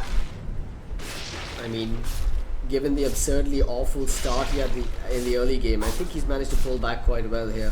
He's almost got his Desolator finished up. Blue Exorcist. Oh man, he's been caught out here. Omni Slash even completed. Zero is really trigger happy though with these Omni Slashes. I don't think it was required there. He could have saved that for the Phantom Assassin in a future fight. But now it's down for 107 seconds. Well, they'll still get this objective. It looks like Team Titans are not willing to contest this tier 2 tower. Well, the Slog continues to split push the top side of the map.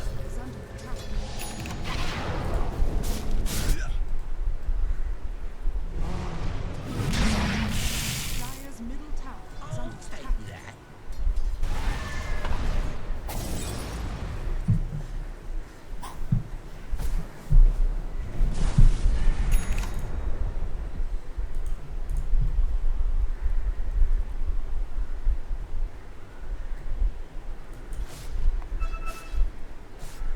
Silent. Look at him, he's poised and ready to get that RP off. That's a 3-man clump up, but he gets just one. The global silence, however, does do the trick. They'll commit a lot more than necessary to score a kill on a measly little Ogre Magi. I wonder, does Titans group up now saying that 2 of their big ticket ults are on cooldown? Maybe we can fight and take some objectives of their own. Because really, it is now or never for them.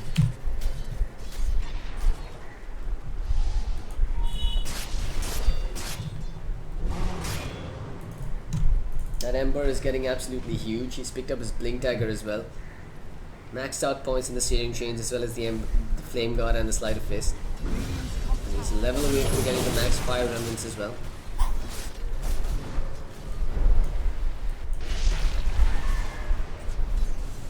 Centaur's still not got his Blink Dagger. I mean, he's almost there, but not quite there yet.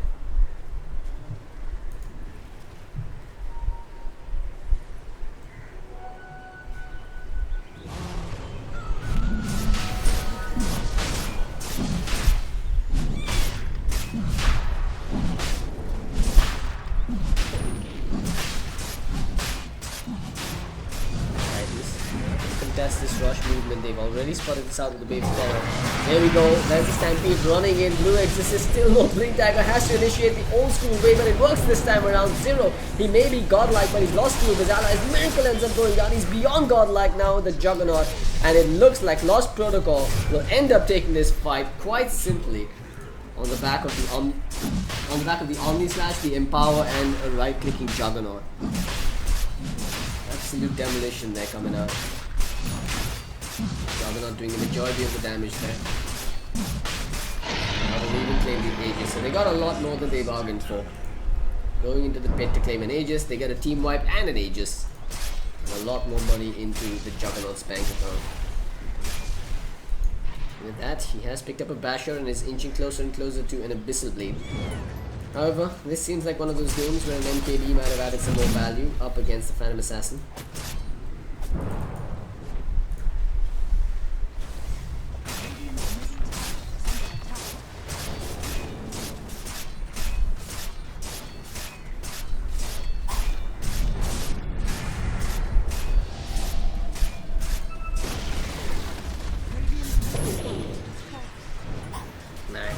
What are you doing?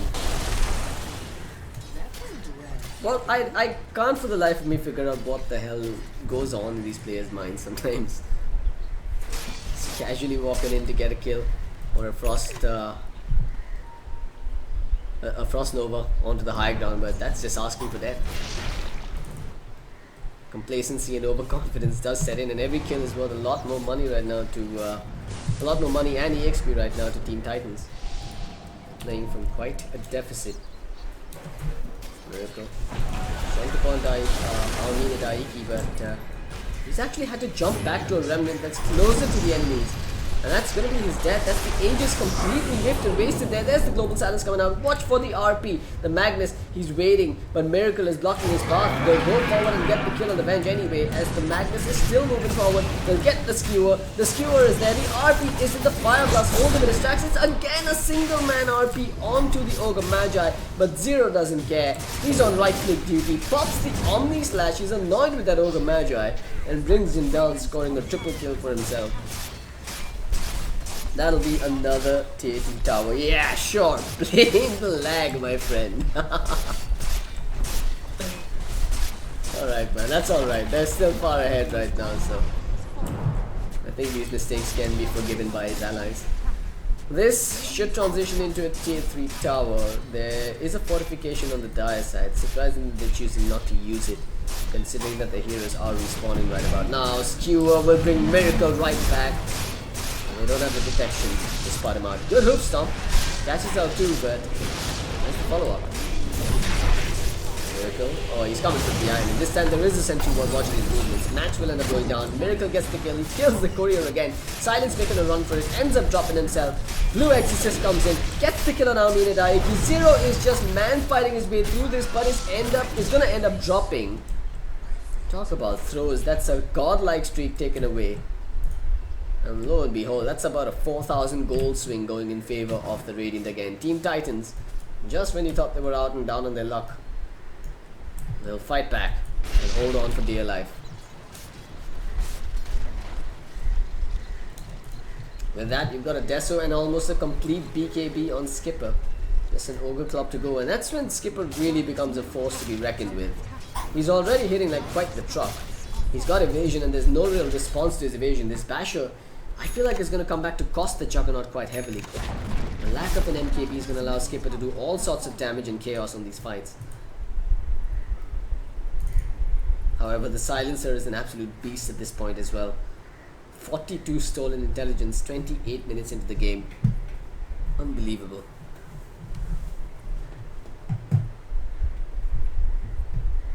Unfortunately, it looks like the Crystal Maiden's lagging quite a bit. I'd hate to see this game ruined on account of lag while Lee, he's actually finished up the Dragonlance and he's going for the Yasha as well. How many cores do they really want in this game?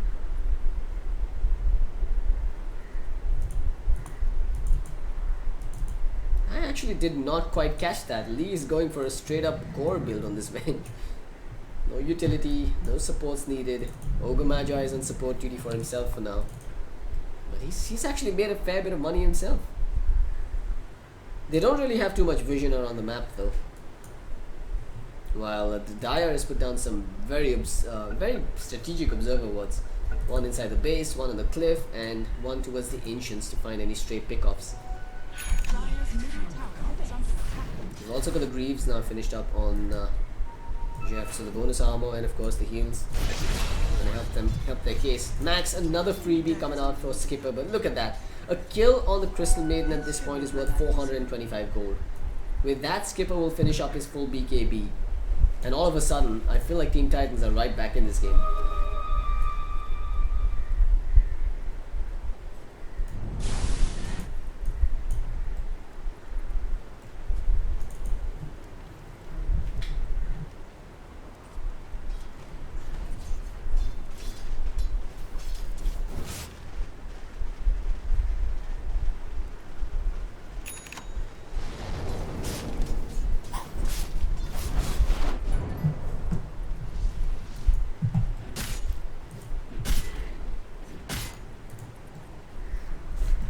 Zero.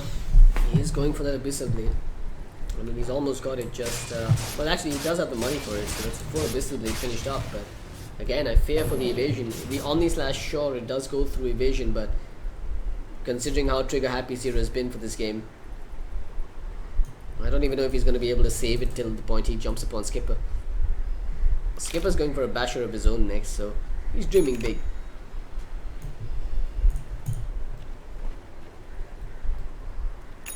This is when the bloodlusted Phantom Assassin, boosted by the aura from the Vengeful Spirit, really becomes a threat. And a few small missteps in the course of, over the course of a team fight could really add up to big victories on the side of Titans.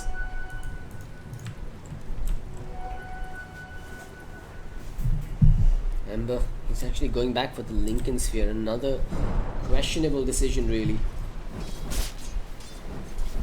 I mean, this is one of those games where the Lincolns is triggered just as easily by one Siphoning Dagger from Skipper. Not to mention, there aren't really that many devastating single target spells. Like, I mean, sure, you've got the Magic Missile and the Fire Blast, Double Edge if we're going to count that as well, but I think armor should have been priority here for him. If not armor, at least a little more magic damage, a Maelstrom for Daiki.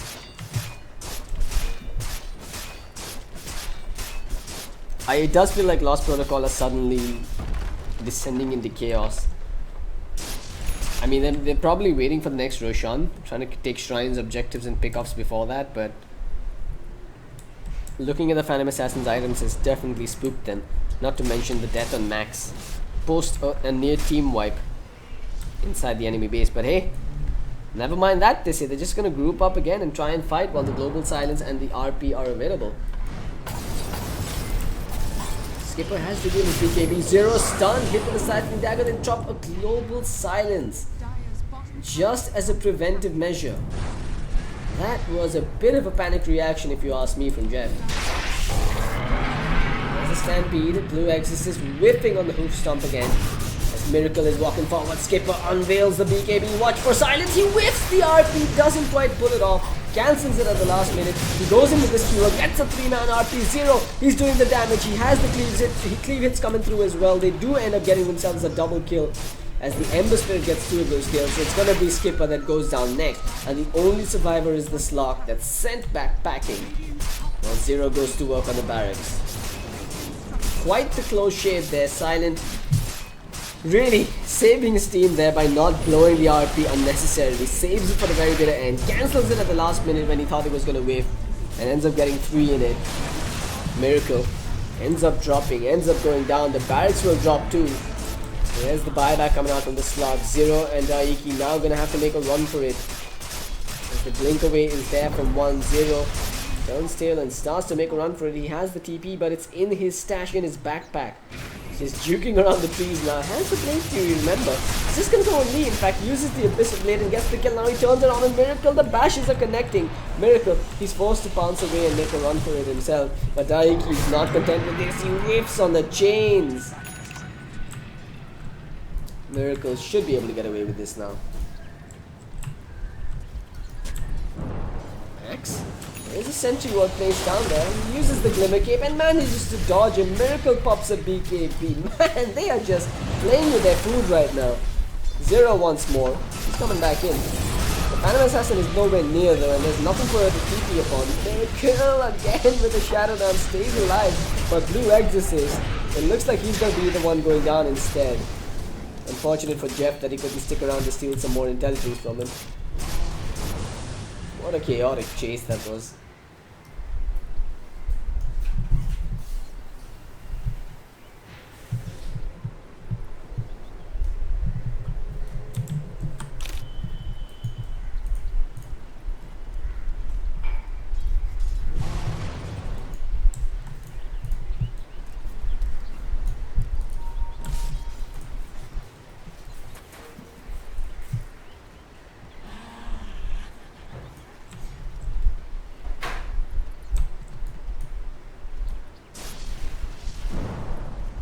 Silent. With the blink and the force up at the ready.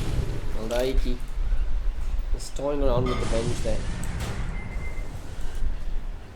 Roshan's gonna respawn in 3 seconds time, so they've taken down the timer, post taking down the shrine, they ought to go into the pit and check if he's back. Got a full silver edge now finished up on the slog. That's just a really minor value add at this point.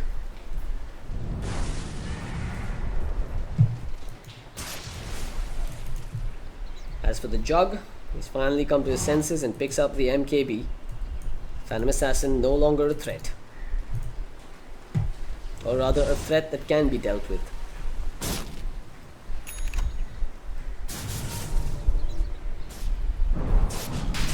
Does he have a slot for the Aegis though? Yeah, he sure does. He could drop down the Ring of Aquila and keep the Aegis upon himself.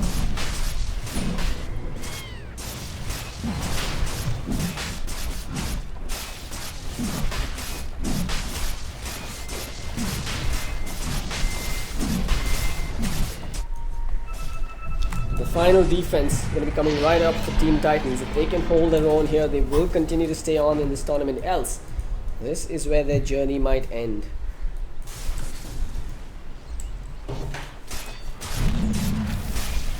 Clearly, they've been struggling for the most part of this game here.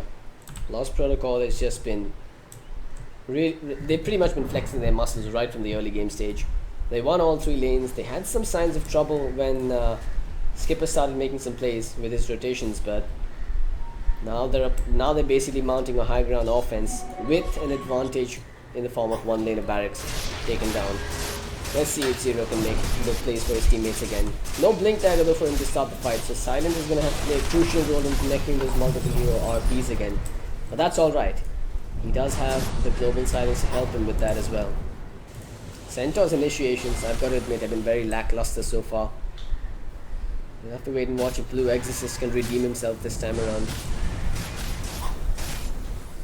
There's the Veil drop down, the Searing Chains with a sleight of fist. Lee, he's just running in like a madman, takes an Omni Slash. Was it really wise to commit the Omni Slash like that? Perhaps it was, because both have gone down, the Ogre and the Venge.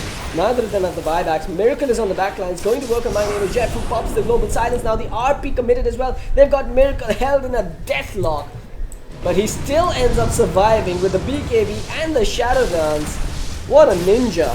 He stays alive through it all as Blue Exorcist goes in and dies once more. Phantom Assassin going into the fray with the BKB, brings down the Silencer and tries to make a run for it. It's a casual Veil drop down. Zero is hoping to get the stuns off with his bashes. The buyback comes out from the Centaur War Runner as well, and now they're trying to make a run. The stun comes out, it catches on to the 4 stops being used there, but Skipper, he's caught once again with the Abyssal Blade from Zero, who gets another double kill. It's a dieback on the Centaur. The tier 3 is taking damage, and it's only the Phantom Assassin and the Slark that can try and defend this right now. It looks to be another lane of barracks in favor of Lost Protocol as they inch one step closer to victory here at the Cobx Indian Esports Championship. Lee gets the swap off, but the Remnant out is there. Won't get the hit with the Stacking Dagger. There's the Searing Chains coming out. The crit will secure the kill as Miracle's gone down. A dieback on the Slark. Just what the doctor ordered for Team Lost Protocols. Double kill for Zero. Make it a triple as he goes for Lee. Now Skipper wants to fight and Zero says, sure, I'll take you on. It's an ultra kill that forces the GG out. And it will be Lost Protocol that progresses through the brackets. Unfortunately, this is where Team Titan's journey ends at the Cobx Indian Esports Championships. Hope you guys have had a blast. I'm CloudX, gonna be handing it over to Vivek after this matchup. Stick around, folks. Plenty more action coming your way in this best of one open qualifier. Radiant's middle tower is under attack. That is assuming they don't cancel the GG.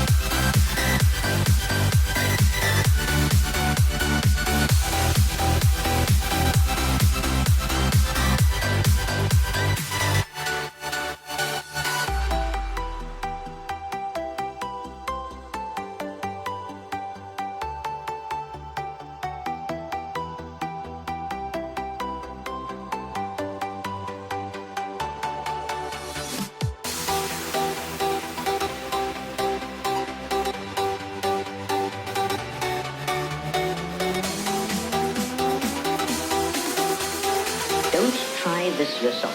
It's extremely dangerous.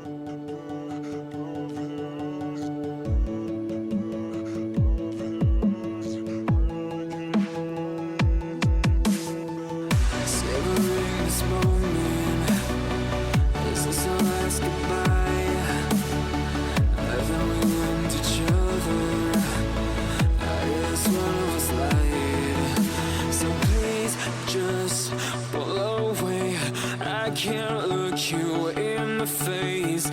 I don't wanna have to lie. survive. Now when I look in your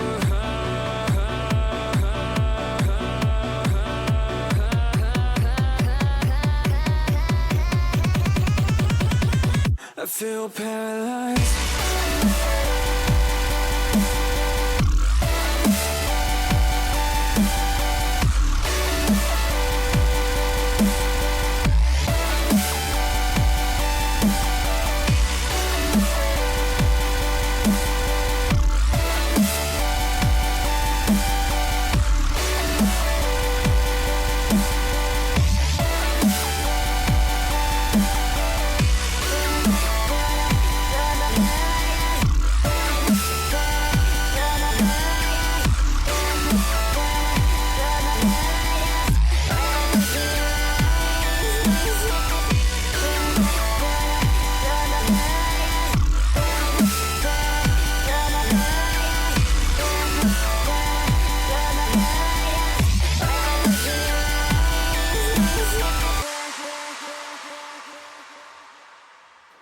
Now I know it's over.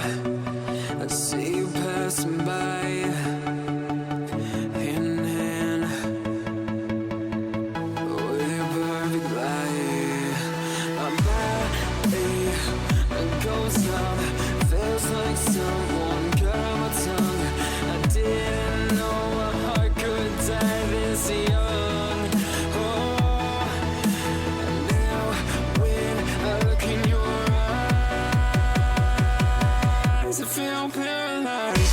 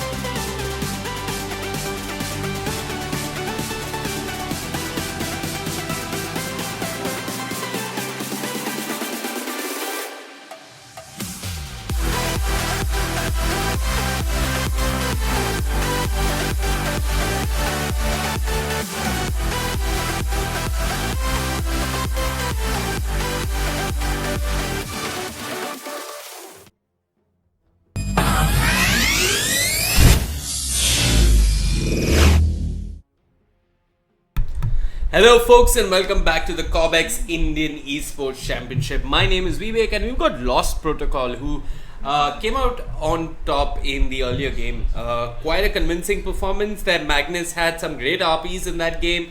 The Ember was rather dominant with all the damage he dealt all across the map, and they're facing off versus XRG Gaming, a name that does sound familiar, but I can't quite place who they are. Sounds like a really familiar name to me. And first set of bans, they're banning out the Juggernaut. Looks like they have been watching Lost Protocol. Lost Protocol did pick up the Juggernaut in the earlier game in conjunction with the Magnus, and they did do a whole lot of damage. First ban coming out from Lost Protocol, the Abaddon. 10 seconds remaining. Pretty standard stuff. I mean, it's more about comfort bans. If there is such a term, they just ban out heroes that they do not want to play up against. Reserve time. Could see something like the Train get banned out here, or even the Crystal Maiden, because the Ember was really augmented by the aura coming out from the Crystal Maiden. The aura did help Ember stay on top in terms of mana, but it's going to be the Slata that gets banned out. So one mode of delivery for the Lifestealer isn't available. Lost Protocol, next pick for them. Next ban for them. And first pick goes to XRG. It'll be interesting to see what they do pick up to open that draft with. The ban coming out from Lost Protocol is the Darks here, while XRG, they've kept up with the international meta. They pick up the Earth Spirit to open the draft. Not giving away anything. They have great teamfight control, great presence in the lanes as well.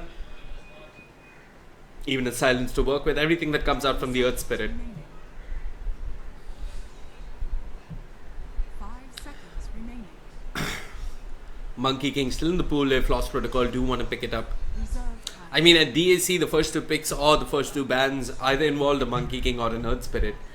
Maybe we can get a quick replay of that. It's still relevant. Monkey King still brings a lot to the table, and Earth Spirit always has, always will. I mean, how much more can you nerf the hero, right? I mean, they nerf the travel speed of his remnants when you kick them or pull them back. I think that's the most significant nerf I've seen to Earth Spirit in a while. They could buff him though. His talents are rather sucky. His level 10 talent isn't that much to talk about. But they're going for the Treant. They could just pick up the Crystal Maiden here, because then you got one support that sort of roams. You got one support that babysits you. You got a mana aura. You got global living armor. Two great supports you cannot go wrong with. 10 seconds remaining. 5 seconds remaining.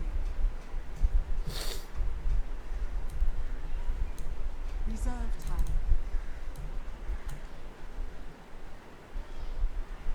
time. Quick look at production. Okay, everything seems to be running fine.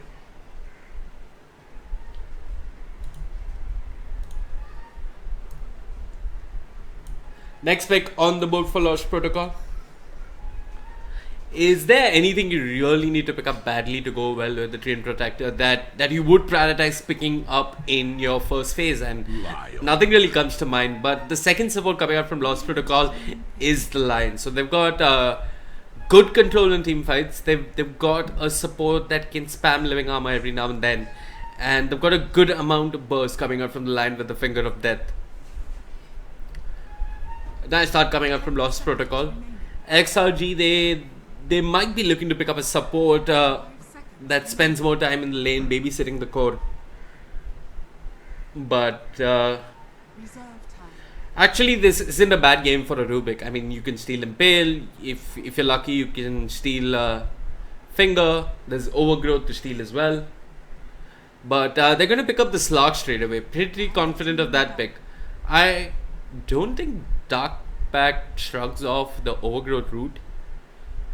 But yeah, I mean, Line is definitely easy pickings for the Slug.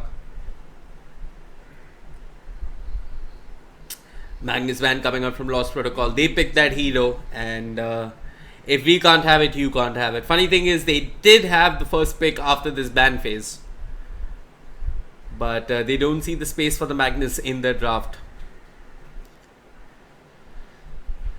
10 seconds remaining.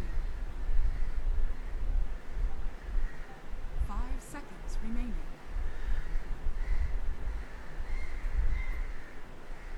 Reserve time. Not sure what to make of this Darkseer ban though. I mean, Lost Protocol could have picked it up themselves. Vacuum is good setup for an overgrowth. And it looks like we're just descending into that phase of the ban, that part of the ban phase where if I can't get my offlaner, you can't get yours. Radiant team back. They ban out the Storm Spirit. Not sure why. I think these are just more comfort bans if anything else. They do not want to go up against the Storm Spirit. Could be great at picking heroes off in conjunction with this luck. Remaining. Lina being the next ban coming out from XRG Gaming. A powerful mid laner that really pushes the creep wave rather quickly and gives a hard time to the enemy mid laner. Next pick for Lost Protocol. They are looking for their 3 cores here. Maybe they start out with the off laner. What's in the pool? You could do Sand King, and Sand King does fairly well versus the Slug. 5 seconds remaining. Can also lock him down when he's popped the Shadow Dance. Lot of options here for Lost Protocol. Centaur still in the pool if they want to pick it up, that is.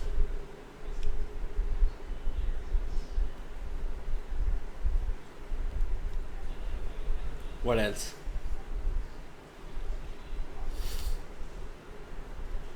You could do Legion Commando. Why, of course. I mean, that's perfect to lock down the Slug. And this might force XRG into picking up a rather defensive hero. We've seen the Winter Wyvern being picked as a response to the Legion Commander. And 10 seconds. yeah, they do need someone to babysit the Slug in lane, so why not?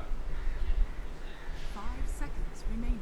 You could also do Omni Knight. Guardian Angel is great, but it's got like a 145-second cooldown, while Duel has a much shorter cooldown, so it's not foolproof. Omni Knight usually might not have it when a Duel is on, but the Purification is always great. But as support Omni Knight, you really need to get those levels down. Anyways, for those of you just tuning in, you are watching the Cobx Indian Esports Championship. And we have Dota as well as CSGO, the 2 titles in this online tournament. It is a tournament with a rather huge prize pool. And 5 lakhs if I'm not mistaken, just for the Dota part of it. But they're going with the Disruptor. Dire team kill. I mean, you could glimpse away the Legion Commander. If he walks in or blinks in, maybe. Makes sense. And it's great at zoning out the Legion Commander more than anything. You start out with a couple of clarities, you have Thunderstrike, you keep dropping it on the Legion Commander, force out press the attacks early on, keep him low on mana, be a general nuisance to him in the lane. Reserve time.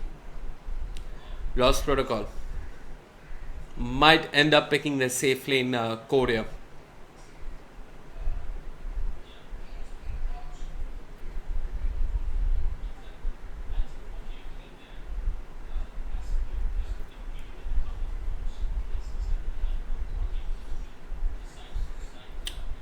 Lot of options, definitely.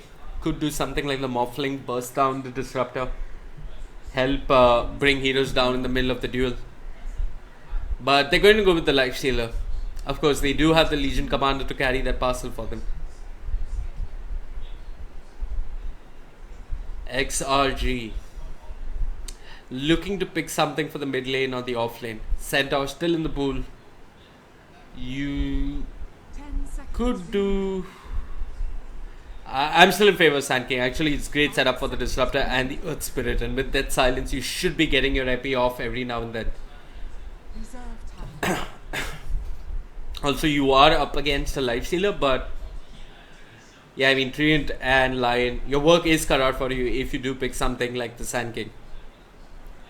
Speaking of other offlaners that are slowly coming back in the trend, there is the Nature's Prophet though. Hasn't been picked up in a while. I think he's still relevant, especially with the talent that he gets to his Treants. But it's going to be the Invoker. Doesn't have the greatest of setup for Sunstrikes. I mean, Pounce being the most reliable one.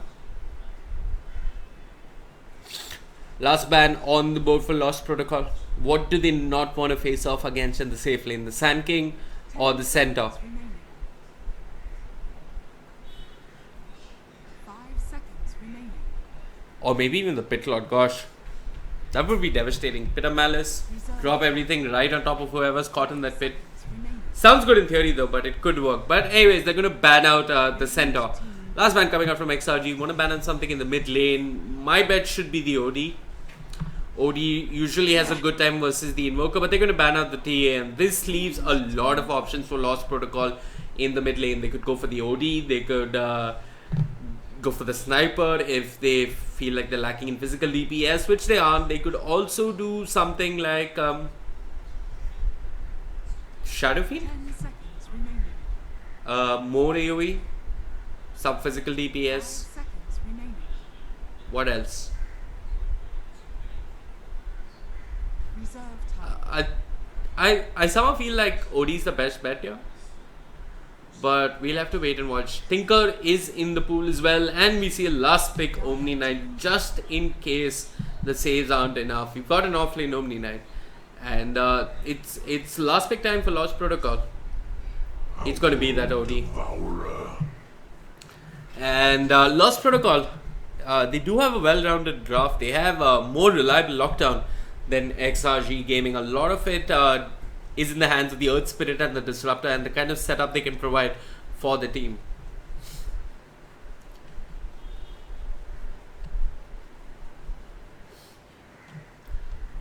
And it's all going to boil down to the start that the Legion Commander has. How early he gets his blink, how early he sets up duels, how much he snowballs from there, and obviously the laning phase between the OD and the Invoker, which I think the OD should come out on top here.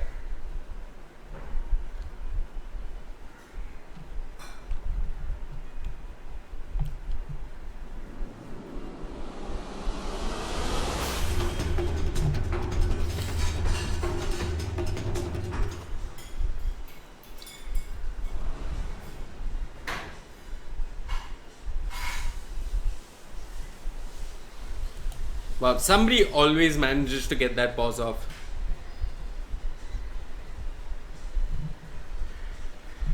Anyway, we might as well take the time to run through the lineups. Gondi will be going on the Omni Knight. That leaves us with Shondi on the Slark, Meat Hook playing the Invoker, Disruptor in the hands of DU, and QWE going on to the Earth Spirit. On the other side of the river, we have Aumi Daiki, which was Minicle's name in pubs at one point of time. I'm not sure what is the origin of that name. We have Twin Protector playing the Max. Max playing the Twin Protector, excuse me. We have Silent playing the Legion Commander. Zero on the Lifestealer. And my name, Jeff. He's really not missing too much there with that set. It is quite a buffed up line set. I haven't seen this one earlier. Anyways, it looks like both teams are ready to resume. And expect to see the classic level 1 smoke TP. The Sunstrike did come out from the Invoker, so it kind of scut out the lanes. TP coming in from DU. Drops the aggressive observer. This will really help the Earth Spirit roll in aggressively onto the OD. But I don't see them killing the OD that easily. I mean, OD always has Astral, Self-Astral. Ooh, Sunstrike on the rune. Invoker probably hugging a shrine right now, yeah. He's doing just that. Throwing out Sunstrikes from base, holding on to a shrine. But I think the OD might just regen all of this by the time she gets to lane.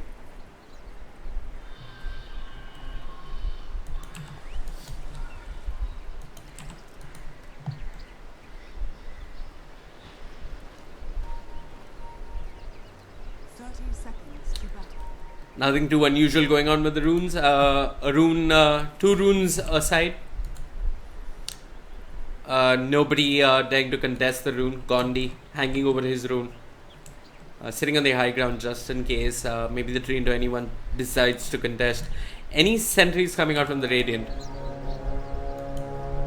Where's the Earth Spirit? Okay, even the Earth Spirit doesn't have any sentries. Dire do get that ward off. So no early dewarding coming out from XRG.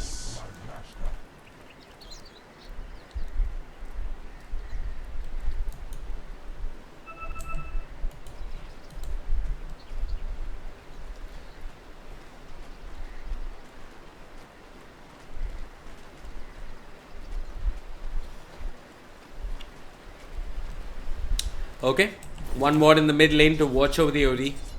And if I'm not mistaken, the OD still has a ward to work with. Hasn't dropped it just yet. Oh, here comes the rolling boulder. Will connect onto the OD, but this is just a bit of chip damage. Nothing too significant really. Top lane Max hanging out, giving vision of Gondi on the Omni Knight.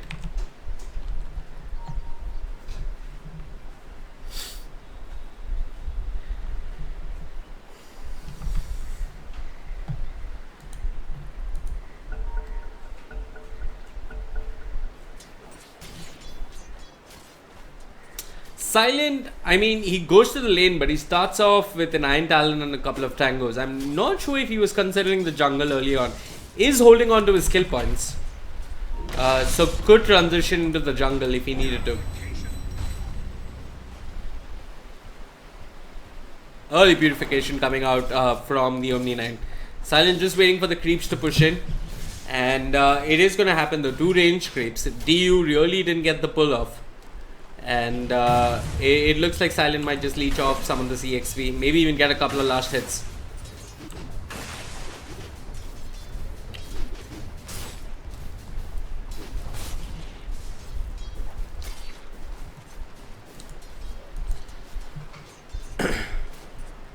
Train will be looking for that level 2.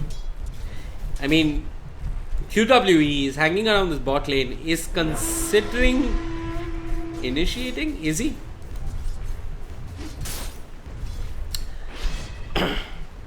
I mean, this starting item build coming out from the LC is rather unusual if you're going to the lane. You'd much rather start off with a stout shield and maybe build into a PMS.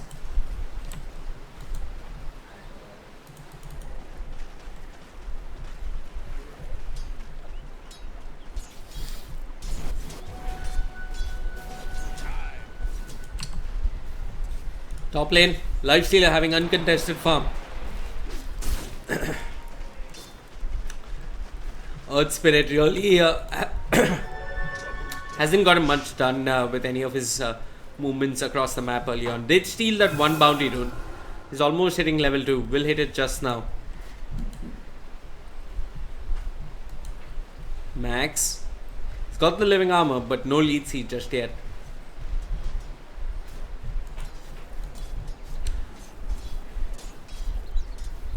Rather a quiet laning phase, and I'm inclined to believe this favors the Dire if it just keeps on happening. Legion only gets bigger and better. Of course, there is pressure on him to make plays happen once he picks up his blink, which is a while away. DU doing his best, trying to push him out of the lane.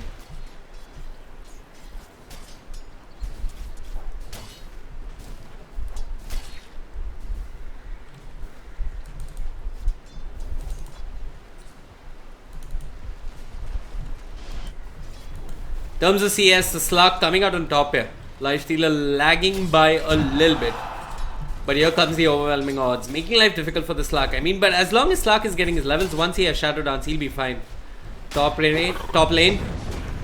Lion does get caught in the boulder smash. The purification is there, but the living armor keeps Lion alive.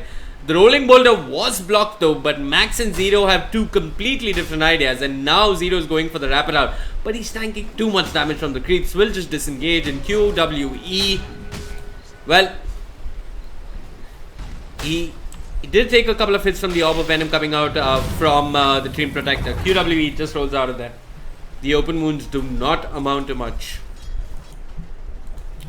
Mid lane, CS battle. Looks like Invoker's coming out on top, and I'm honestly a bit surprised by this. OD is missing a fair amount of CS. More denies that too coming out from the Invoker. OD got 2 null talismans. Looks like he's thinking about the Veil of Discord. Bottom lane, they've got Silent in the kinetic field. He's got the Thunder Strike tagging him, and it will be first blood. The kill goes in favor of the Slug, who's already leading the CS shots.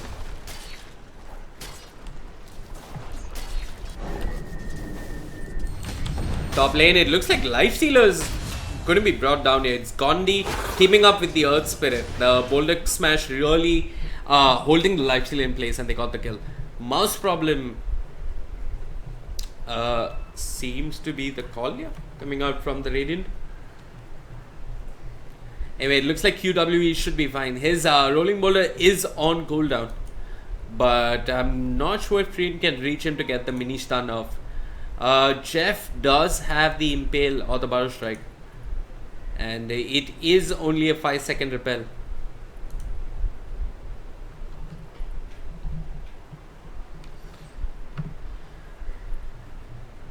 Five-second repel and 7-second. Oh my god, 2 disconnects quickly.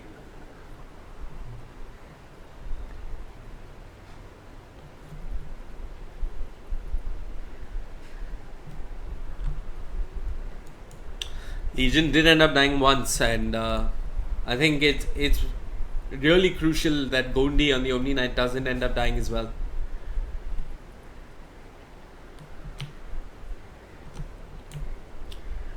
Early items to take a look at. The OD seems to be building into a whale. Meathook probably holding on to gold for his Midas. And just a whole lot of consumables across the board. A PMS on the Omni Knight and one on the Slark as well.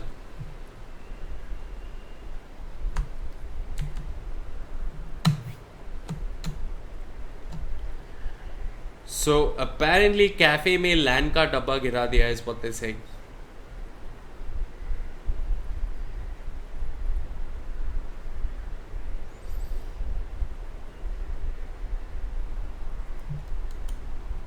Max should have his boots soon enough. Will really help him get close and get the mini stun off from his nature's guys.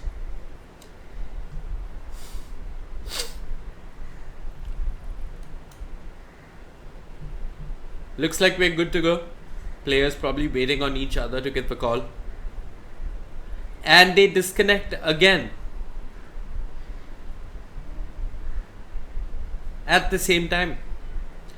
I definitely think they're facing internet problems. Okay, looks like we have a wait for a couple of minutes. They say 2 to 3 minutes.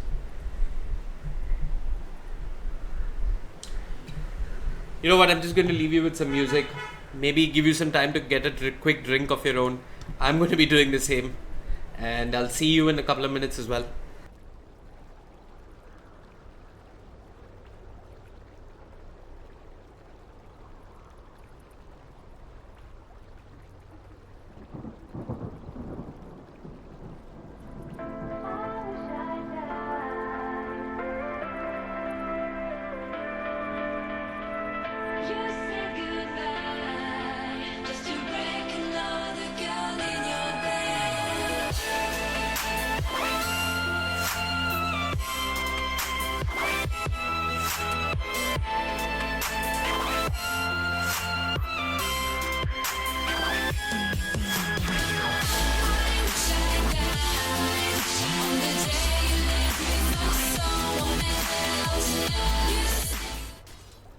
Okay folks, looks like we are back. The net issues have been sorted out, but Trian trying to be an issue here for the Earth Spirit. Will block his rolling boulder.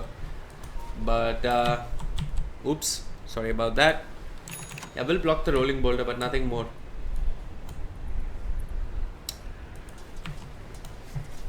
They lost the lifestealer and they didn't get the kill. For those of you that missed out on anything, Gondi, he's being slowed down with the Orb of Venom. I'd like this a lot more if Trian just picked up his boots first, which he goes to do now.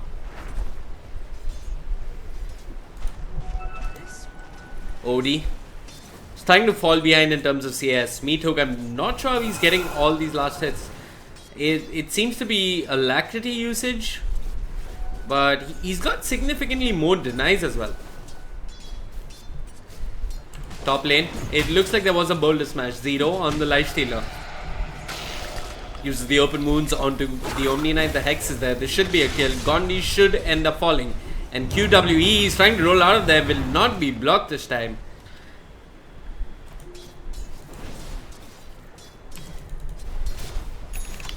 That a piece on both offlaners.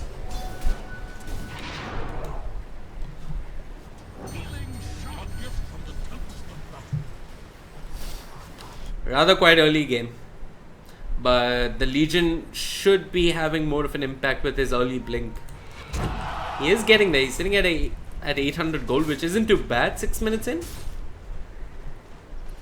I just see him doing a lot more in the game with the blink than an Omni Knight could. I mean, don't get me wrong, Yash. Omni Knight brings a lot to the table, but he's not going to have that sudden presence felt across lanes when Legion comes in with a blink duel. Anyway, speaking of presence in lanes, it's the Earth Spirit, rolls in, kicks back the OD. The Living Armor is there to keep the OD alive. OD thinking of turning around. QWE, caught in the wrong side of the river, will be slowed down with the Impale and brought down for sure. Lion dropping really low, but will stay alive. The Thunderstrike was not enough by DU, who rotated to the mid lane. Silent, this strange hybrid LC starts out in the lane and moves back to the jungle with the Iron Talon.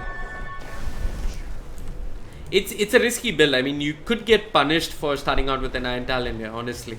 If your opponent spotted out that you're lacking consumables, they could have just jumped you and brought you down. But Earth Spirit really didn't commit much to the bot lane.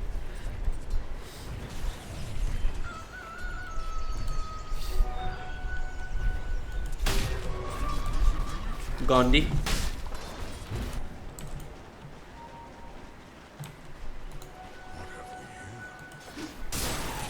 Silent, almost level 6. And it looks like they're already prepping for that. Max is rotating to the bot lane, looking to get things started and enable the Legion by giving him his first duel victory. But the Radiant looks like they're backing off for the time being. Speaking of rotations, QWE scores another bounty rune. He's been doing that rather well this game. There are pings coming out from the Slug. Slug does know that Shadow Dance is off cooldown, and instead they move on to the Legion. The duel is there. A Living Armor not really doing enough. They don't get the kill. They needed the bash. Instead, it's DU who gets the kill onto the Legion.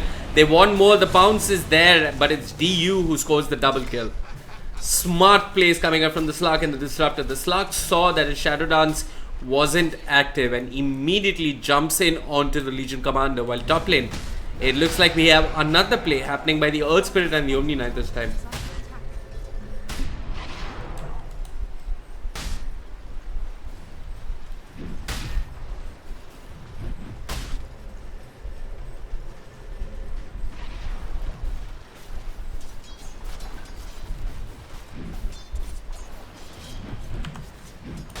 Treant.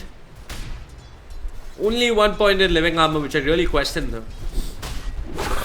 Moves on to QWE in fact, excuse me. Rolling Boulder will be successful. Earth Spirit juking them out beautifully. The block was unsuccessful by the Treant. And yeah, I really question this. 2 points in Nature's, guys. I mean, is that hero's USP? I think it's the Living Armor and what it brings across the map. They do need more points in the Living Armor. It is only 10 minutes into the game, and I don't see what the Treant is going to do with those 2 points in Nature's, guys. Rolling Boulder. I did hear one. Didn't quite clip on anyone though. Invoker. Now having a good time in the mid lane once more. 14 denies to his name. But the real standout here is the Slug, who's sitting at 75 CS. That's a good 15 CS ahead of the Lifestealer. A Guardian Angel was expended. The Static Storm is there. Clips 2 heroes. Rolling Boulder as well. Zero dropping low. Tries to walk out of the Static Storm. Sunstrike will not connect. Maybe just did, but was split between a couple of creeps. Lifestealer trying to get the hell out of there. DU. Has he got mana for anything? He does have mana for a glimpse though. Wouldn't want to glimpse him here. But Gondi walks in with the Purification. Gets the kill. And they glimpse back the Treant, who has to walk back like the slow little tree that he is. Back into the lane. Dire's bottom tower is under attack.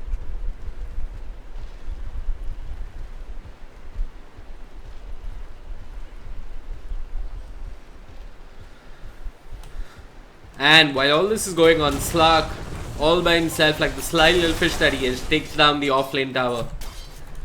How's LC looking? Okay, it is going to be quite a while before he gets his blink. I'm personally of the opinion that if the Radiant just group up as 5, they might just come out in team fights. Come out on top in team fights.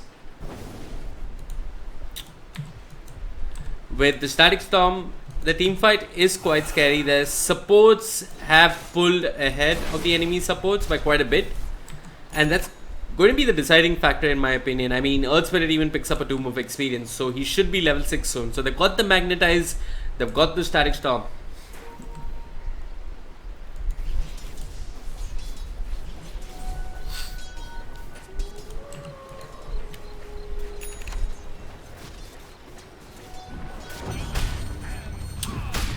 Lifestealer. Now almost a good 40 CS behind the Slark. He's had an absolute shit time in the safe lane.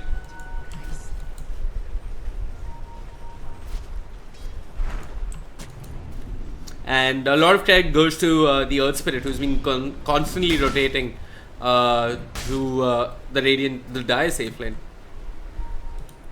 Mid lane, it looks like we had a Sunstrike coupled up with the Slark initiating, the Shadow Dance being used as well. Neat little kill coming out from the Radiant. They seem to be in complete control of this early game, and I think the Dire just need to stay off the map until the Legion picks up his blink. And maybe once he teams up with the Lifestealer infested in him, he could have some pick-off potential across the map. Every time Lifestealer walks into the lane, he takes a purification and he's sent back immediately. Gondi now has the Arcane Boots as well. They glimpse back the line. The Boulder Smash is there. A purification on top for good measure. And Gondi is on a killing spree. Ooh, the dash clips the Treant Protector. He throws out the living armor on himself. The Geomagnetic Grip will silence him. Is Gondi going to pursue here? The Boulder Smash will clip the Treant. There's the Static Storm. It was completely out of position. DU wants to TP out of there. The Purification keeps him alive. A good game, well played, was called in the middle of all that. My name is Jeff. Walks in, is silenced. Does turn around with the Earth Spike. This time the Rolling Boulder clips the Legion Commander. Wasn't quick enough to respond with the duel. And now it looks like Earth Spirit is safe. He hasn't got mana. He's trying to juke. He's praying to the Juke Lords. But the Juke Lords haven't blessed him. He pulls a Creep Wave. And Gondi is hanging around. Turns around with the Purification. And Silent pops the press the attack. Gets out of there.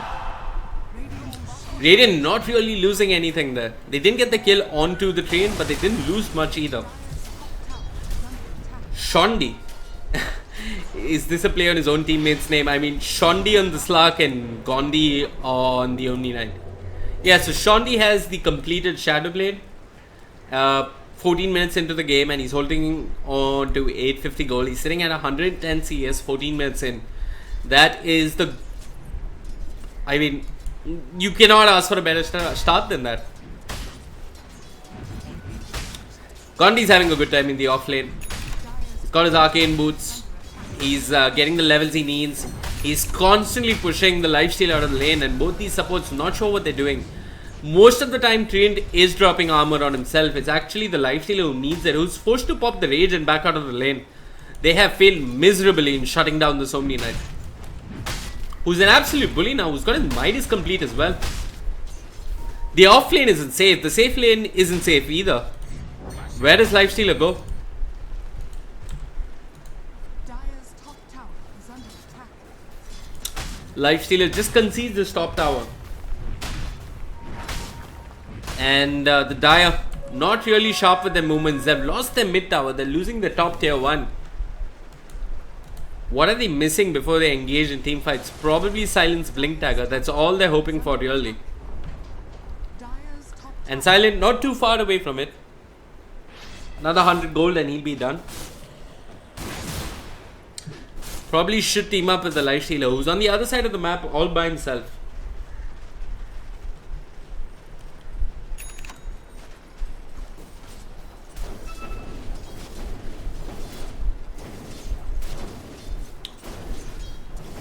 Even the Invokers pulled ahead in terms of CS compared to the Lifestealer.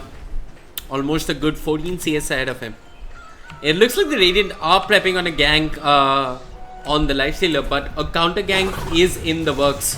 My name is Jeff. Starts out on to one of the Radiant heroes. Zero health in the Static Storm not being brought down. The dual victory was there, and we have a pause coming out from the Disruptor. It looks like we have another disconnect. I'm going to quickly go to the pre-game overlay, play some music because I need some water, and hopefully all of you need that as well too. See you soon, folks.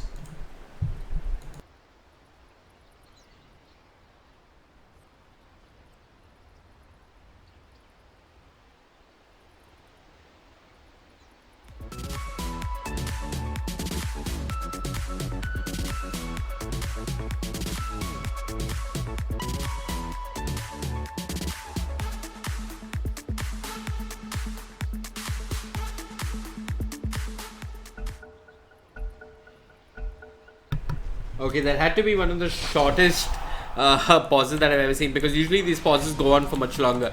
Anyway, Max on the Treant Protector with the Lifestealer infested in him. And it's almost as if they heard me and they want to pause and make it go longer just for me.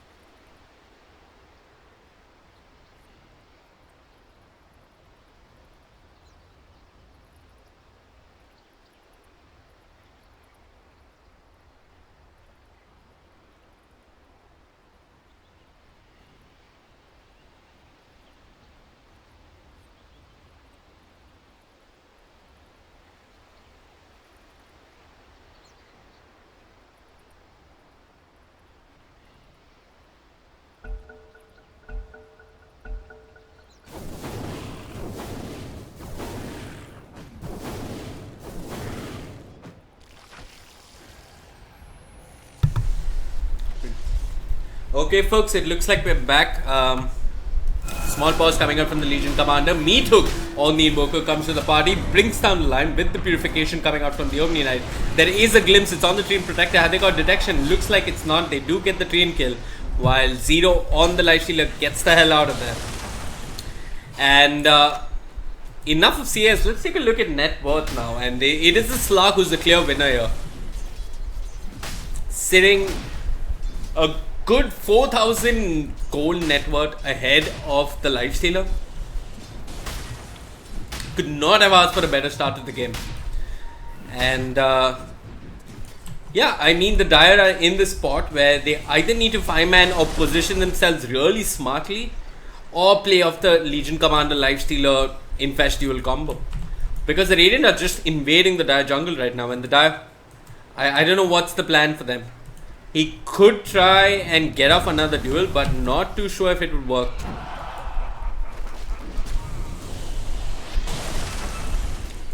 A little bit of de-warding. Dire ward, however, just outside the range of that sentry.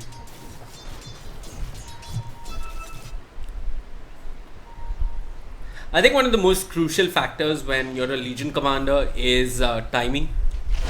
And time, because if you're 18 minutes into the game and you just have 10 duel victory to your name, it's not a great start. I mean, duel is always useful in locking down someone. Hold that thought. They've got someone right here. It seems to be Shondi on the Slark. He's still looking for the kill. The Boulder Smash is there.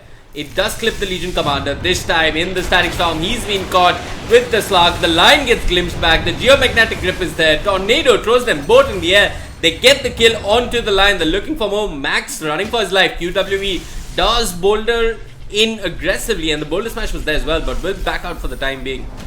And it looks like this is going to be a tier 2 for them. They picked up drums, a quaint little item that I haven't seen for many a patch, making a comeback. It is cheaper, and he has used a couple of charges already. Tier 2 being taken down. Max on the Treant Protector, just hanging in the back lines. There was an overgrowth expended, but not sure what it resulted in. The Dire jungle no more a safe place, and Lifestealer 20 minutes into the game, all he has is an armlet. Boy, is he poor. What's the OD looking like in terms of items? He's got the first stuff, which is nice. And it looks like XRG, they've had enough. They want to move into Rosh, move on to the bigger objectives. This could be a slow but sure Roshan, with the Purification coming out from Gondi. Do they have a Hearn? No Hearn or nothing like that to keep them going through Rosh. But they have the ward drop down. Slark can join the party. They have Alacrity at the ready. Tornado in case they initiate. Pop the drums even.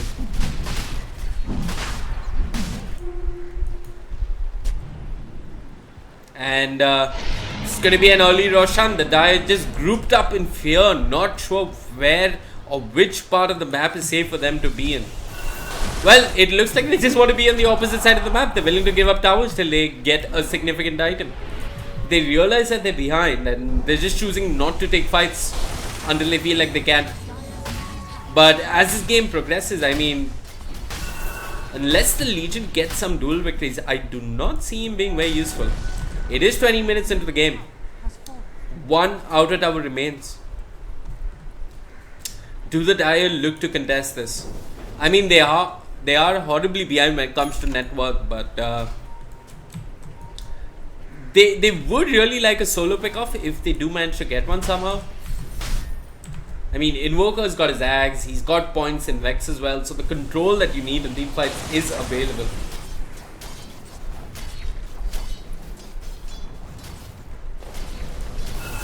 Shondi with the alacrity. The living armor, only level 2. Not really providing much protection. Dire's bottom tower has fallen. Gandhi, he's got the mech complete. High ground definitely on the cards here. Drop the repel on the Slug and let him siege. It's going to take a while, but it will happen. Living armor, really flimsy at this moment. It's like a badly tattered banyan. There's not much it can protect you from. Shondi doing his work on the tower, jumps in onto the OD, but the Astral is there. Tornado doesn't clip anyone other than Lifestealer. Shondi with the Shadow Dance making quick work of the OD, but that quick purification brings down line. QWE gets the Magnetize off, rolls out of there. Lifestealer invested in a keep the Geomagnetic Grip a bit too late, but the meatball, it's huge. It's one kill for me to make it another onto the Lifestealer. They're searching for more. OD does get glimpsed back. They do have another purification if they want to use it. He asked himself, almost as if I'm done with this world, I want to get out of it, but no, you can't. You've been brought back, and Slug awaits you. GG is the call. Team XRG take a commanding victory 22 minutes into the game. The Cobx Indian Esports Championship is just getting warmed up. My name is Vivek. Thank you so much for tuning in. I'll see you shortly with another game.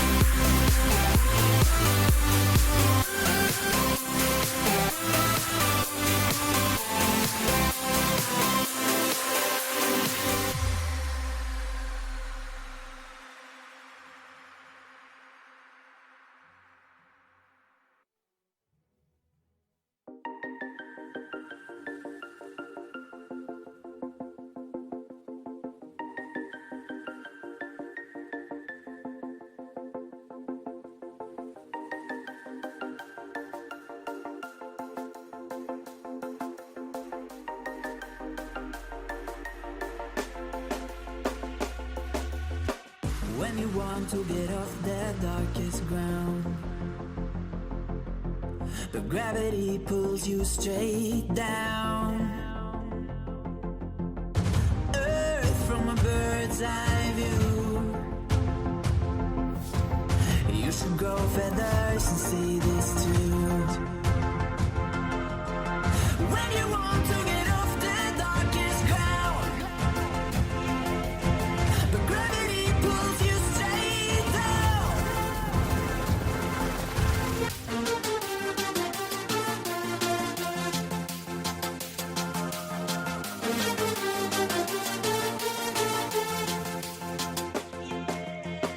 When you want to get off the darkest ground,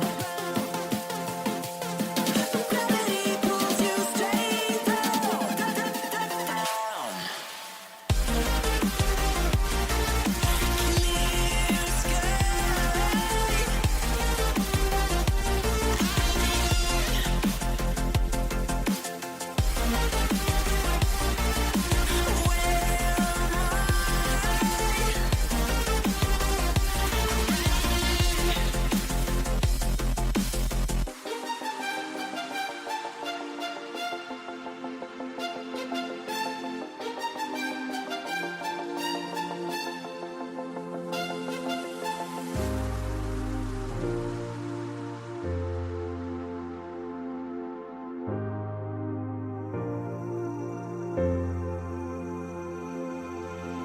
When you want to get off that darkest ground, but gravity pulls you straight down. Earth from a bird's eye view. You should grow feathers and see this too. When you want to get off the darkest ground, but gravity pulls you straight down.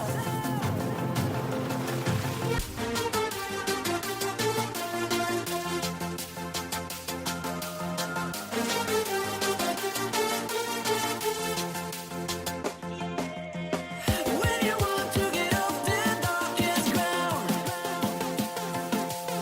but gravity pulls you straight down.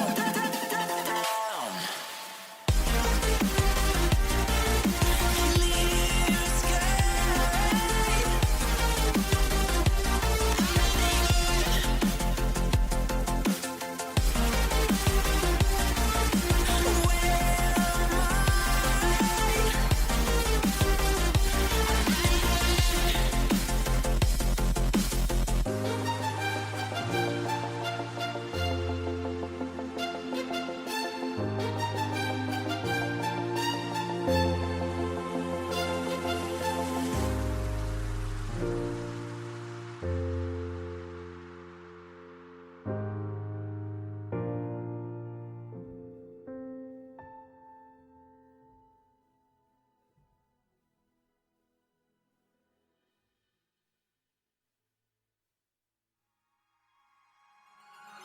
Blonde hair, blue eyes, that'll make you faint on sight. But she looks like trouble. Her lips so kissable and poisonous. I know she won't be good for me. But I don't care, 'cause I know it's so rare for a guy like me to get a chance with a girl like her. And I won't waste that chance. Waste that chance. Waste that chance. Waste that chance. Waste that chance. Waste that chance. Waste that chance.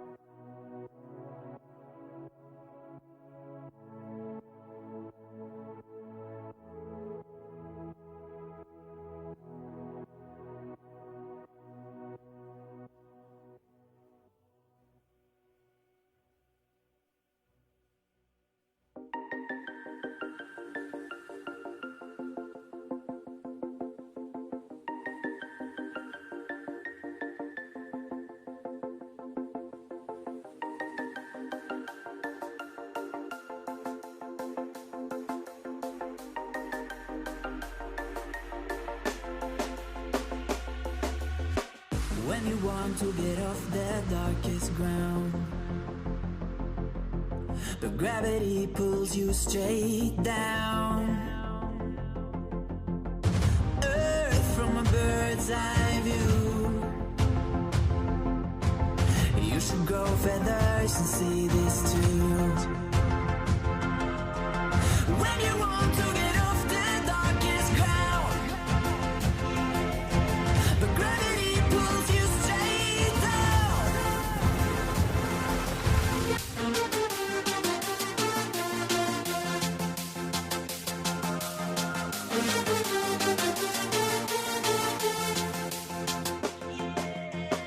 When you want to get off the darkest ground,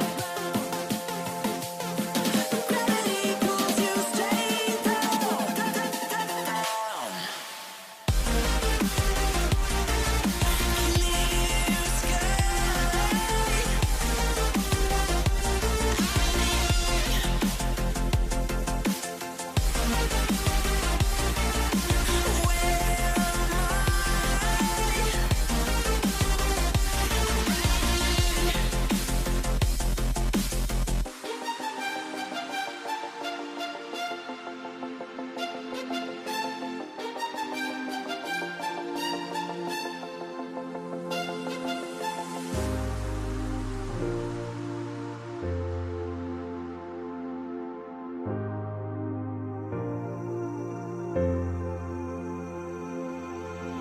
When you want to get off the darkest ground,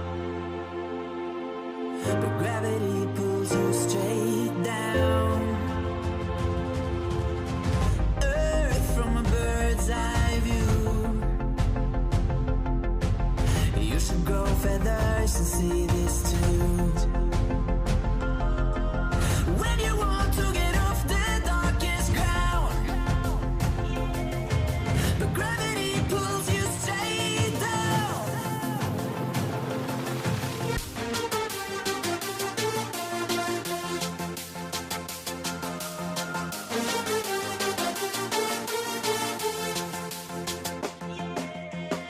When you want to get off the darkest ground,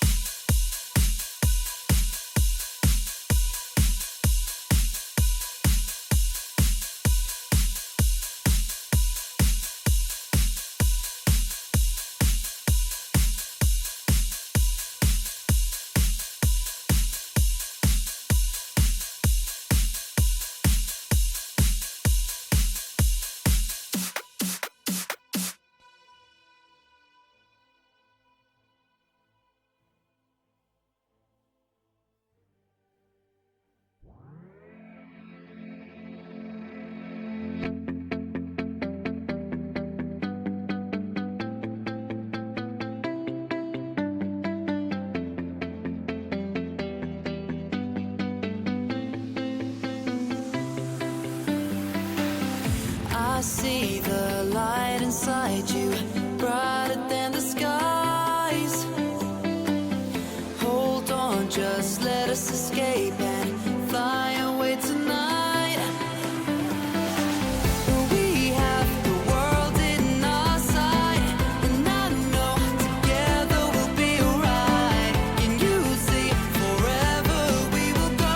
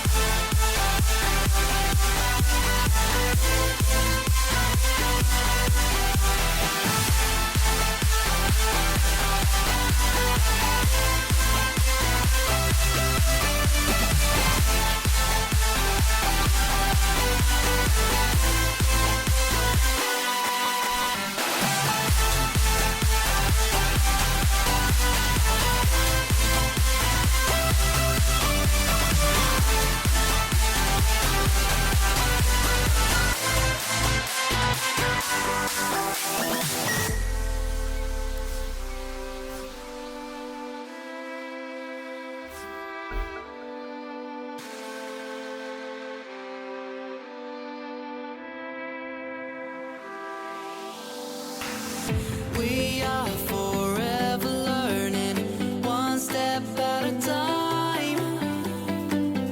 As long as the world is turning, I'll be by your side. We'll keep the fire burning, I'll never see you hurt. You know I can't explain it in a way of words.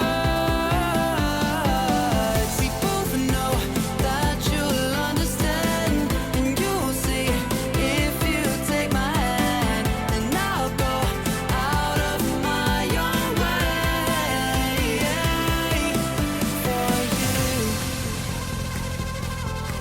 for you. Finishing things out, need that 4 position, that roamer. They didn't get the benefit of the Monkey King, but you can always pick up like an Earth Spirit. Yeah! First Blood. Oh, Shadow Fin.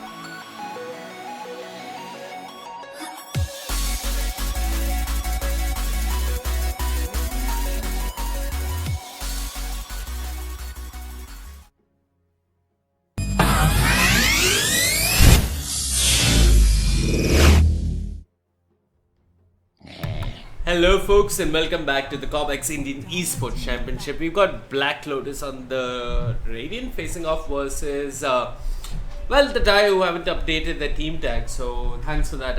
I won't be saying your name on stream today. But, anyways, we're off with day 2. These are all best of ones. And if you're not mistaken, we did have a couple of round of 64 games today. We had the earlier one where. Immortals, is that their name? Gosh, I've been casting so much I've forgotten all the names. But they did end up getting kicked out by XRG, and XRG played some quality Dota in the previous game. Anyway, first set of bans, they're banning out the Rikimaru. Do not want to face off against it. Probably had some bad experiences with, well, I was going to say with the Rikimaru, but it seems to be Invis heroes altogether. Banning out the Weevil as well. First pick for Black Lotus. Maybe a Monkey King, maybe a Twin Protector. Earth Spirit is not too bad. Doesn't give away too much, yet secures you a reasonably stable laning phase and mid game as well. Black Lotus saying that time.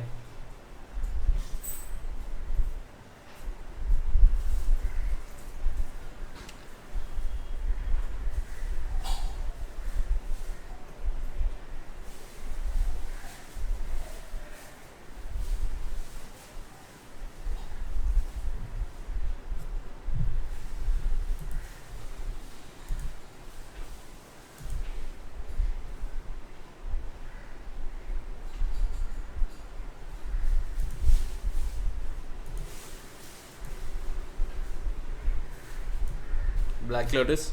They open with the Disruptor there. Good support, great at zoning out the enemy offlaner and provide some team fight. Your draft is still very open. You're not locked into any certain kind of play style by just opening with the Disruptor. The Dire, however, they have the next 2 picks on board for them. Hopefully they pick a support that does offer some team fight to deal with the Disruptor. Twin Protector is an option. They could do Treant Crystal Maiden or Earth Spirit if they do play Earth Spirit, but they open with the Juggernaut, so they're very comfortable picking up the Juggernaut going into the Static Storm coming out from the Disruptor, and I did not see that second pick coming. It is the Jakiro, the twin-headed dragon, making a comeback with that new cosmetic. Haven't seen him getting any play for a while, ever since his cosmetic has been updated. But obviously there's no relation between those two facts. Next pick for Black Lotus. Could pick up something like the Axe, because the Axe does hold the Juggernaut in place even if he pops the Blade Fury, so none of that Blade Fury TP out nonsense. And Axe always a solid offlaner. Never too bad really, unless, I don't know, unless you're facing off against ridiculous saves in the opposing side. Black Lotus.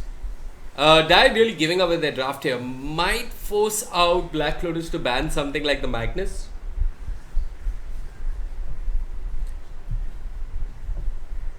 Could be a ban coming out from Black Lotus, because obviously Magnus Juggernaut, reasonable synergy there, Empower. Helps the Juggernaut farm faster, helps him do more damage.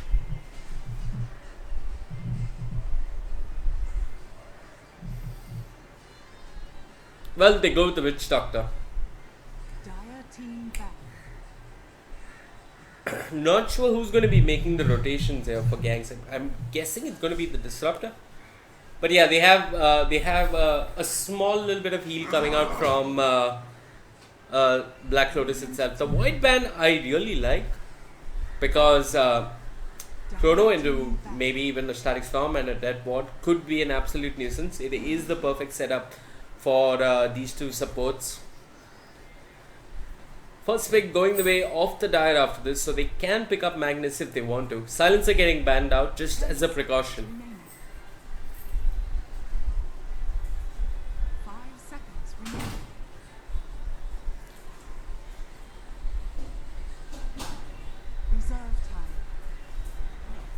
And they're going to ban out Slug. Any course that does reasonably well against the Juggernaut getting taken out of the picture. Black Lotus ban out the TA. Probably giving the opponents an idea of what they're thinking of in the mid lane. Maybe a Tinker. Could, I don't know, be a Puck. Puck doesn't do too well against the TA. 5 seconds remaining. Dire. How do they build that draft? If they're hell-bent on this Juggernaut being enabled, they would probably pick up the Magnus themselves. Wouldn't be too bad to see an RP into a macro bio.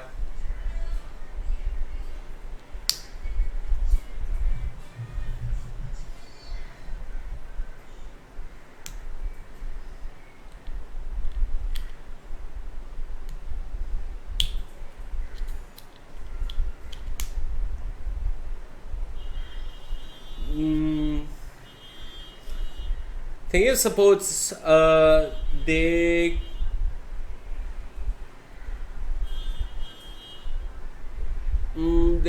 could pick up the Rubik.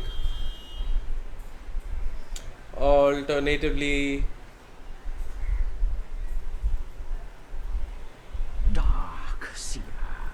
well, they go for the Darkseer in the offlane.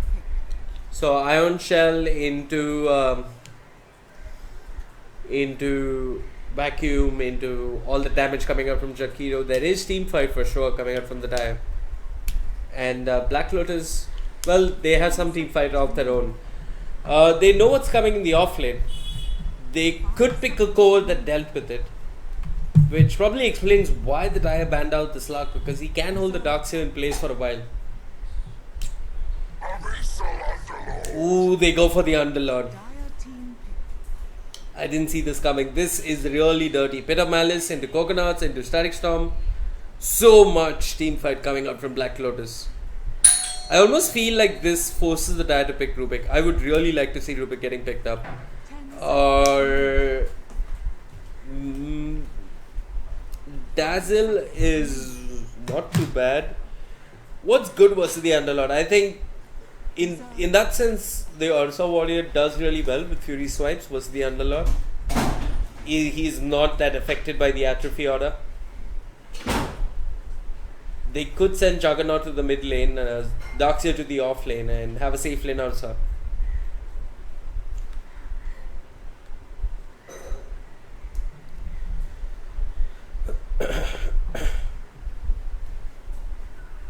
How do they want to deal with this Underlord?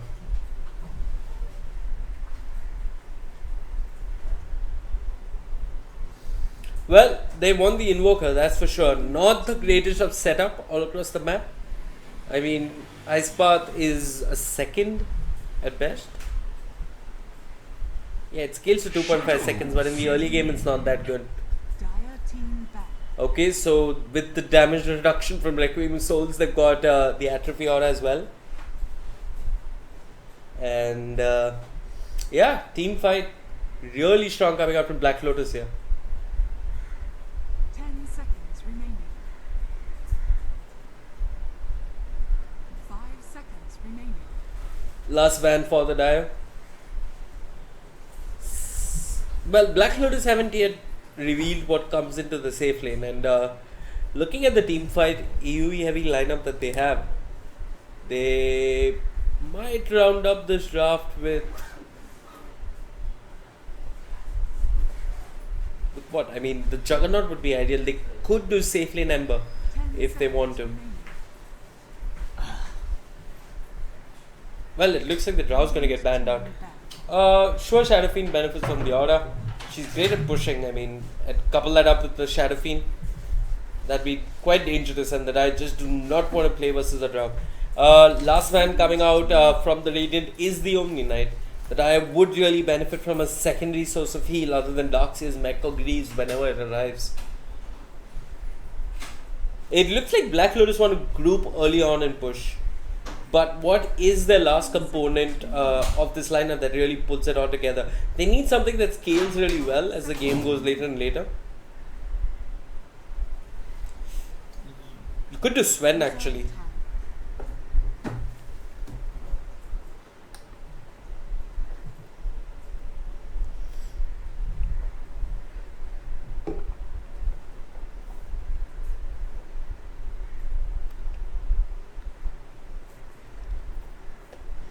Okay, folks, we have a guest coming into the AFK Gaming Studio. He's not so much a guest, he is a familiar face, and he is Gambit. And so, how are we doing, Gambit? What's up? What's up, man? I had a terrible ride coming to the studio. Okay. So, a little bit put off by my fellow passenger, but it's what? okay. They are not really the nicest people. They were very rude and stuff. So They were rude to you? yeah, so it's okay. We'll try to lighten up the mood by watching some Dota. Hopefully that works. Yeah. So what are we going on? I just walked in, so I really have no idea. So, this is all single elim? Yeah, I know the format, but which round are we in? Round of 64. 64. I think this is the round of 64 game, if I'm not mistaken. Okay. And the games are getting closer and closer. There is a stronger sense of competition between teams, but Nyx Assassin? Wow. Okay. So Nyx and Jakiro are your two supports. So who's playing in this? Black Lotus is on the Radiant. Okay. The team on the Dire, well, they haven't put their team tag up, so I don't know who they are. I saw a logo and stuff from Black Lotus, so good stuff. They've like at least Done made their a team. Photoshop. They've done their Photoshop. It's good, right? Doing all these things, fine. They're small things, but they make you feel more like a team more than anything. Right. else. They make you feel more pro. Yeah, I think I'm gonna go with Black Lotus just on the basis of the fact that they have a logo. But lineup wise, I haven't seen an Underlord in a long time, but looks like he has been picked up in this game. Yeah. So who are the strong teams? I know A5 is in. A5 is there, Buriza is there. These are the- 5 seconds. I don't know much about Buriza. I saw you casting Kuroko no Doto and Yeah, stuff, so- Kuroko no Doto. Oh, that was probably in the ESL. Yeah. Okay. Fine. But a lot of A5, then Standard 5 is there. Okay, XRG is there. Do you know Yeah, XRG? yeah, I know XRG. Was that 50's first team? No. It was 50. I don't know. Negi used to play on for XRG. Okay, then there is another team. Don't remember the name. There's someone called Randoms who was quite good. I believe even Prophecy's team is Really? playing. They should be. I mean, with 5 lakhs at stake, why not in an why not? online tournament? It's a purely online format, so sitting at the comfort of their own houses and playing away some Toto. Yeah. Prepare for battle.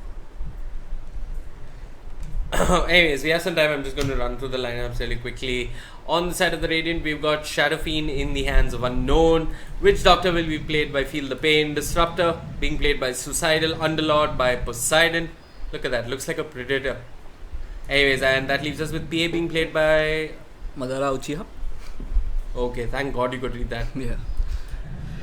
Okay, for the yeah. side of Dire, we have Trollolol playing the Juggernaut. We have IIE on the Jakiro. We have Rain who's on the Nyx Assassin. We have Her who's on the Darkseer. And we have Smurf God who's playing the Invoker. Is he actually a Smurf God? Is he one of those people who, like Vagamama, use some other IDs? But now, I mean, I believe that has been fixed. Fix overlay streamer, says the admin. Ouch. Yeah, that hurts. Got so carried away with you dropping into the studio all of a sudden. I tend to have that effect on people. So this is the round of 32 and I believe the top 8 teams move on here, right? So another Top 3 8, rounds? yeah. 3 rounds more to go. Yeah.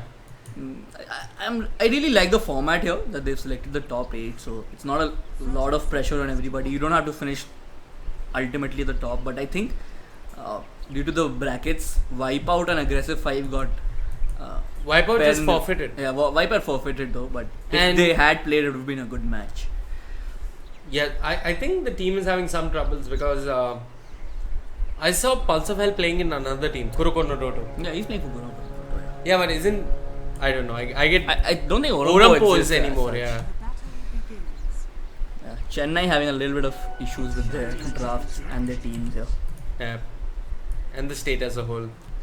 Yep, and the state as a whole, yeah.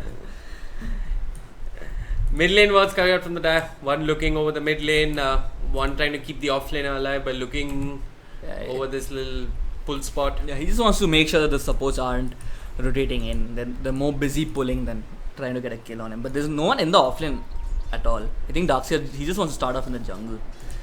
Not really feeling the... Yeah, I think he wants to safety pick up in the lane. Search. Yeah. And yeah, there is definite kill potential on the Darkseer with Glims. Yeah, Disrupt is pretty good against Darkseer that way, that you can't really surge out because there is a glimpse to bring you back. Yeah. So it's a hard lane, so I'm pretty much with him when he wants to not go back to this lane anymore. He'll probably be able to contest once he's level 3, maybe 4. 2 points of Iron Shell will probably be enough to push the lane deep into the tower. And then he might feel the comfort that he needs to actually walk into the lane. Poseidon picks up the Firestorm early over the Atrophy Aura. Kind of surprising. He does have a Shout Shield. Usually you pick the Atrophy Aura, but I mean anything works. He gets impaled up, and yeah, now he wishes he had the Aura. Will be brought down. Easy kill for Rain there. Who was sitting in the mid lane, pump faking the stun. And mid lane, Disruptor trying to get some harass down on the Invoker, but there is a Shrine to back him up, so this will probably not lead into a kill. He'll probably want to use up some more of that mana before he wants. He has a salve, so just doesn't want to pop the Shrine so early into the lane. So early into the game, I mean. But yeah, if you look at the game, both the offlaners are having a really hard time. Darkseer, he did start off in the jungle, so a little bit of advantage going his way. But already the Underlord has fed away 1 kill, which will come back to bite him later on. Yeah, now he picks up a bit of Malice. Excuse me.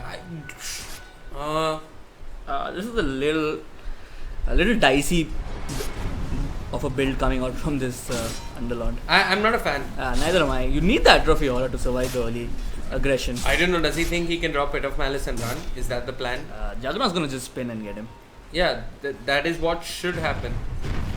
Yeah, this is such a hard lane, man. Jakiro is such a insanely good harasser and a laner that it's almost impossible to actually go up against this lane. And looks like Disruptor also fell in this. He's been taken down by the Nyx Assassin. Typical pause coming out for no reason at all. I'm a little bit distracted by what's going on in the bot lane. Looks like the Darkseer, he comes to the lane and he chooses to go back immediately out. He's still not feeling the comfort in this lane here. Yeah, I think he's getting more out of the jungle, and he will probably go to the lane once the wave pushes. Yeah. Thankfully, because of the other Juggernaut and the PA, they have been free farming. Juggernaut, look at the number of denies he has. He's giving nothing away to this Underlord. Nothing is given away for free. Yeah. So actually, Underlord... Some jokes coming out from Arrow here. I believe this is Arrow, right? No, this isn't Arrow. This is another admin. So mid lane has more or less turned into a 2v2. Disruptor and Shadow King versus the Nyx Assassin and the Invoker. Yeah. I think it favors the Invoker because he's pulling away in last hits, but once the Shadow Fiend does get a few souls, he should be able to hold his own on this lane. Yeah, already he's picked up 7 last hits and 7 denies. That should be enough to help him secure the last in this lane. And Invoker, he might have to make an early rotation into the jungle if he wants to contest. What is it looking like in terms of levels? I mean, the Shadow Fiend is pulling ahead by a bit. I think bot lane Disruptor has been caught though in a very awkward place, but he managed to get the kinetic field off, and the impale coming out from the Nyx Assassin just doesn't hit the mark.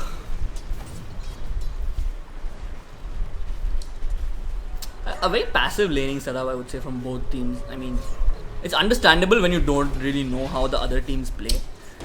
More or less, all the teams prefer to go for this passive style because you can't really predict what's going to happen. But look at this Nyx, he's gone in very deep. There is a Witch Doctor coming in. There is a Disruptor as well. Is there a kinetic field to hold him back? He starts the TP, and I don't think they have a cancel. He might tick down in the last second, but no. He's gonna survive. Oh yeah, and while all that was happening, Darkseer got the kill with the Iron Shell onto the Disruptor, who was tanking most of the creep aggro. So the Disruptor doesn't have glimpse, it seems? No, he's not. He's only level 2. I think he was forced to level it up in that small engagement near the shrine. Yeah, so smart stuff coming out from the Nyx, recognizing that the glimpse hasn't been leveled up. Yeah. And using the TP away to... he knows what he can do in this lane, how much he can push and how much he can run away with. So good stuff coming out from the Nyx here. So who do you think benefits more from this static laning phase? I think till you get the, Invoker really wants to sit and farm his Midas and then pick up some levels, maybe the Ags, maybe a Blink, something like that. So it definitely does benefit the side of the Dire. Again, I'm not sure which one is Black Lotus and which one is not. The Dire is Black Lotus. So it definitely does favor Black Lotus because Juggernaut, even he wants to pick up some key items. Wait, I could be wrong. Sorry, the Radiant is Black Lotus, BL. So I'm actually going to have to go with the Dire here. The static laning phase does favor them. Juggernaut wants to pick up some key items. Darkseer doesn't want to fight without the mech and maybe the Greaves, maybe the Blink, and even the Invoker. More than happy to sit away and farm away, but the pressure will be on the side of Black Lotus. The pressure's already there. I mean, Rain, this is second rotation to the mid lane. Can it lead to a kill though? The Impale on point. Smurf God waiting to walk up the cliff with the Cold Snap and the Alacrity. Easy kill for them, and there are TP rotations which were cancelled. It seems odd. Generally, when you play a Shadow Fiend in the mid lane, you have to give him some protection in terms of vision. There seems to be none. Yeah. Either it got dewarded or it was never there, and that seems like a very odd way to play, especially against Nyx Assassin, who is coming in, who's looping in from behind the Shadow Fiend. So Shadow Fiend not really expecting these rotations for some reason. Rain surged up. Is he looking for the Impale though? Stifling Dagger won't slow him down that much. The surge was still active, but only for a couple of seconds. Yeah, Rain's had a good game though. He's been all over the map, getting kills in the bot lane, in the mid lane as well. Poseidon, how's he doing? Still not picking up the aura, using the Pit of Malice as a defensive tool here. Yeah, and if you look at the Dire side, the Jakiro still hasn't left the lane, so he's pretty much had a static laning phase. He's already sitting at level 3, he's been pulling and farming. So, very decent stuff coming out from him. And I think he's picked up the completed his boots as well here. Yeah. It's flying out on the courier, I believe. Darkseer has to be careful about that glimpse, which is only online right now. 7 minutes in, a level 3 disruptor. It's not the start you want. I mean, it's not the levels, it's just that he's had no impact. You generally don't want to play a disruptor from behind. It doesn't work out that way. Yeah, but he needs levels to have impact, honestly. Yeah, I mean, considering that the Jakiro is also level 3, it's just the way that the game has gone. You're just gonna have to live with that, but he needs to have some better impact. He doesn't even have enough mana to work with. He's using all his mana to harass out people in the lane, which means he has nothing left to counter gank or gank if one comes his way. Rain with the smoke uses the spike carapace. The Impale is there. Is the Sunstrike going to follow it up? Now it's there. But Rain not sure whether he should pursue anymore. Unknown on the Shadow Fiend. Really pushing his block. Will be punished. Smurf God gets the kill. The Maledict is there on the Nyx Assassin, and he will TP out promptly, knowing that there are no more coconuts to stop him. Great stuff from the Nyx. One more rotation, one more kill.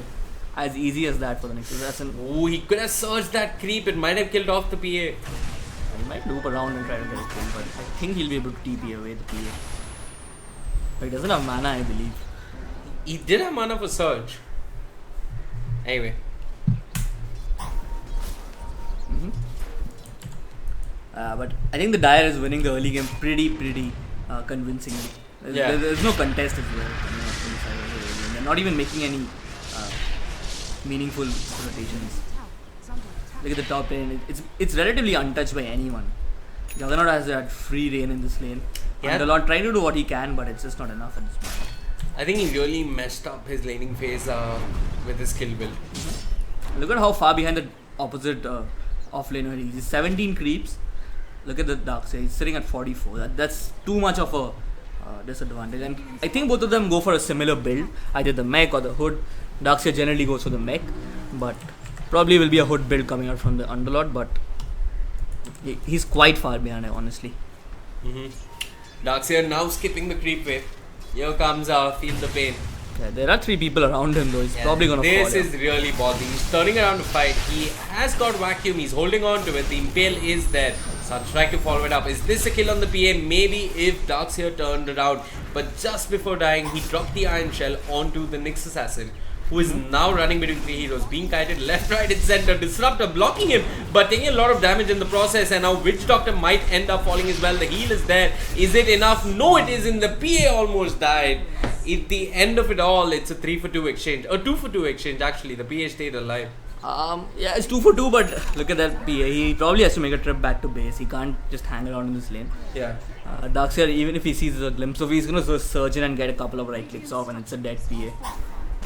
He's probably gonna have to make his way back to the base, or wait for one of the supports to come and give him a salve. I think he's trying to dodge a Sunstrike. The Sunstrike was just used. It's not that late in the game. It's off cooldown. Let's see if he gets it.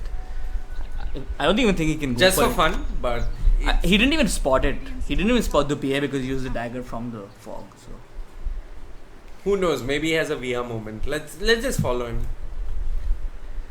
Okay, he's reached the shrine. Oh, the shrine is on cooldown. He's actually scared of the Sunstrike. Can't blame him though. They've had a pretty terrible early game. Nyx has been all over the map. Even before reaching level 6, he's had so much done with his rotations that I can't fault the PA for being extra careful here.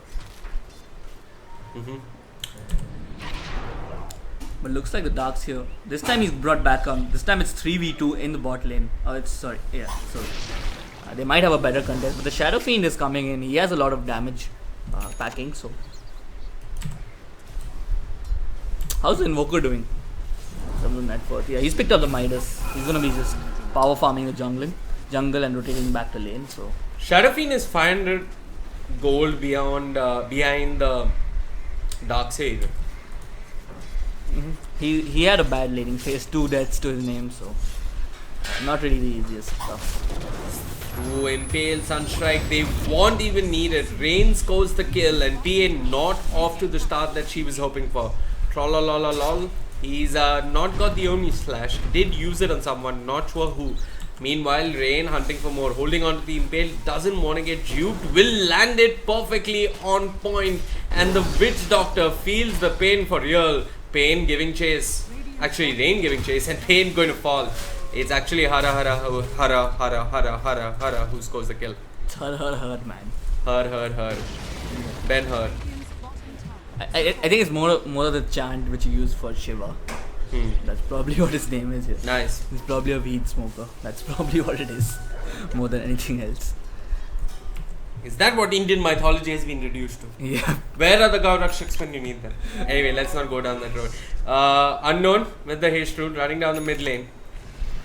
He has nothing to work with. He's not even got his raindrops. He's hoping to buy infused raindrops. Yeah, anyways, the Impale is there. Sunstrike now they're on point with the Ice Path.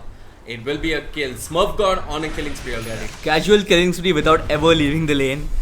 Using the power of the Sunstrike to put himself ahead.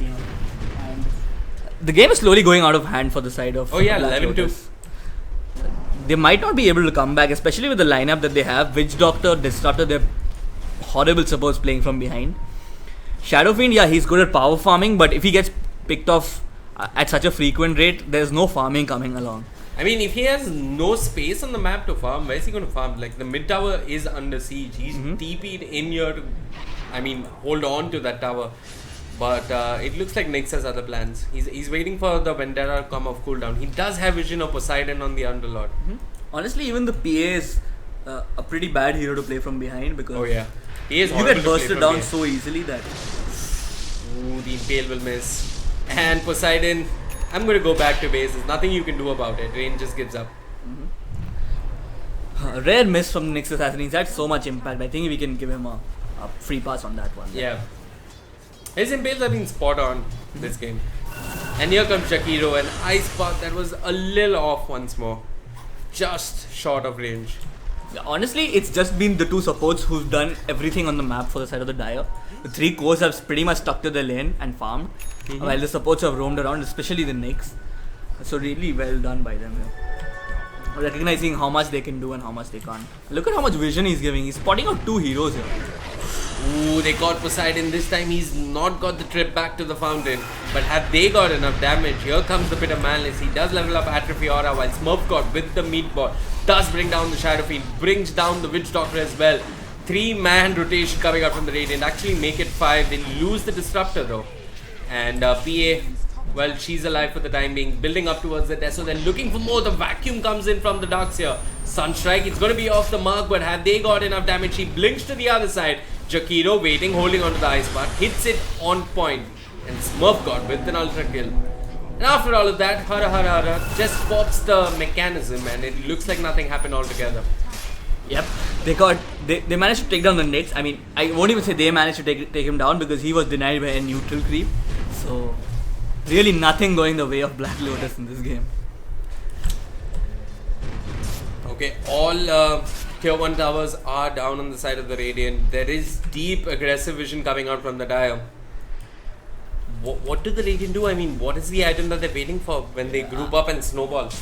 Honestly, maybe they wait for a level 6 on the Disruptor. How far away is he? He's got it. No, he almost has it. Maybe he just has to buy a tomb and get it there. Ooh, unknown. His own jungle is not safe. Yeah, so I think that's the only thing they can probably do. Wait for a level 6 on the Disruptor, buy a smoke, try to get a gank off. There's really nothing else that they can do. He does have a smoke, so as soon as he hits that level 6, that's probably going to be a time when they try to go for a kill. And any kill they get will be of really high value because all the heroes are on sprees here. So any kill that they can get will be a lot of gold. Yeah, and with the PA, it's more than likely that they managed to get one kill at least. I really hope he doesn't try to dagger a Nyx and get the entire damage reflected and die. That'll be really funny if that happens. But we just have to wait and watch. Well, looks like they're trying to group up and push, but they're not even sure about doing that. Poseidon is building the Vanguard. That makes him tankier, but what does it offer his team? Of course, the Crimson Guard could be good as time progresses. But I'd much rather see a mech actually to help his team out. I mean, the supports do need it. Witch Doctor needs it. Disruptor needs it. I'll just put a lot of net worth charts quickly. This is going way out of hand, way too fast. It's already sitting at 12,000 at 16 minutes in. That is an incredible lead. I honestly I think that Black Lotus will not be able to succumb this lead. This is just too hard for them. Darkseer trying to solo kill PA. Forces out the wall though. Maybe Black Lotus sees this as a sign to fight, but it is a beauty of a Sunstrike coming out from the Invoker, scoring the kill on the PA. Yeah. He didn't even go for the axe. He went for Yules for a little more solo kill potential, and he knows that he's ahead. So I think it's good versus the Glimpse. Yeah, it's good versus the Glimpse. Good versus the Disruptor Ultimate as well. Nice path onto 2. Omni Slash brings down the Witch Doctor. The ground is burning with Macropyre, but it looks like the Radiant will try to disengage, but a 2-man impale. The Sunstrike is there, a Spike Carapace as well, holds the Shadow Fiend in place. He ends up dropping. It's nearly a team wipe. Only Pit Lord stays alive. And he's hugging his shrines. They have one base shrine to work with. Should high ground be on the cards for the Dire. Ooh, Jakiro trying to get the ward off. Cheeky Paga will be brought down by the PA. And we are all set up for 3-2-2 being the score. Yeah, that's probably the only fun part of this game for the side of. Trollolol goes in, Blade Fury, Cold Snap, brought down the Underlord. There's not much they can do. This is without Darkseer having a vacuum to work with. Coconuts being thrown out. This is a single elimination. So if the Radiant loses game, they are out of the tournament. A lot at stake here for them. Yeah. And with the mech, with the mana boots, Darkseer with so much sustain that it's almost impossible to actually go on him. He's playing very, very far ahead as well. So I think it's time to get back. Go for one of the other towers. They have a shrine, they have a regen. They don't even need a shrine. It's probably Rosh time for the side of the Dire. I think they're waiting for the healing ward to cool down again for Juggernaut, and then they can go for Rosh. What is the win? Do you think there is a win condition? I think they have to group up and hopefully get a good Pit of Malice. That could be a win. Pit of Malice into a kinetic field. Yeah. Into kinetic field into a static storm. It's there. It's very much there. I mean, PA's got the Deso. Honestly, I think that they lack damage even when that happens because there will be a mech to help save the heroes which do get caught inside. There's a Yules on the Invoker, so he's not even worried about getting caught in the static field. Blink Dagger for raid, even more initiation. Not like he's lacked any. Managed to get a lot of fights rolling for the side of the Dire, so even more initiation for him. Okay, it's a Hail Mary coming out from Black Lotus. 3-man impale from the Nyx, gets the hell out of there. There's the Pit of Malice, it's on to 2, make that 3, but it looks like someone is falling. it's the Disruptor who falls without getting off the static storm. Sorry, excuse me, he did get it off, but Unknown does kill Jakiro, and it looks like the PA did manage to bring down the Darks here, but it is the Jakiro in that Macropie who ends up with 2 kills, and here's the Omni Slash, brings down the PA. Respawn times are unfortunately very low, and they're just going to respawn out of all of this. Yep, pretty much safe to say this game is done and dusted. The Diaside didn't even take the fight on their, they just casually went in one by one, dropped whatever they could. Each of them managed to hit 3-man impales, 3-man vacuums, 3-man macro pyres, just casually, no setup required. But that's just what was their biggest mistake? They smoked and they ran out, but they didn't have a dust to come. Yeah, Disruptor had dust, or he bought it now, I'm not sure. Disruptor was very far. He went from the low ground actually, so. Ooh, Tornado, Sunstrike will end up missing. Yeah, I think it's time for Black Lotus to go back to the drawing board. They did go back to the drawing board. Their journey in Cobx might end now. I mean, we do have a lot of other small tournaments and other tournaments they can play in. So it's not completely. Silver Edge kills the Atripiora, and it will be an easy kill for Trollolol. Harara jumps in. Here's the Impale. It's onto the Disruptor. The Fourth Spirit's working on the wagon. And here comes Witch Doctor with the coconuts. They are holding just somehow. Panic dust used by Disruptor as well for no reason. Yeah, this looks like it's gonna be a Rax. No Underlord to help push out the way. Yeah, they really need that Underlord. Static Storm. Kinetic Field is an afterthought. Zoning Static Storm. They've pretty much lost. It's over. It's over, guys. You can't hold without Static Storm. It's just not gonna work out. I don't even think the SF has full soul, so his ulti is not gonna do a lot. Darkseid is vacuum wall and the blink dagger. Yeah, no souls on the SF, no way to get in the middle of everyone either. He's searching for Shadow Blade. There's the wall, the vacuum is on the Witch Doctor. The Impale didn't work. The coordination was a bit off, and Smurf God is dropping low. Poseidon giving chase. The Tornado is there. They glimpse back the Invoker, turns around with the Deafening Blast. He gets the kill on the PA with help coming in from the Juggernaut, and with the Omni Slash they bring down the Underlord. Unknown on the Shadow Fiend doing his best, will end up falling, and Aegis was all that was expended, and the Darkseer died. Here's the use, it's onto the Witch Doctor, who gets thrown up in the air and impaled once more from below the ground. It looks like this is almost a team wipe. All that remains is the Disruptor, and what can he do in all honesty? Yeah, but it definitely was a team wipe. It's just that they have such low cooldowns that they keep spawning one by one. They keep walking into the combat. But yeah, 2 Raxes and the game is... It's safe to say the game is over. I think we should eventually see all 5 Dire Heroes. Do you think Cobx should have a Swiss format, Gambit? With 128 teams, I don't think it's possible. Maybe with 8 it makes. It will take 1 year. Yeah, the thing is, Swiss format is only good for seeding. You can't really figure out a top team without playing out the entire Swiss format, which is very long.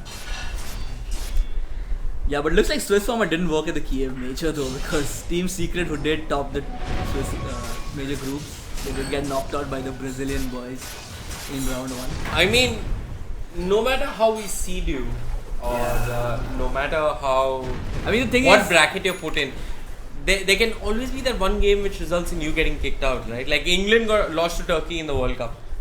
Turkey. I mean, yeah, they got knocked out by Turkey. This was many moons ago, where Beckham misses that penalty. Oh, that's like a freaking upsets are the nature of the sport, right? I think no, it's just the first upset. It's not about the upset. The point was that I mean, there cannot be an upset-proof format, or you just never have a winner. You just keep playing for 2 years. That's true. If you want a winner, there has to be an upset, right? What do you do when you're worried about an upset? You make it best of 5. Is that what you do to give insurance to the strong teams? I don't think that makes sense.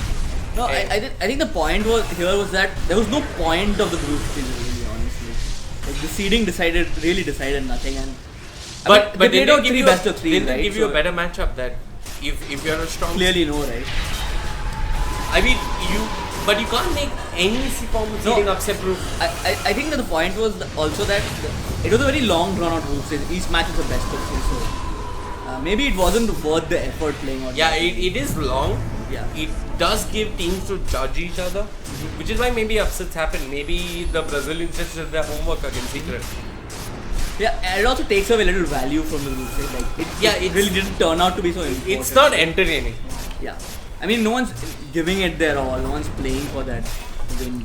And I also think there's a thing, it's too much Dota. I mean, so many best of threes. Yeah, honestly, that there is something called too much Dota. You want less good games rather than more average games. Yeah. And with so many games happening simultaneously, it's hard to follow them as well. So, kind of splits up the viewership and stuff like that. Anyway, it looks like this game is done and dusted. Black Lotus, they do spot our rain there. There is a tornado. This is all just style points. I mean, Poseidon will end up falling, Trollolol with the kill with the Silver Edge, which I guess he built for the PA to do away with that evasion and smacks that PA down. Looking for more runs into the fountain, does get glimpsed back, but does get the kill before getting glimpsed back. And Smurf God, he's alive for the time being. Rain walks in, Spike Carapace, the Impale will miss on a stationary hero. And Trollolol is trying to re-engage once again. GG, well played is the call. We have a winner, and it is the Dire. Anyway folks, do not go anywhere. We do have one more game for the day. My name is Vivek. Joining me was Gambit, who will be around for the next game. Hope to see you guys too. Hopefully have a closer game as well. Hopefully we have a closer game, and I think we will. Hopefully. Thank you folks for tuning around. We will be back with the last game of the day.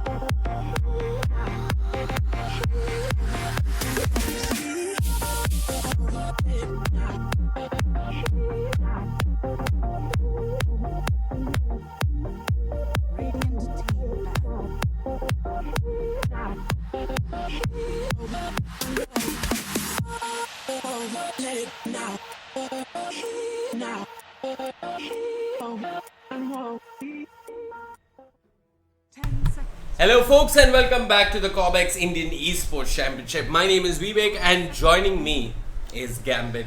We've got Infinity Gaming on the Radiant facing off versus Defensive Creed. Little bit of bias here because some of the Infinity Gaming boys are actually boys I grew up with in my cafe. So I'm curious to see how they do as a team. It's just that I actually played in a team for the longest time with him. So yeah. So are you saying they're your... Yeah, they're as bad as me. They're as bad as you. Or maybe I was the weak link in the team. Look at that, they've gone and banned out the Arc Warden, a hero with a very, very paltry win rate. He's just not worked out. So. OG pick him still. They lose all games with him. They've never won with him yet. So interesting to see that they have banned him out. And Defensive Creed going for a first bristleback man. Really weird stuff. Generally not a hero you see banned out or picked for that matter. But he was picked in the KM Major, right? He was, he had but some success also. Yeah, he had some success, he had some failures, but he's not a hero which is in the meta or something you'd look to ban out as such. We can work around him. Oh, Infinity Gaming, they had first pick. I was thinking maybe they could pick up the Monkey King if they wanted to. Yeah, I think the hero is still newer for the Indian players, so they have still not really figured out. What are you saying newer? I mean, a new hero comes, every Indian is picking that new hero. You can still, only one guy can pick him, right? So you generally don't get to, you have to spam that M. But we're so overpopulated. I mean, the odds should be in our favor. Yeah, unfortunately you can't play ranked on our servers, that's the only problem. But other than that, we're all good to go, guys. Speaking of overpopulation, I believe that in Philippines it's normal to have a kid by the time you're 13.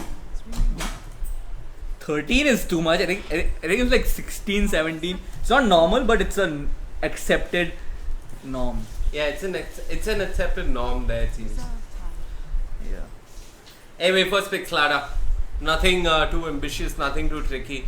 The next set of bans are in favor of Defensive Creed, so they could ban out the Lifestealer if this is a Slada that's carrying a parcel. Yep, and fortunately this time both teams have done their Photoshop homework, so both have logos to work with.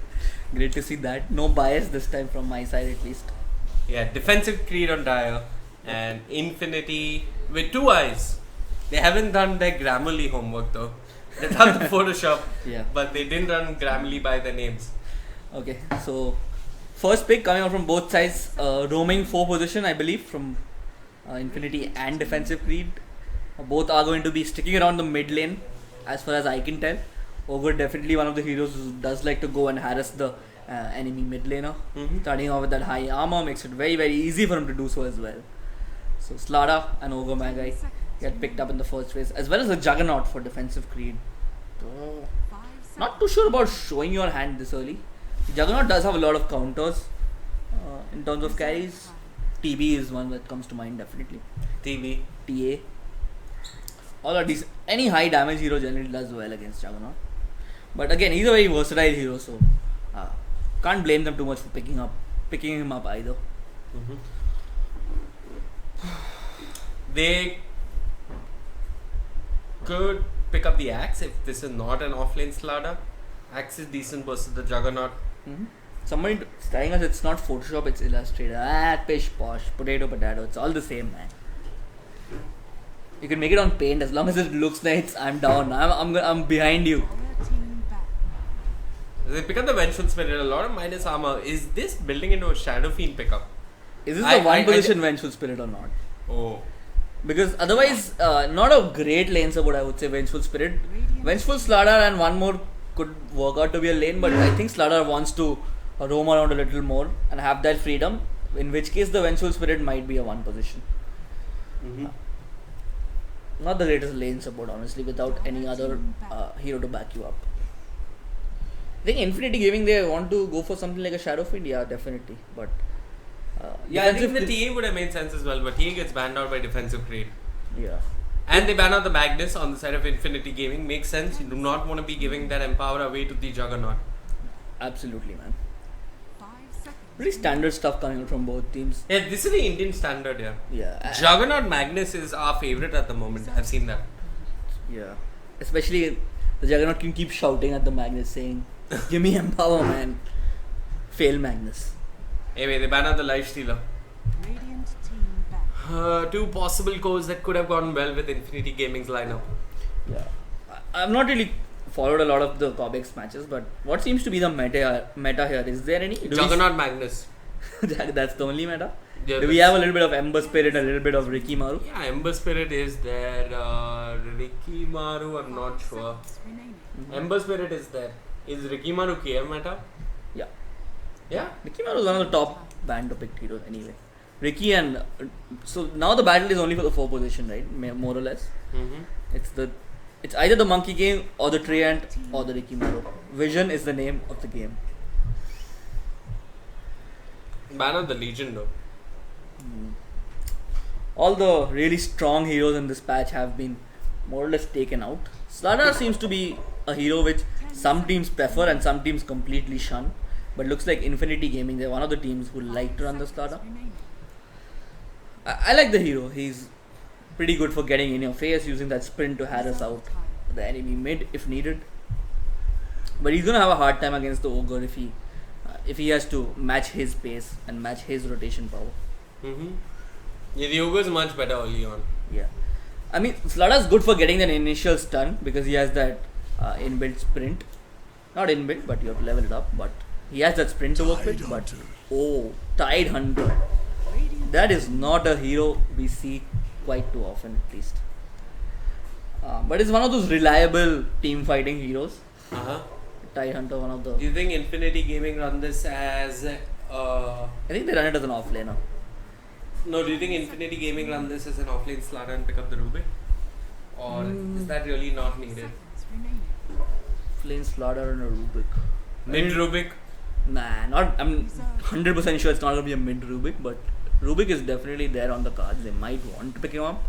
The thing is, safe lane Venge. Yeah, the thing with Rubik is that it has to be in your arsenal for you to play it. You just don't randomly pick it like a Vengeful or a Slardar because it takes a little bit of getting used to and a little bit of skill.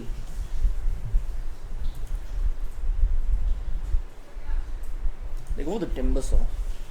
They see 3 melee heroes and they immediately go for the Timber Saw.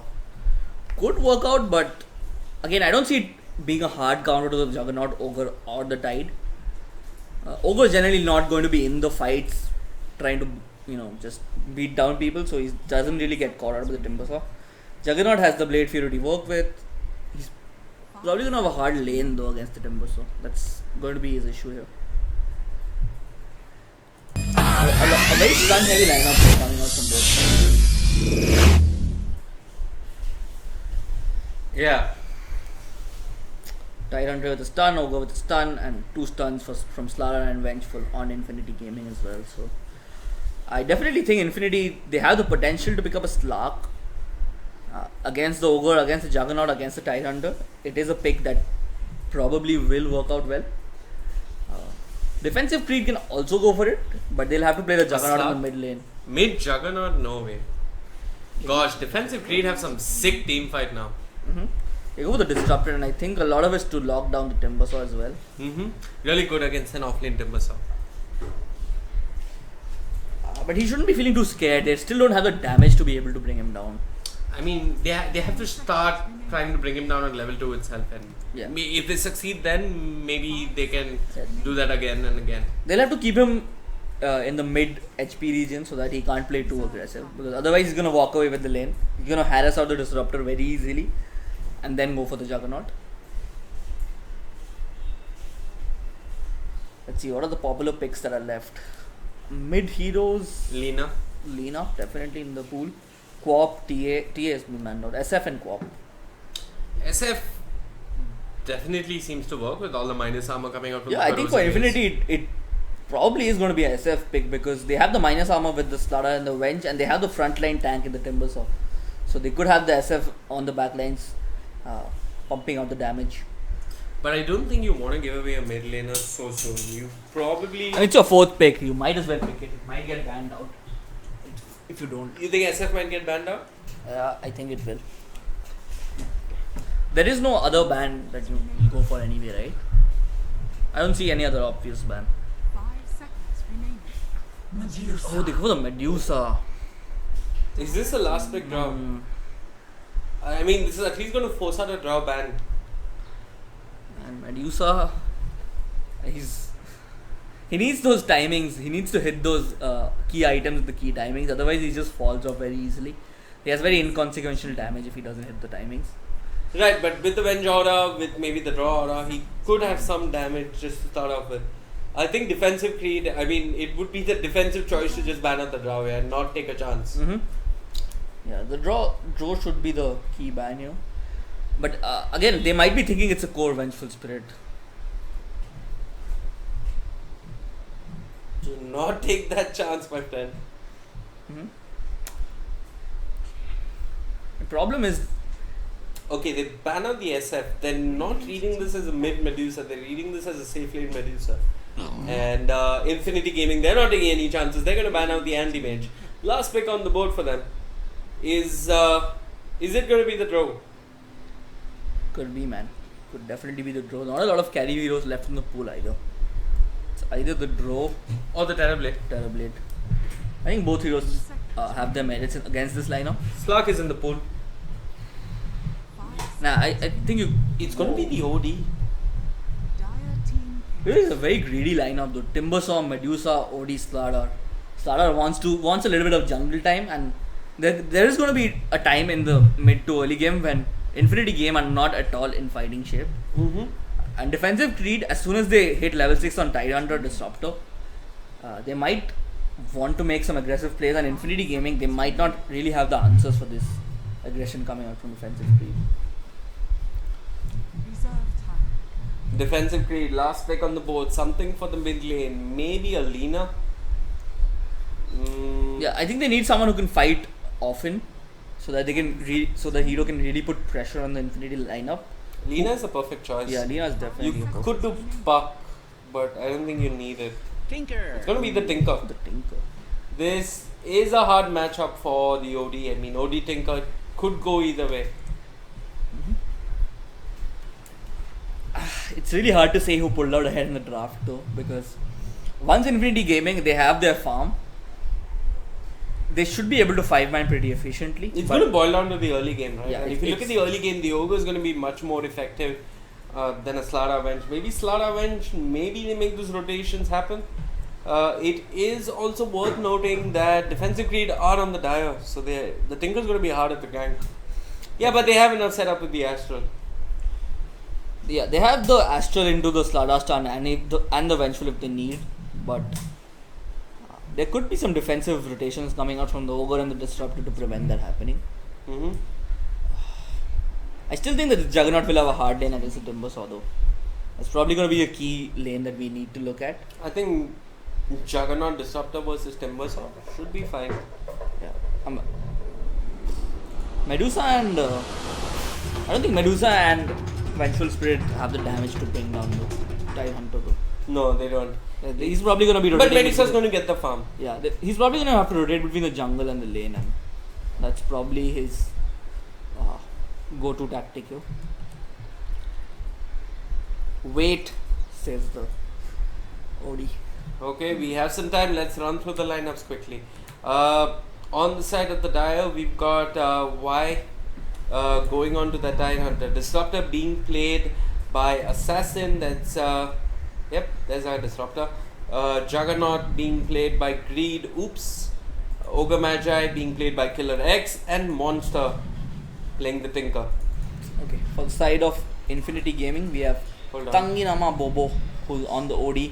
Where's the OD? There, oh, there he is. Yeah. We have XA on the Slardar. We have Baraf on the Medusa. We have Devil is back on the Vengeful, and we have Orochimaru On the Timbersaw. the Timbersaw. It looks like the teams know each other as well. I saw some all chat coming out here. What was the all chat? I missed it. Someone was saying Sohail bhai. So I think the teams know each other. He said go easy. Okay. No trash talk pages. That wasn't trash talk. That was just some fun banter coming out from both sides. So Timbersaw, he starts off with the PMS against the Juggernaut. I think he's gonna have a pretty decent lane. I might need to get a mango out for some mana sustain though. Probably he's gonna use the shrine early and then get the ferry out the mango. Ooh, early rotation coming out from the side of the Dire. They're looping all the way around. The smoke has been dispelled. I think it just timed out. No, there was an OD in the. Oh yeah, hold on. There was an OD. But no skills landed on him. He walked away scot free. But these are the rune. Is Timbersaw going to make a move for the other rune though? That's going to be the question. Looks like Timbersaw is more than content to just sit here. This is the most hilarious early rotation. Yeah, but I think this is looking like it's going to be a 5v5 encounter here. All 10 Wow. heroes. Full Dawai is the name of the game. Assassin dropping low. Blade Fury comes out. Will they get the kill? Yes, it's Devil is back who scores the kill.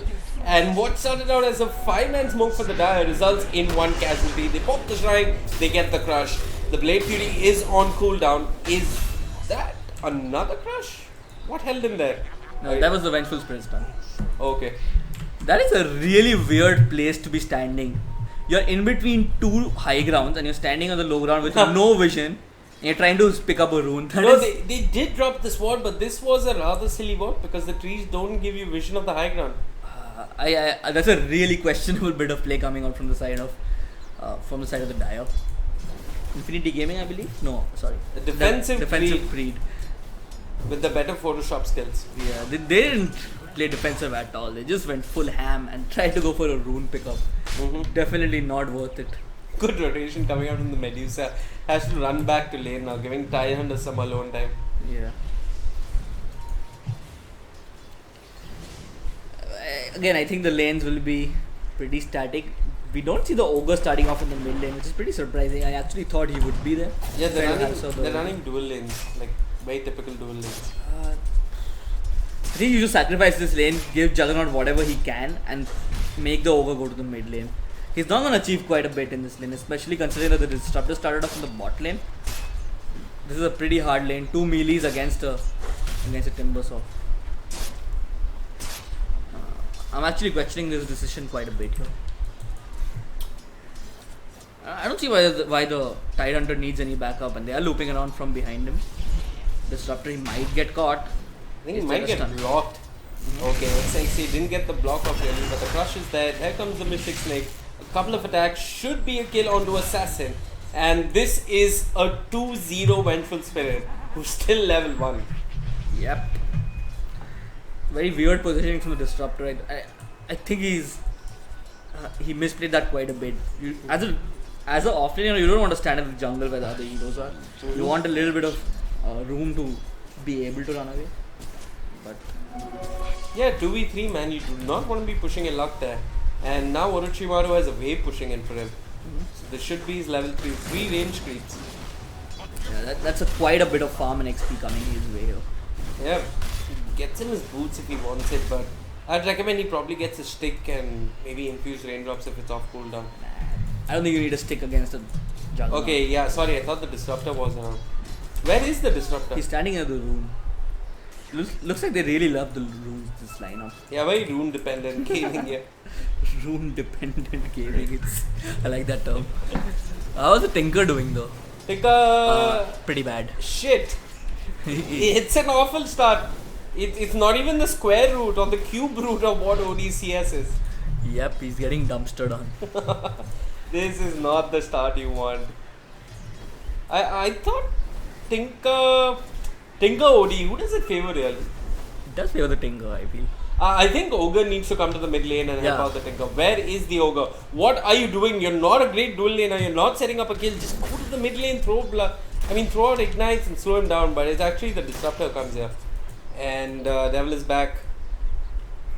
He's got sentries, looking for a couple of D-wards. He's got boots as well. So the next gank, and he has a smoke. So boots and smoke, that should be an easy setup onto a Disruptor or a Ogre if he can find. Even a Tinker if he can find, it'll be great.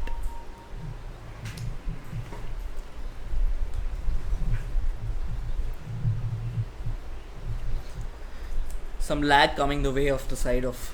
Yeah. So from what I know of Infinity Gaming, they're all from Kurla/Kalina, and Kurla has really bad internet. They play at this cafe which has 3 machines. 3 machines? How is it? It's not a cafe if you have 3 machines. I mean, we have 2 monitors here in our studio. Are we a cafe? I mean, I do come here and play solo MMR sometimes. I don't know why you're saying it so proudly. I wouldn't say it on street. Come on, I have a Mac at home which gives me 15 FPS, man. Yeah, it's okay. Rich kid problems. Too rich. Got a Mac. Shit. Hey, it's 4 to 5 years old. Yeah. So the whole point of picking Ogre is to be a nuisance to the mid lane. I mean, he's not doing a whole lot. He's shuttling between the rune and the lane, and he's putting off ignites onto the Timbersaw, who's just regening with the help of his passive. This is going pretty terribly for the side of the Dire. Yep.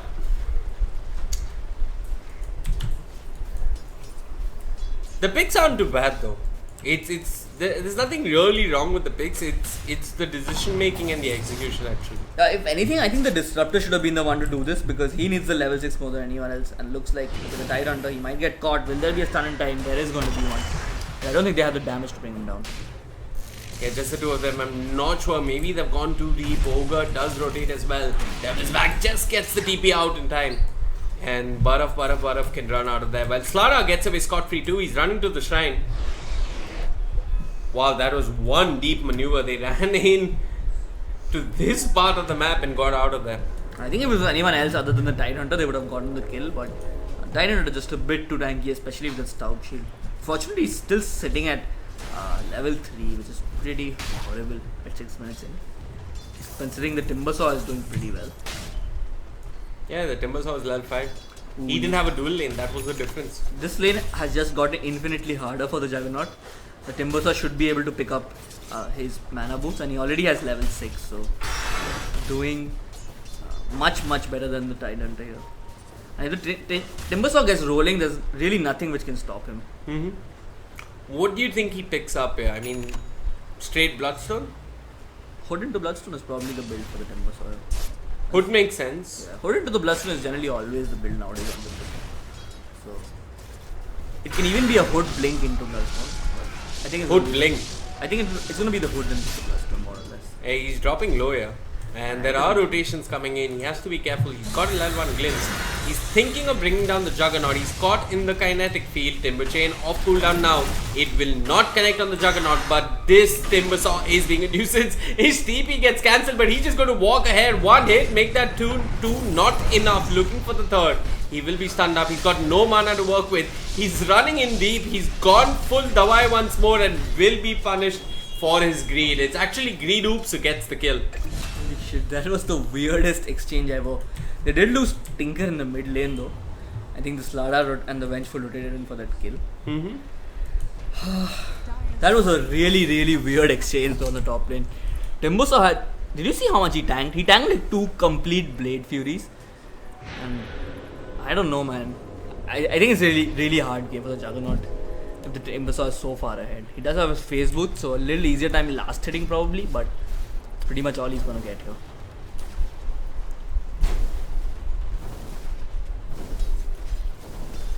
Yeah. Nothing. Yeah, but these kind of deaths can really push the Timbersaw back. Yeah, it tilts you more than anything else. Like when an enemy hero runs away and the sliver of HP, it really tilts you. Yeah, but I mean, none of the lanes have gone the favor of the Dire, which is unfortunate. They really needed at least 1, if not 2 of the lanes to go their favor. They need to hit the level 6 before the other team, and that's definitely not happening at this rate. The Timbersaw is at level 7 and the Tide Hunter still hasn't reached level 6, which is more or less the story of this game. He's not even level 5, oh man, that's just so sad to see, and he's gonna die. Oh. Tide Hunter is not having the best of time, and you actually see one of the main reasons why this hero is not picked up anymore in the competitive scene. Not a very high impact hero. But anyway, that's the hero they have to work with, so he really needs to make that first Ravage count. If that fails, I think the avenue is just going to get narrower and narrower for the side of the Dire. They will probably not have many things to do other than split push if the first Ravage does fail. They're trying to eat through the trees here and make a wraparound happen. Yeah, and Juggernaut is sitting. He doesn't have too much HP to work with. He went for the phase boots. And the band of Elvin's skin. I think he should have picked up the. Oh, here comes the wraparound. Greed oops. There is an immediate stun on the Vengeful Spirit. He goes in with the Blade Fury. The Timbersaw is tanking it up. No bash to work with. The Crush is there. Followed up with the Magic Missile. Easy kill for Orochimaru. He used the Blade Fury for 3 seconds of damage and then decided to go for the TP. Man, this is some wonky bit of play coming from the Juggernaut. He wasn't even sure. There was no way he could get that kill, and he still tried for it. Things are not working out for the side of the Dire here. And once again, Disruptor goes into the offlane trying to soak up some EXP. His tower under siege. The offlane hasn't worked. The safe lane is under attack as well. What do you think defensive Creed need to do? I think they need to buckle down, hold on to their lanes, and get level 6s on people. So that Juggernaut has a little bit of room on his lane to farm. Because even if he goes to his lane, he can't really farm here. Right now, the Vengeful Spirit has a better kill score than the Juggernaut. Just say. And they're going into the bot lane. They might be looking to take a tower. There is no mana, unfortunately, for the Ravage. But 5 heroes have grouped up. No. Is there a mana boot on anyone to help them? Clarity. What a wasted rotation by 5 heroes. They're trying to set up for a kill, but 3 heroes are already showing, and look at that. They've started to rotate heroes. There's an invest rune on the OD as well. This might lead to something pretty bad for the side of the Dire. Who's he gonna go for? I think it's gonna be the Tinker. Look at Slaughter, runs in, misses the Crush. They're going onto the Ogre. There is a laser onto the Slaughter. Might tick down. It's actually Greed who gets a double kill. One of them was on the Vengeful Spirit. Here comes the Stone Gaze. They get the kill regardless. Monster on the run here. And with a couple of heavy hits coming out from the OD and the Astral for good measure, they should get the kill. So it's a 2 for 3 exchange. 2 cores and 1 support for 2 supports. I think Infinity Voice? What is their name? We'll take that any day. Gaming. Infinity Gaming will take that any day. Yeah, and they got the tower as well, right? And did they even lose the Venge? I think they only lost the Slaughter though. No, they lost the Venge and the Slaughter. They lost the Juggernaut got a double kill. Okay. So something for the Juggernaut as well. And he didn't die, so great stuff from him.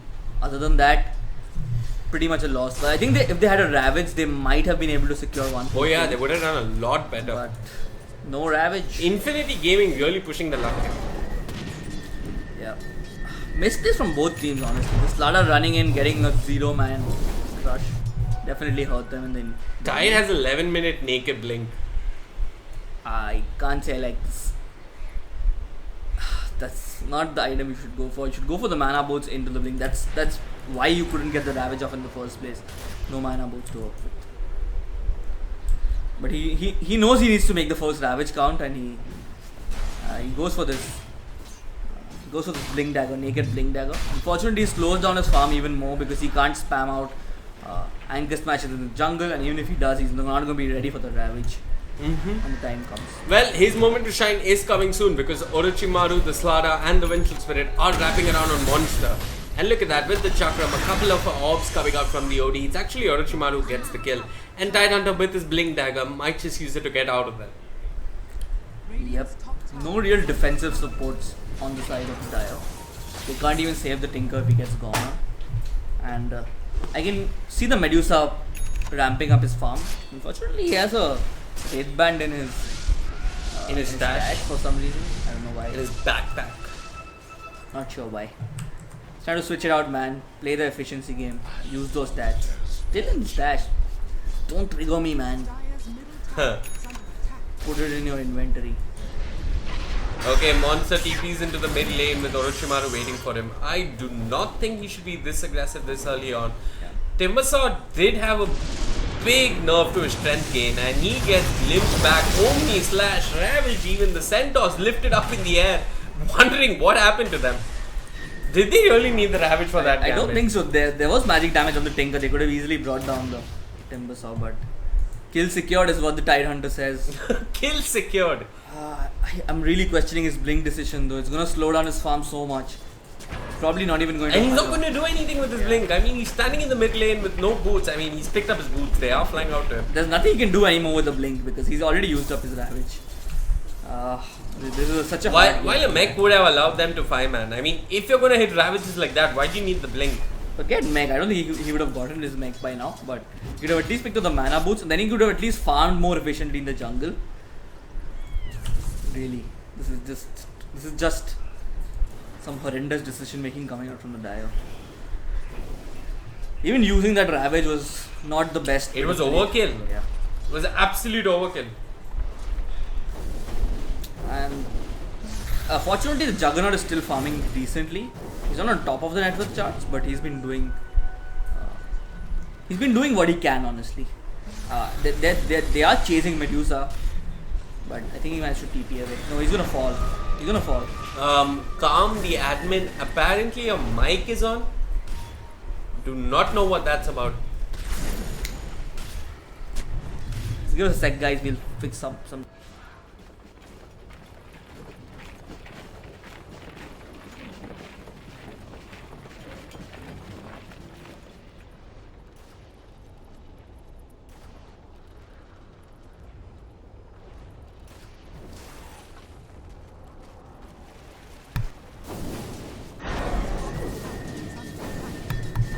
Okay, folks, we're back. Hopefully, the sound issue is fixed. Yeah, that's probably Cobx who was trying to listen in on the game. But he's probably watching some Kiev nature on the side, so that sound probably went into the microphone. That's what they should. Coco Gaming, if the problem is still on, please do let us know. We'll just throw out a message to Calm if it is him indeed. Anyway, Slada picks up his Blind Dagger 15 minutes in, along with the Tranquil Boots. This is a good start for him. You know what this game is like? It isn't that one team is significantly better in terms of skill. It's just like two teams of similar skill, one just slightly better. No, I think similar skill when it comes to decision making, not individual skill. I honestly feel that the Radiant are they are better. Yeah. They are better. I mean, but not like you look at the Dire Hunter playing and you know that he's feeling the pressure. He's not playing up to his potential here. Finally, he has the mango and the mana boots. So next Ravage is what he needs to look at. He did fluff the first one. This is where they need to try and focus themselves, try and calm down, and try and take a good fight with the Ravage, with the Disruptor Ultimate, and Tinker from the backline is trying to do as much damage as he can. Let's see if this works out. If it's one more solo Ravage, even if it's a core going down for the Radiant, I think they're happy with it because they have so much time and so much space. Well, Medusa is a core which is on the staircase. There's the Ravage, it's on to do. Medusa will end up falling. Fun fact, no mana shield was used in that fight. Slada comes in with the crush, will end up dying. It's actually Tidehunter who kills her with a stray anchor smash. And yeah, there was no mana shield that was switched on in that fight. Just stood there and switched on the stone gaze. Yeah, I think that's a worthwhile Ravage finally coming out from the side of the Dio. Yeah, it was a two-man Ravage. Yeah, and Slada, Vengeful and Timbusa, they did rotate in, but they were a little bit too late to make anything work. They need their one position as well, right? Sorry, they need their mid to come in as well, but OD just wasn't there in that fight there. Yeah, OD just farming away with the Hurricane fight complete. Building into the Blink Dagger. More maneuverability in fights. Yes, that makes sense. Wants to stay away from the Ravage. I would have rather seen him go for a Will of Discord.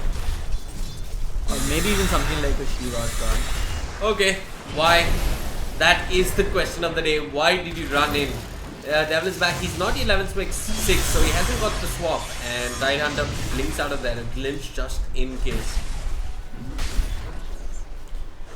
Yeah, let's pull down the net worth charts quickly and we'll have a look at how the games are doing. Yeah, it seems to have come down after that fight. 5,000 is what IG are sitting at. Not very significant, but considering that the Ravage is down, I see that the farm rate's going up for the Radiant side. Especially when there's any downtime between fights. Tinker, still no BOD, man. It's 18 minutes in. This is not the start he wanted though. He would have wanted to have the BOT running and at least be farming. Astral onto the Tinker. Slada should be able to land this crush. Will land it. Luckily he didn't take a laser before he blinked in. and Tinker does end up falling. His BOT's not coming anytime soon. Anyway, it looks like we have a wraparound. It's Orochimaru. Tinker has had such a sad game though. He's still not picked up his BOD, and I don't think he'll be able to pick it up before the 20-minute mark. No, he has no stacks to fall back on, so that he can flash farm, no levels in March of the Machines.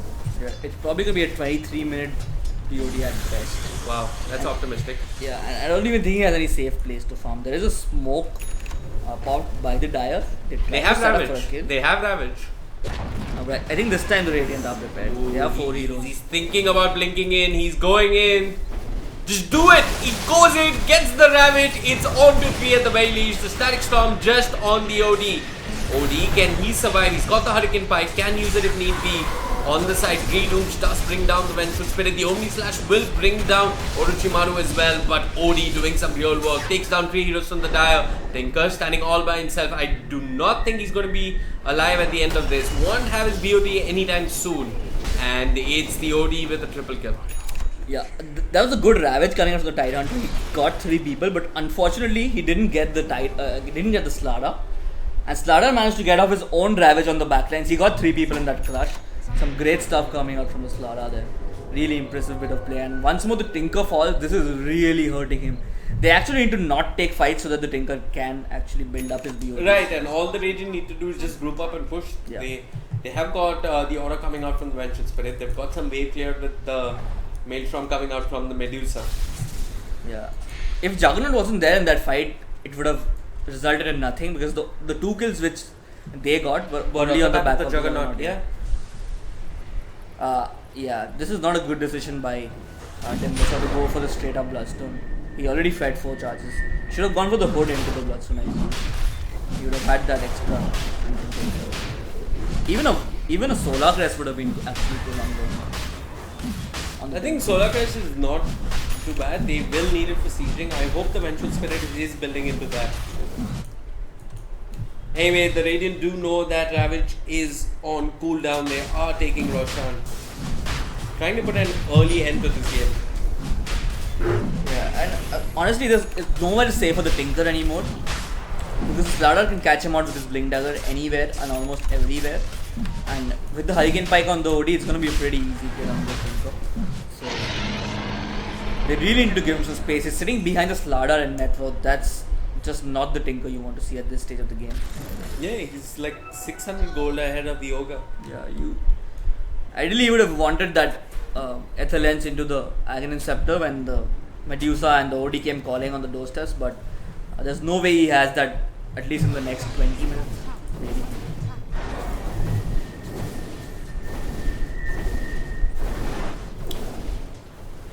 For the side of the Radiant, they know it's the Ravage is down. It is actually back up right now, but they do group up and push. They need to be careful of this smoke gang coming their way. They did drop a watch. Here comes the Ravage. That is huge. Static Storm on top. Omni Slash as well.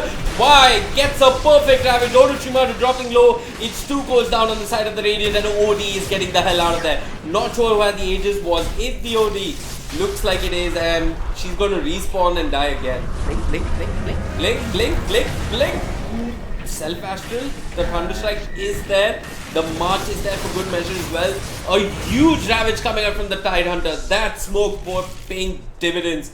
And now we have a game on our hands, Gambit. Yep, they're only surviving on the back of these Ravages, and what I a mean, great that's one. more than enough, right? Tinker gets 4-man his Ravage. BOTs. 4-man Ravage. Great stuff coming And out. And 4 of them clumped together. That really made the difference. Yeah. I think what the turning point for this fight was that the Slardar got caught in the Ravage as well. So, a little unfortunate for the side of the Radiant, but I still think they can easily win this game when they need to. There is a Hurricane Pike and a Maelstrom on the Medusa. I think he should be looking at a Manta next. No, he's going for the Mia only. I'd like a BKB actually. Is the BOD finally on the Tinker though? Yeah. There it is. Finally. 23-minute BOT. You called it, Gambit. 23 minutes. And again, this Timbersaw, his choice to go with straight up Bloodstone does come to bite him back in the ass. Yeah. He should have gone for the hood, man. That would have been such a value pickup in this game. Hood. Yeah, hood pipe would really help you siege. Yeah. I don't even think he needed the pipe. Just a casual hood into a bloodstone, even a solar glass into a bloodstone, even a casual vitality booster, and then a hood, something like that. A straight up bloodstone just doesn't work here. Yeah, he's starting to fall off. 24 minutes in, his impact is going down. And it looks like the Radiant are trying to take out all outer towers. They know Ravage is on cooldown. 28 seconds until Ravage is up. Can they get another tower? All they need to do is just not stick together. Put the Medusa in the front line. She'll soak up most of the damage. At least she should. She hasn't built that way. She's got a Hurricane Pike which lets her move around in fights. But her HP is just 1300. Not that much really anyways. We go in on the Juggernaut. Ambitious play, that was great, and that was an oops moment coming out from him as well. He just ran into his death. He couldn't even get the Blade Fury off, surprisingly. That is a very, very weird play from Juggernaut. He's been doing so well. He has been outputting most of the damage for his team as well. Timbersaw diving in deep. He sees the Disruptor will go in, but he's just static storm that awaits. Assassin dropping low. Tidehunter jumps in with the Ravage. They do get the slaughter, but it looks like the Venture Spread is dropping low. A multicast on the Timbersaw, a self-astral, and it looks like it will be a disengage. That Ravage resulting only in the death of the slaughter, and it looks like high ground is on the cards. They jump in, a Hurricane Pike comes out from the OD. Will it be enough to bring down the Tinker? Ooh, the last hit misses. Tinker stays alive. And here comes the mech from the Tidehunter that we were all looking for. Yeah, but this is going to be even more space for the Radiant. There's no Ravage to work with. But they're retreating, which makes sense, I guess. I think it makes sense. There's nothing really the other side of the Dire can do. There's no Ravage, so they can farm very, very freely, the Radiant. They have two Hurricane Pikes, so the cores are feeling pretty safe. The Medusa ulti is online, so she has a defensive tool in her bag. Look at that Venge. Mana boots, raindrops. Going for a 4-star. I'm very surprised no one's going for a Solar Crest or a hood. Is the Timbersaw going for a hood finally? He's going for 4-star. No. That was a slaughter, sorry. My He's bad. only gone to his gold. I really think that a hood has a lot of value here, and eventually a pipe. I think by now he needs a lot more. Maybe hood, shivers, a completed pipe, a lotus orb. All these things would be really handy.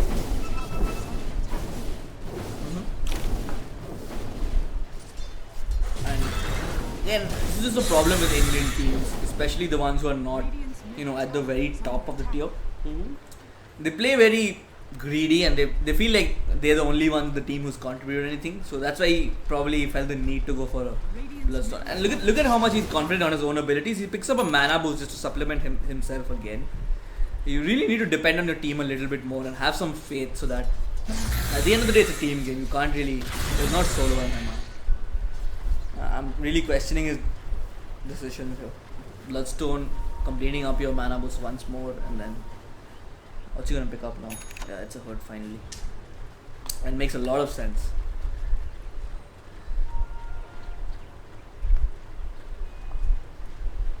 Meanwhile, as the Medusa completed up her Murlid, yeah, she has. I think she needs BKB. She's going for the Skadi. Medusa is a hero you really don't want to make a BKB on. It's a very the item is not so great. It doesn't offer a lot of stats, and it takes up a slot. It's really not a hero you want to build a BKB on. You just want to tank up as much as you can. Yeah, she's going for the Skadi now. Doesn't see the value in Lincoln. I think there was a bit of value in Lincoln's if she had gotten it early. I think Lincoln's into Maelstrom would have been decent. Yeah, definitely. There's no real need for the Hurricane Pike, but anyway, she has it for the range, so. Yeah, but why complete the Hurricane Pike? Just make the Dragon Lance. Anyway, Ogre completes the 4-star. They're going for a Rosh. They probably haven't noted down the timing here. It's still a bit off. But there is a Ravage to work with, so last two Ravages were pretty good. Let's see if this has the same impact as the last two.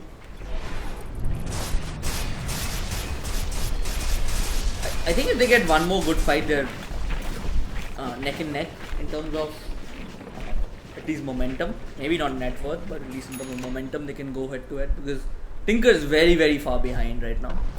So for him to catch up in terms of net worth, it's going to take a long time. And since the lanes are very pushed in, he doesn't really have a lot of places to TP to and farm as well. And just one auto tower taken by the side of the Dio, so not a lot of bankable gold on this for the Tinker here. He's trying his best to keep the lanes pushed. Radiant, not sure the plan here is to wait for the next stages. Maybe they're just waiting for the next stages before they go high ground. OD does have the BKB though. No, that is a very key pickup. So he's going to be standing in that Ravage and dishing out some damage. Yeah. Hopefully he can get it off though, that's going to be the key part here. Juggernaut is reasonably farmed. Yeah, I think Juggernaut has done the best he could. He had a tough lane to start off with, and he's actually done pretty well for himself. I don't think he could have done any better than this. Manta Diffusal, and I think it's going to be a Blink Dagger next pickup, maybe Butterfly, I'm not sure. Well, he's holding on to that gold probably for buyback, but if high ground is on the cards from the Radiant, should you pick up that one item before taking the fight? I know it's a gamble. Ooh, Bloodlust on the tower. Brings back some memories. I think if he picks up the Blink, blinks onto the OD, diffuses them and starts spraying, he might be able to bait out the OD's BKB. And then they can take a fight on the back of the Ravage. Yeah. But no, maybe just... It's a very risky play though. OD just astrals him or astrals himself. No, I mean, it's still a very risky play because there is a swap to get him out of position even if he starts to spray. Probably what he's scared about. But not a lot of space left on the map for the Dire Heroes to farm. Yeah, I mean, they're capped out for all purposes. Maybe they just buy buyback. They just get buyback. The waves are constantly pushing in. There's no point of the Tinker saving buyback. Even if he buys back, he's not going to do much. He's not going to do anything at all, more or less. He's not going to do anything for the rest of the game because he's not going to have any network. But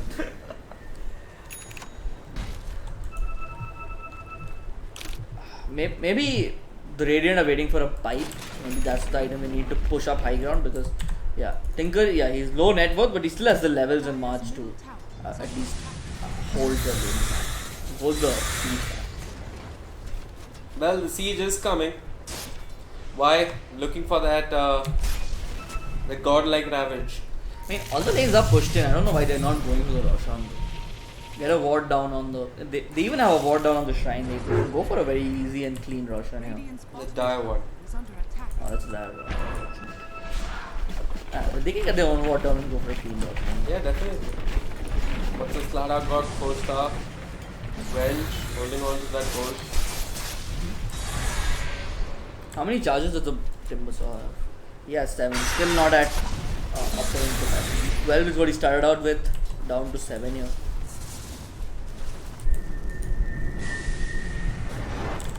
Yeah, they know that they realize that they can't push high ground like this. They have to go back into the Roshan. They need the Medusa though. They really want her to join the fight, but she's made the TP down. So yeah, she wants that Skadi. Everybody wants their items. They want to look 6 slotted when the game ends. Yeah. Ending the game is not important, and it looks like defensive creep. They did get sight of this. They brought down Orochimaru, and that's 420 gold. 3-man crush. Huge Sanity's Eclipse on top of that. Nobody really died just yet. The BKB has been popped. Disruptor will be the first to fall. The Shrine will not keep him alive. Killer on the Ogre, dropping low. It's a double kill for the OD. Here comes the Medusa, doing some real damage. Brings down the Juggernaut. There goes the Juggernaut. Triple kill for the OD, and all that remains is the Tide Hunter. Will end up falling. High ground on the cards. Nice stun is what he says in all chat. And only the Tinker has buyback, and really what can he do? He's got the blink, can spam out the march maybe. Yep, and this looks like it's going to be one lane of rats. Even if they come back, they can't really defend the lanes. There's no Ravage to work with. They blew everything they had on the Timbersaw kill. Yeah, they did get down his charges, but Slada with a beautiful initiation. 3-man stun, and the OD comes in. Takes out all the mana from the enemy heroes. He didn't have a lot of int to work with, but he managed to take out all the mana. So team fight definitely went away. Just dropped the Sanity's Eclipse, got rid of their mana, and made them rather useless. Yeah, good call coming out from the OD. Tinker had literally no mana to work with. Put out one. Swap onto the Ogre. The kinetic wheel is there zoning them out, but they don't care. They get the kill. In exchange, the Vengeful Spirit will fall. And the melee barracks at mid will fall as well. OD doing a Hurricane Pike thing will get the kill onto the Disruptor. That's how easy it is for the Slada, he's jumping in, goes on the monster, on the Tinker. No trees for the Timbersaw to work with. But OD's there with the BKB, just pounding away with those orbs, doing some real work here. That BKB was such a crucial pickup for the OD. He managed to get so much done using that item that it actually pays for itself. What a nice pickup from him. And he's gonna get a Hex right now, I believe. The OD he should have the gold. Yeah, almost there. Yeah. And it's infinitely more difficult for the Dire to take any more fights because Juggernaut doesn't have safe passage. He's gonna get blinked, hexed, and instantly die. There is finally one more hood pickup for the Tidehunter, but I think at this point it's too late. How long is the Ravage on the cooldown? 3 seconds. They can fight. They do not have. They have a shrine near the Rosh pit. Nah, I think they're too far away to go for this fight. I think it should be an Aegis for the OD and then pretty much clean and safe. I think Aegis for the Medusa. I think Medusa's tanky enough. They don't really need to give her the thing. And OD Aegis for the OD. They might give it to the Medusa. Oh, they're not giving it to the Medusa. I would have rather seen the OD had it because he's the hero who can jump on the back lines, go for these Hurricane Pike kills. And I think they're happy with letting the OD do its thing. Yeah. They just want. They want a little bit more safety. Yeah, they want a siege. They want a siege. Yeah. Let the Medusa siege. Maybe just put her in the front. Who cares if the OD jumps in or not? Just put Medusa. What do you lose? You lose an Aegis. Yeah, if we can bait out the Ravage, it'll be all the more better. Because then they have very, very safe initiation onto the enemy heroes. But I think the Tidehunter will be wary of the Aegis, so he should be looking at the back, trying to jump the back lines here. Yeah, eyes on the prize.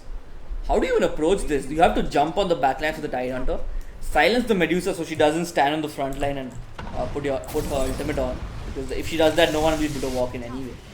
Yeah, but it looks like the Regents are being a little careless with the positioning. He can get the Ravage off, but he doesn't have vision and he needs vision to make that play. Monster going in with the march with the rockets. It just tickles at this point.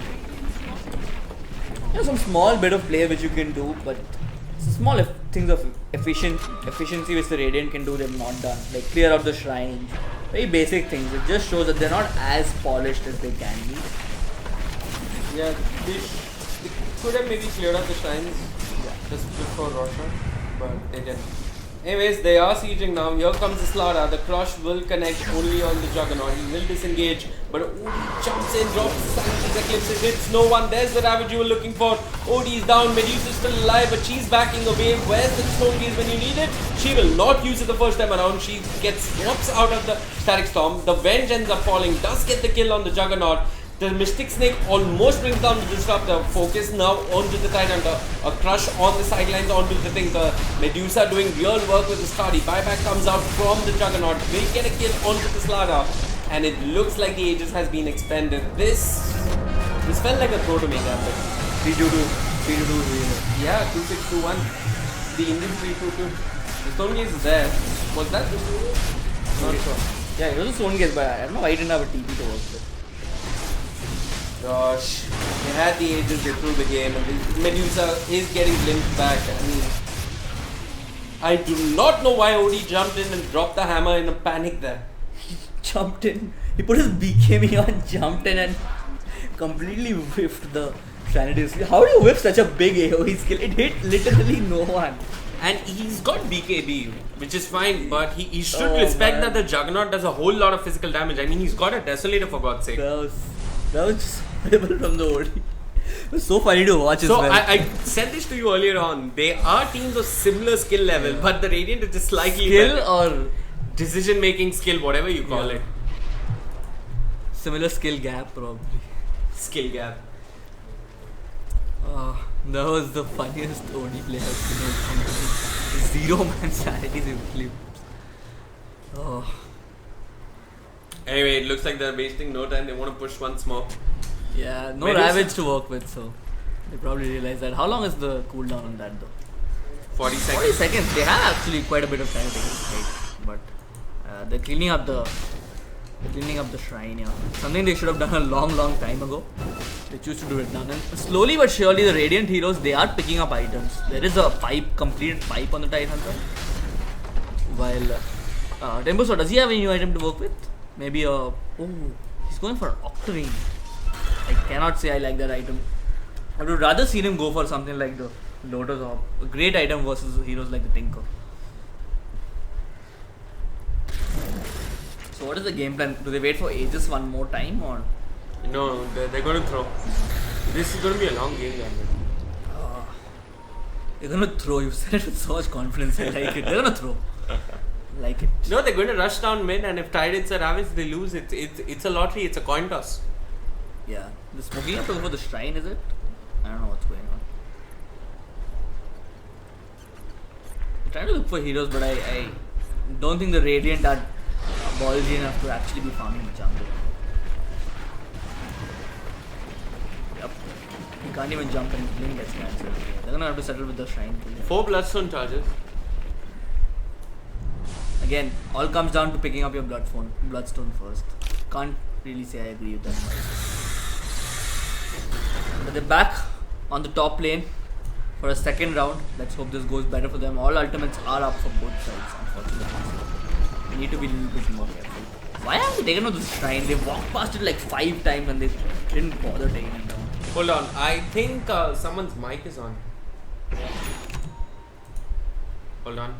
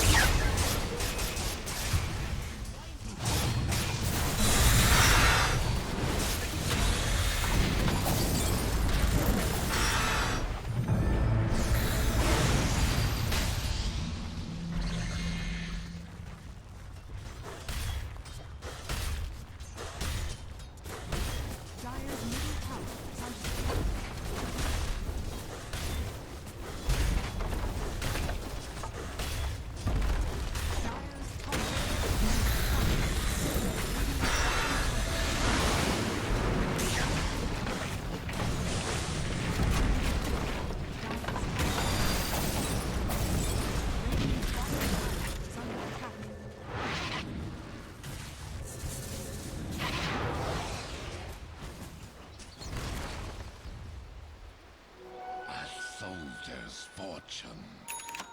I was meant to have this. Faster I fly.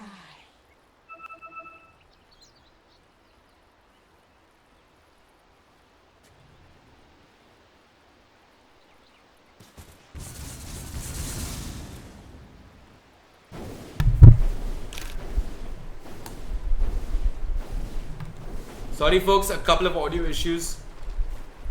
Was just trying to get that fixed, and hopefully it's sorted out by now. Oh, it's been a long day. I think that's why the production difficulties are setting in. Yeah, it has. I mean, we've been at it since 10 in the morning. Yeah, this is the last 9 in the morning actually. Yeah, this is the last. We are streaming today. We will be back again tomorrow, same time. How is this the round of 128 though? Did we just lag out? think he just lagged out.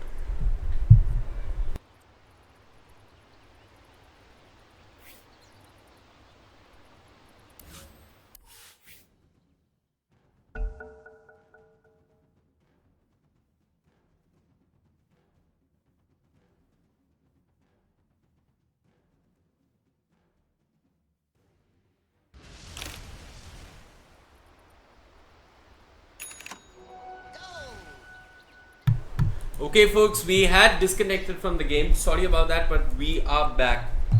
So yeah, this is the last game of the day that we are streaming. And we will be back tomorrow, same time, 10 o'clock. Yeah, this looks to be the final push coming out for the side of from the side of the Radiant. So dire advantage not as strong as you actually foretold. Yeah, I was wrong. Or maybe they just played bad. That's probably what it was more than anything else. Yeah.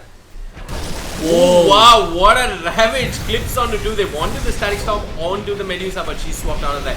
Finally, the swap comes into play elsewhere. OD doing her thing, drops the standing piece. Eclipse forces out a shrine. Thinker running for his life will be brought down. Why? I'm not sure if he popped the mech for his teammate there, but it doesn't matter. He's already dead.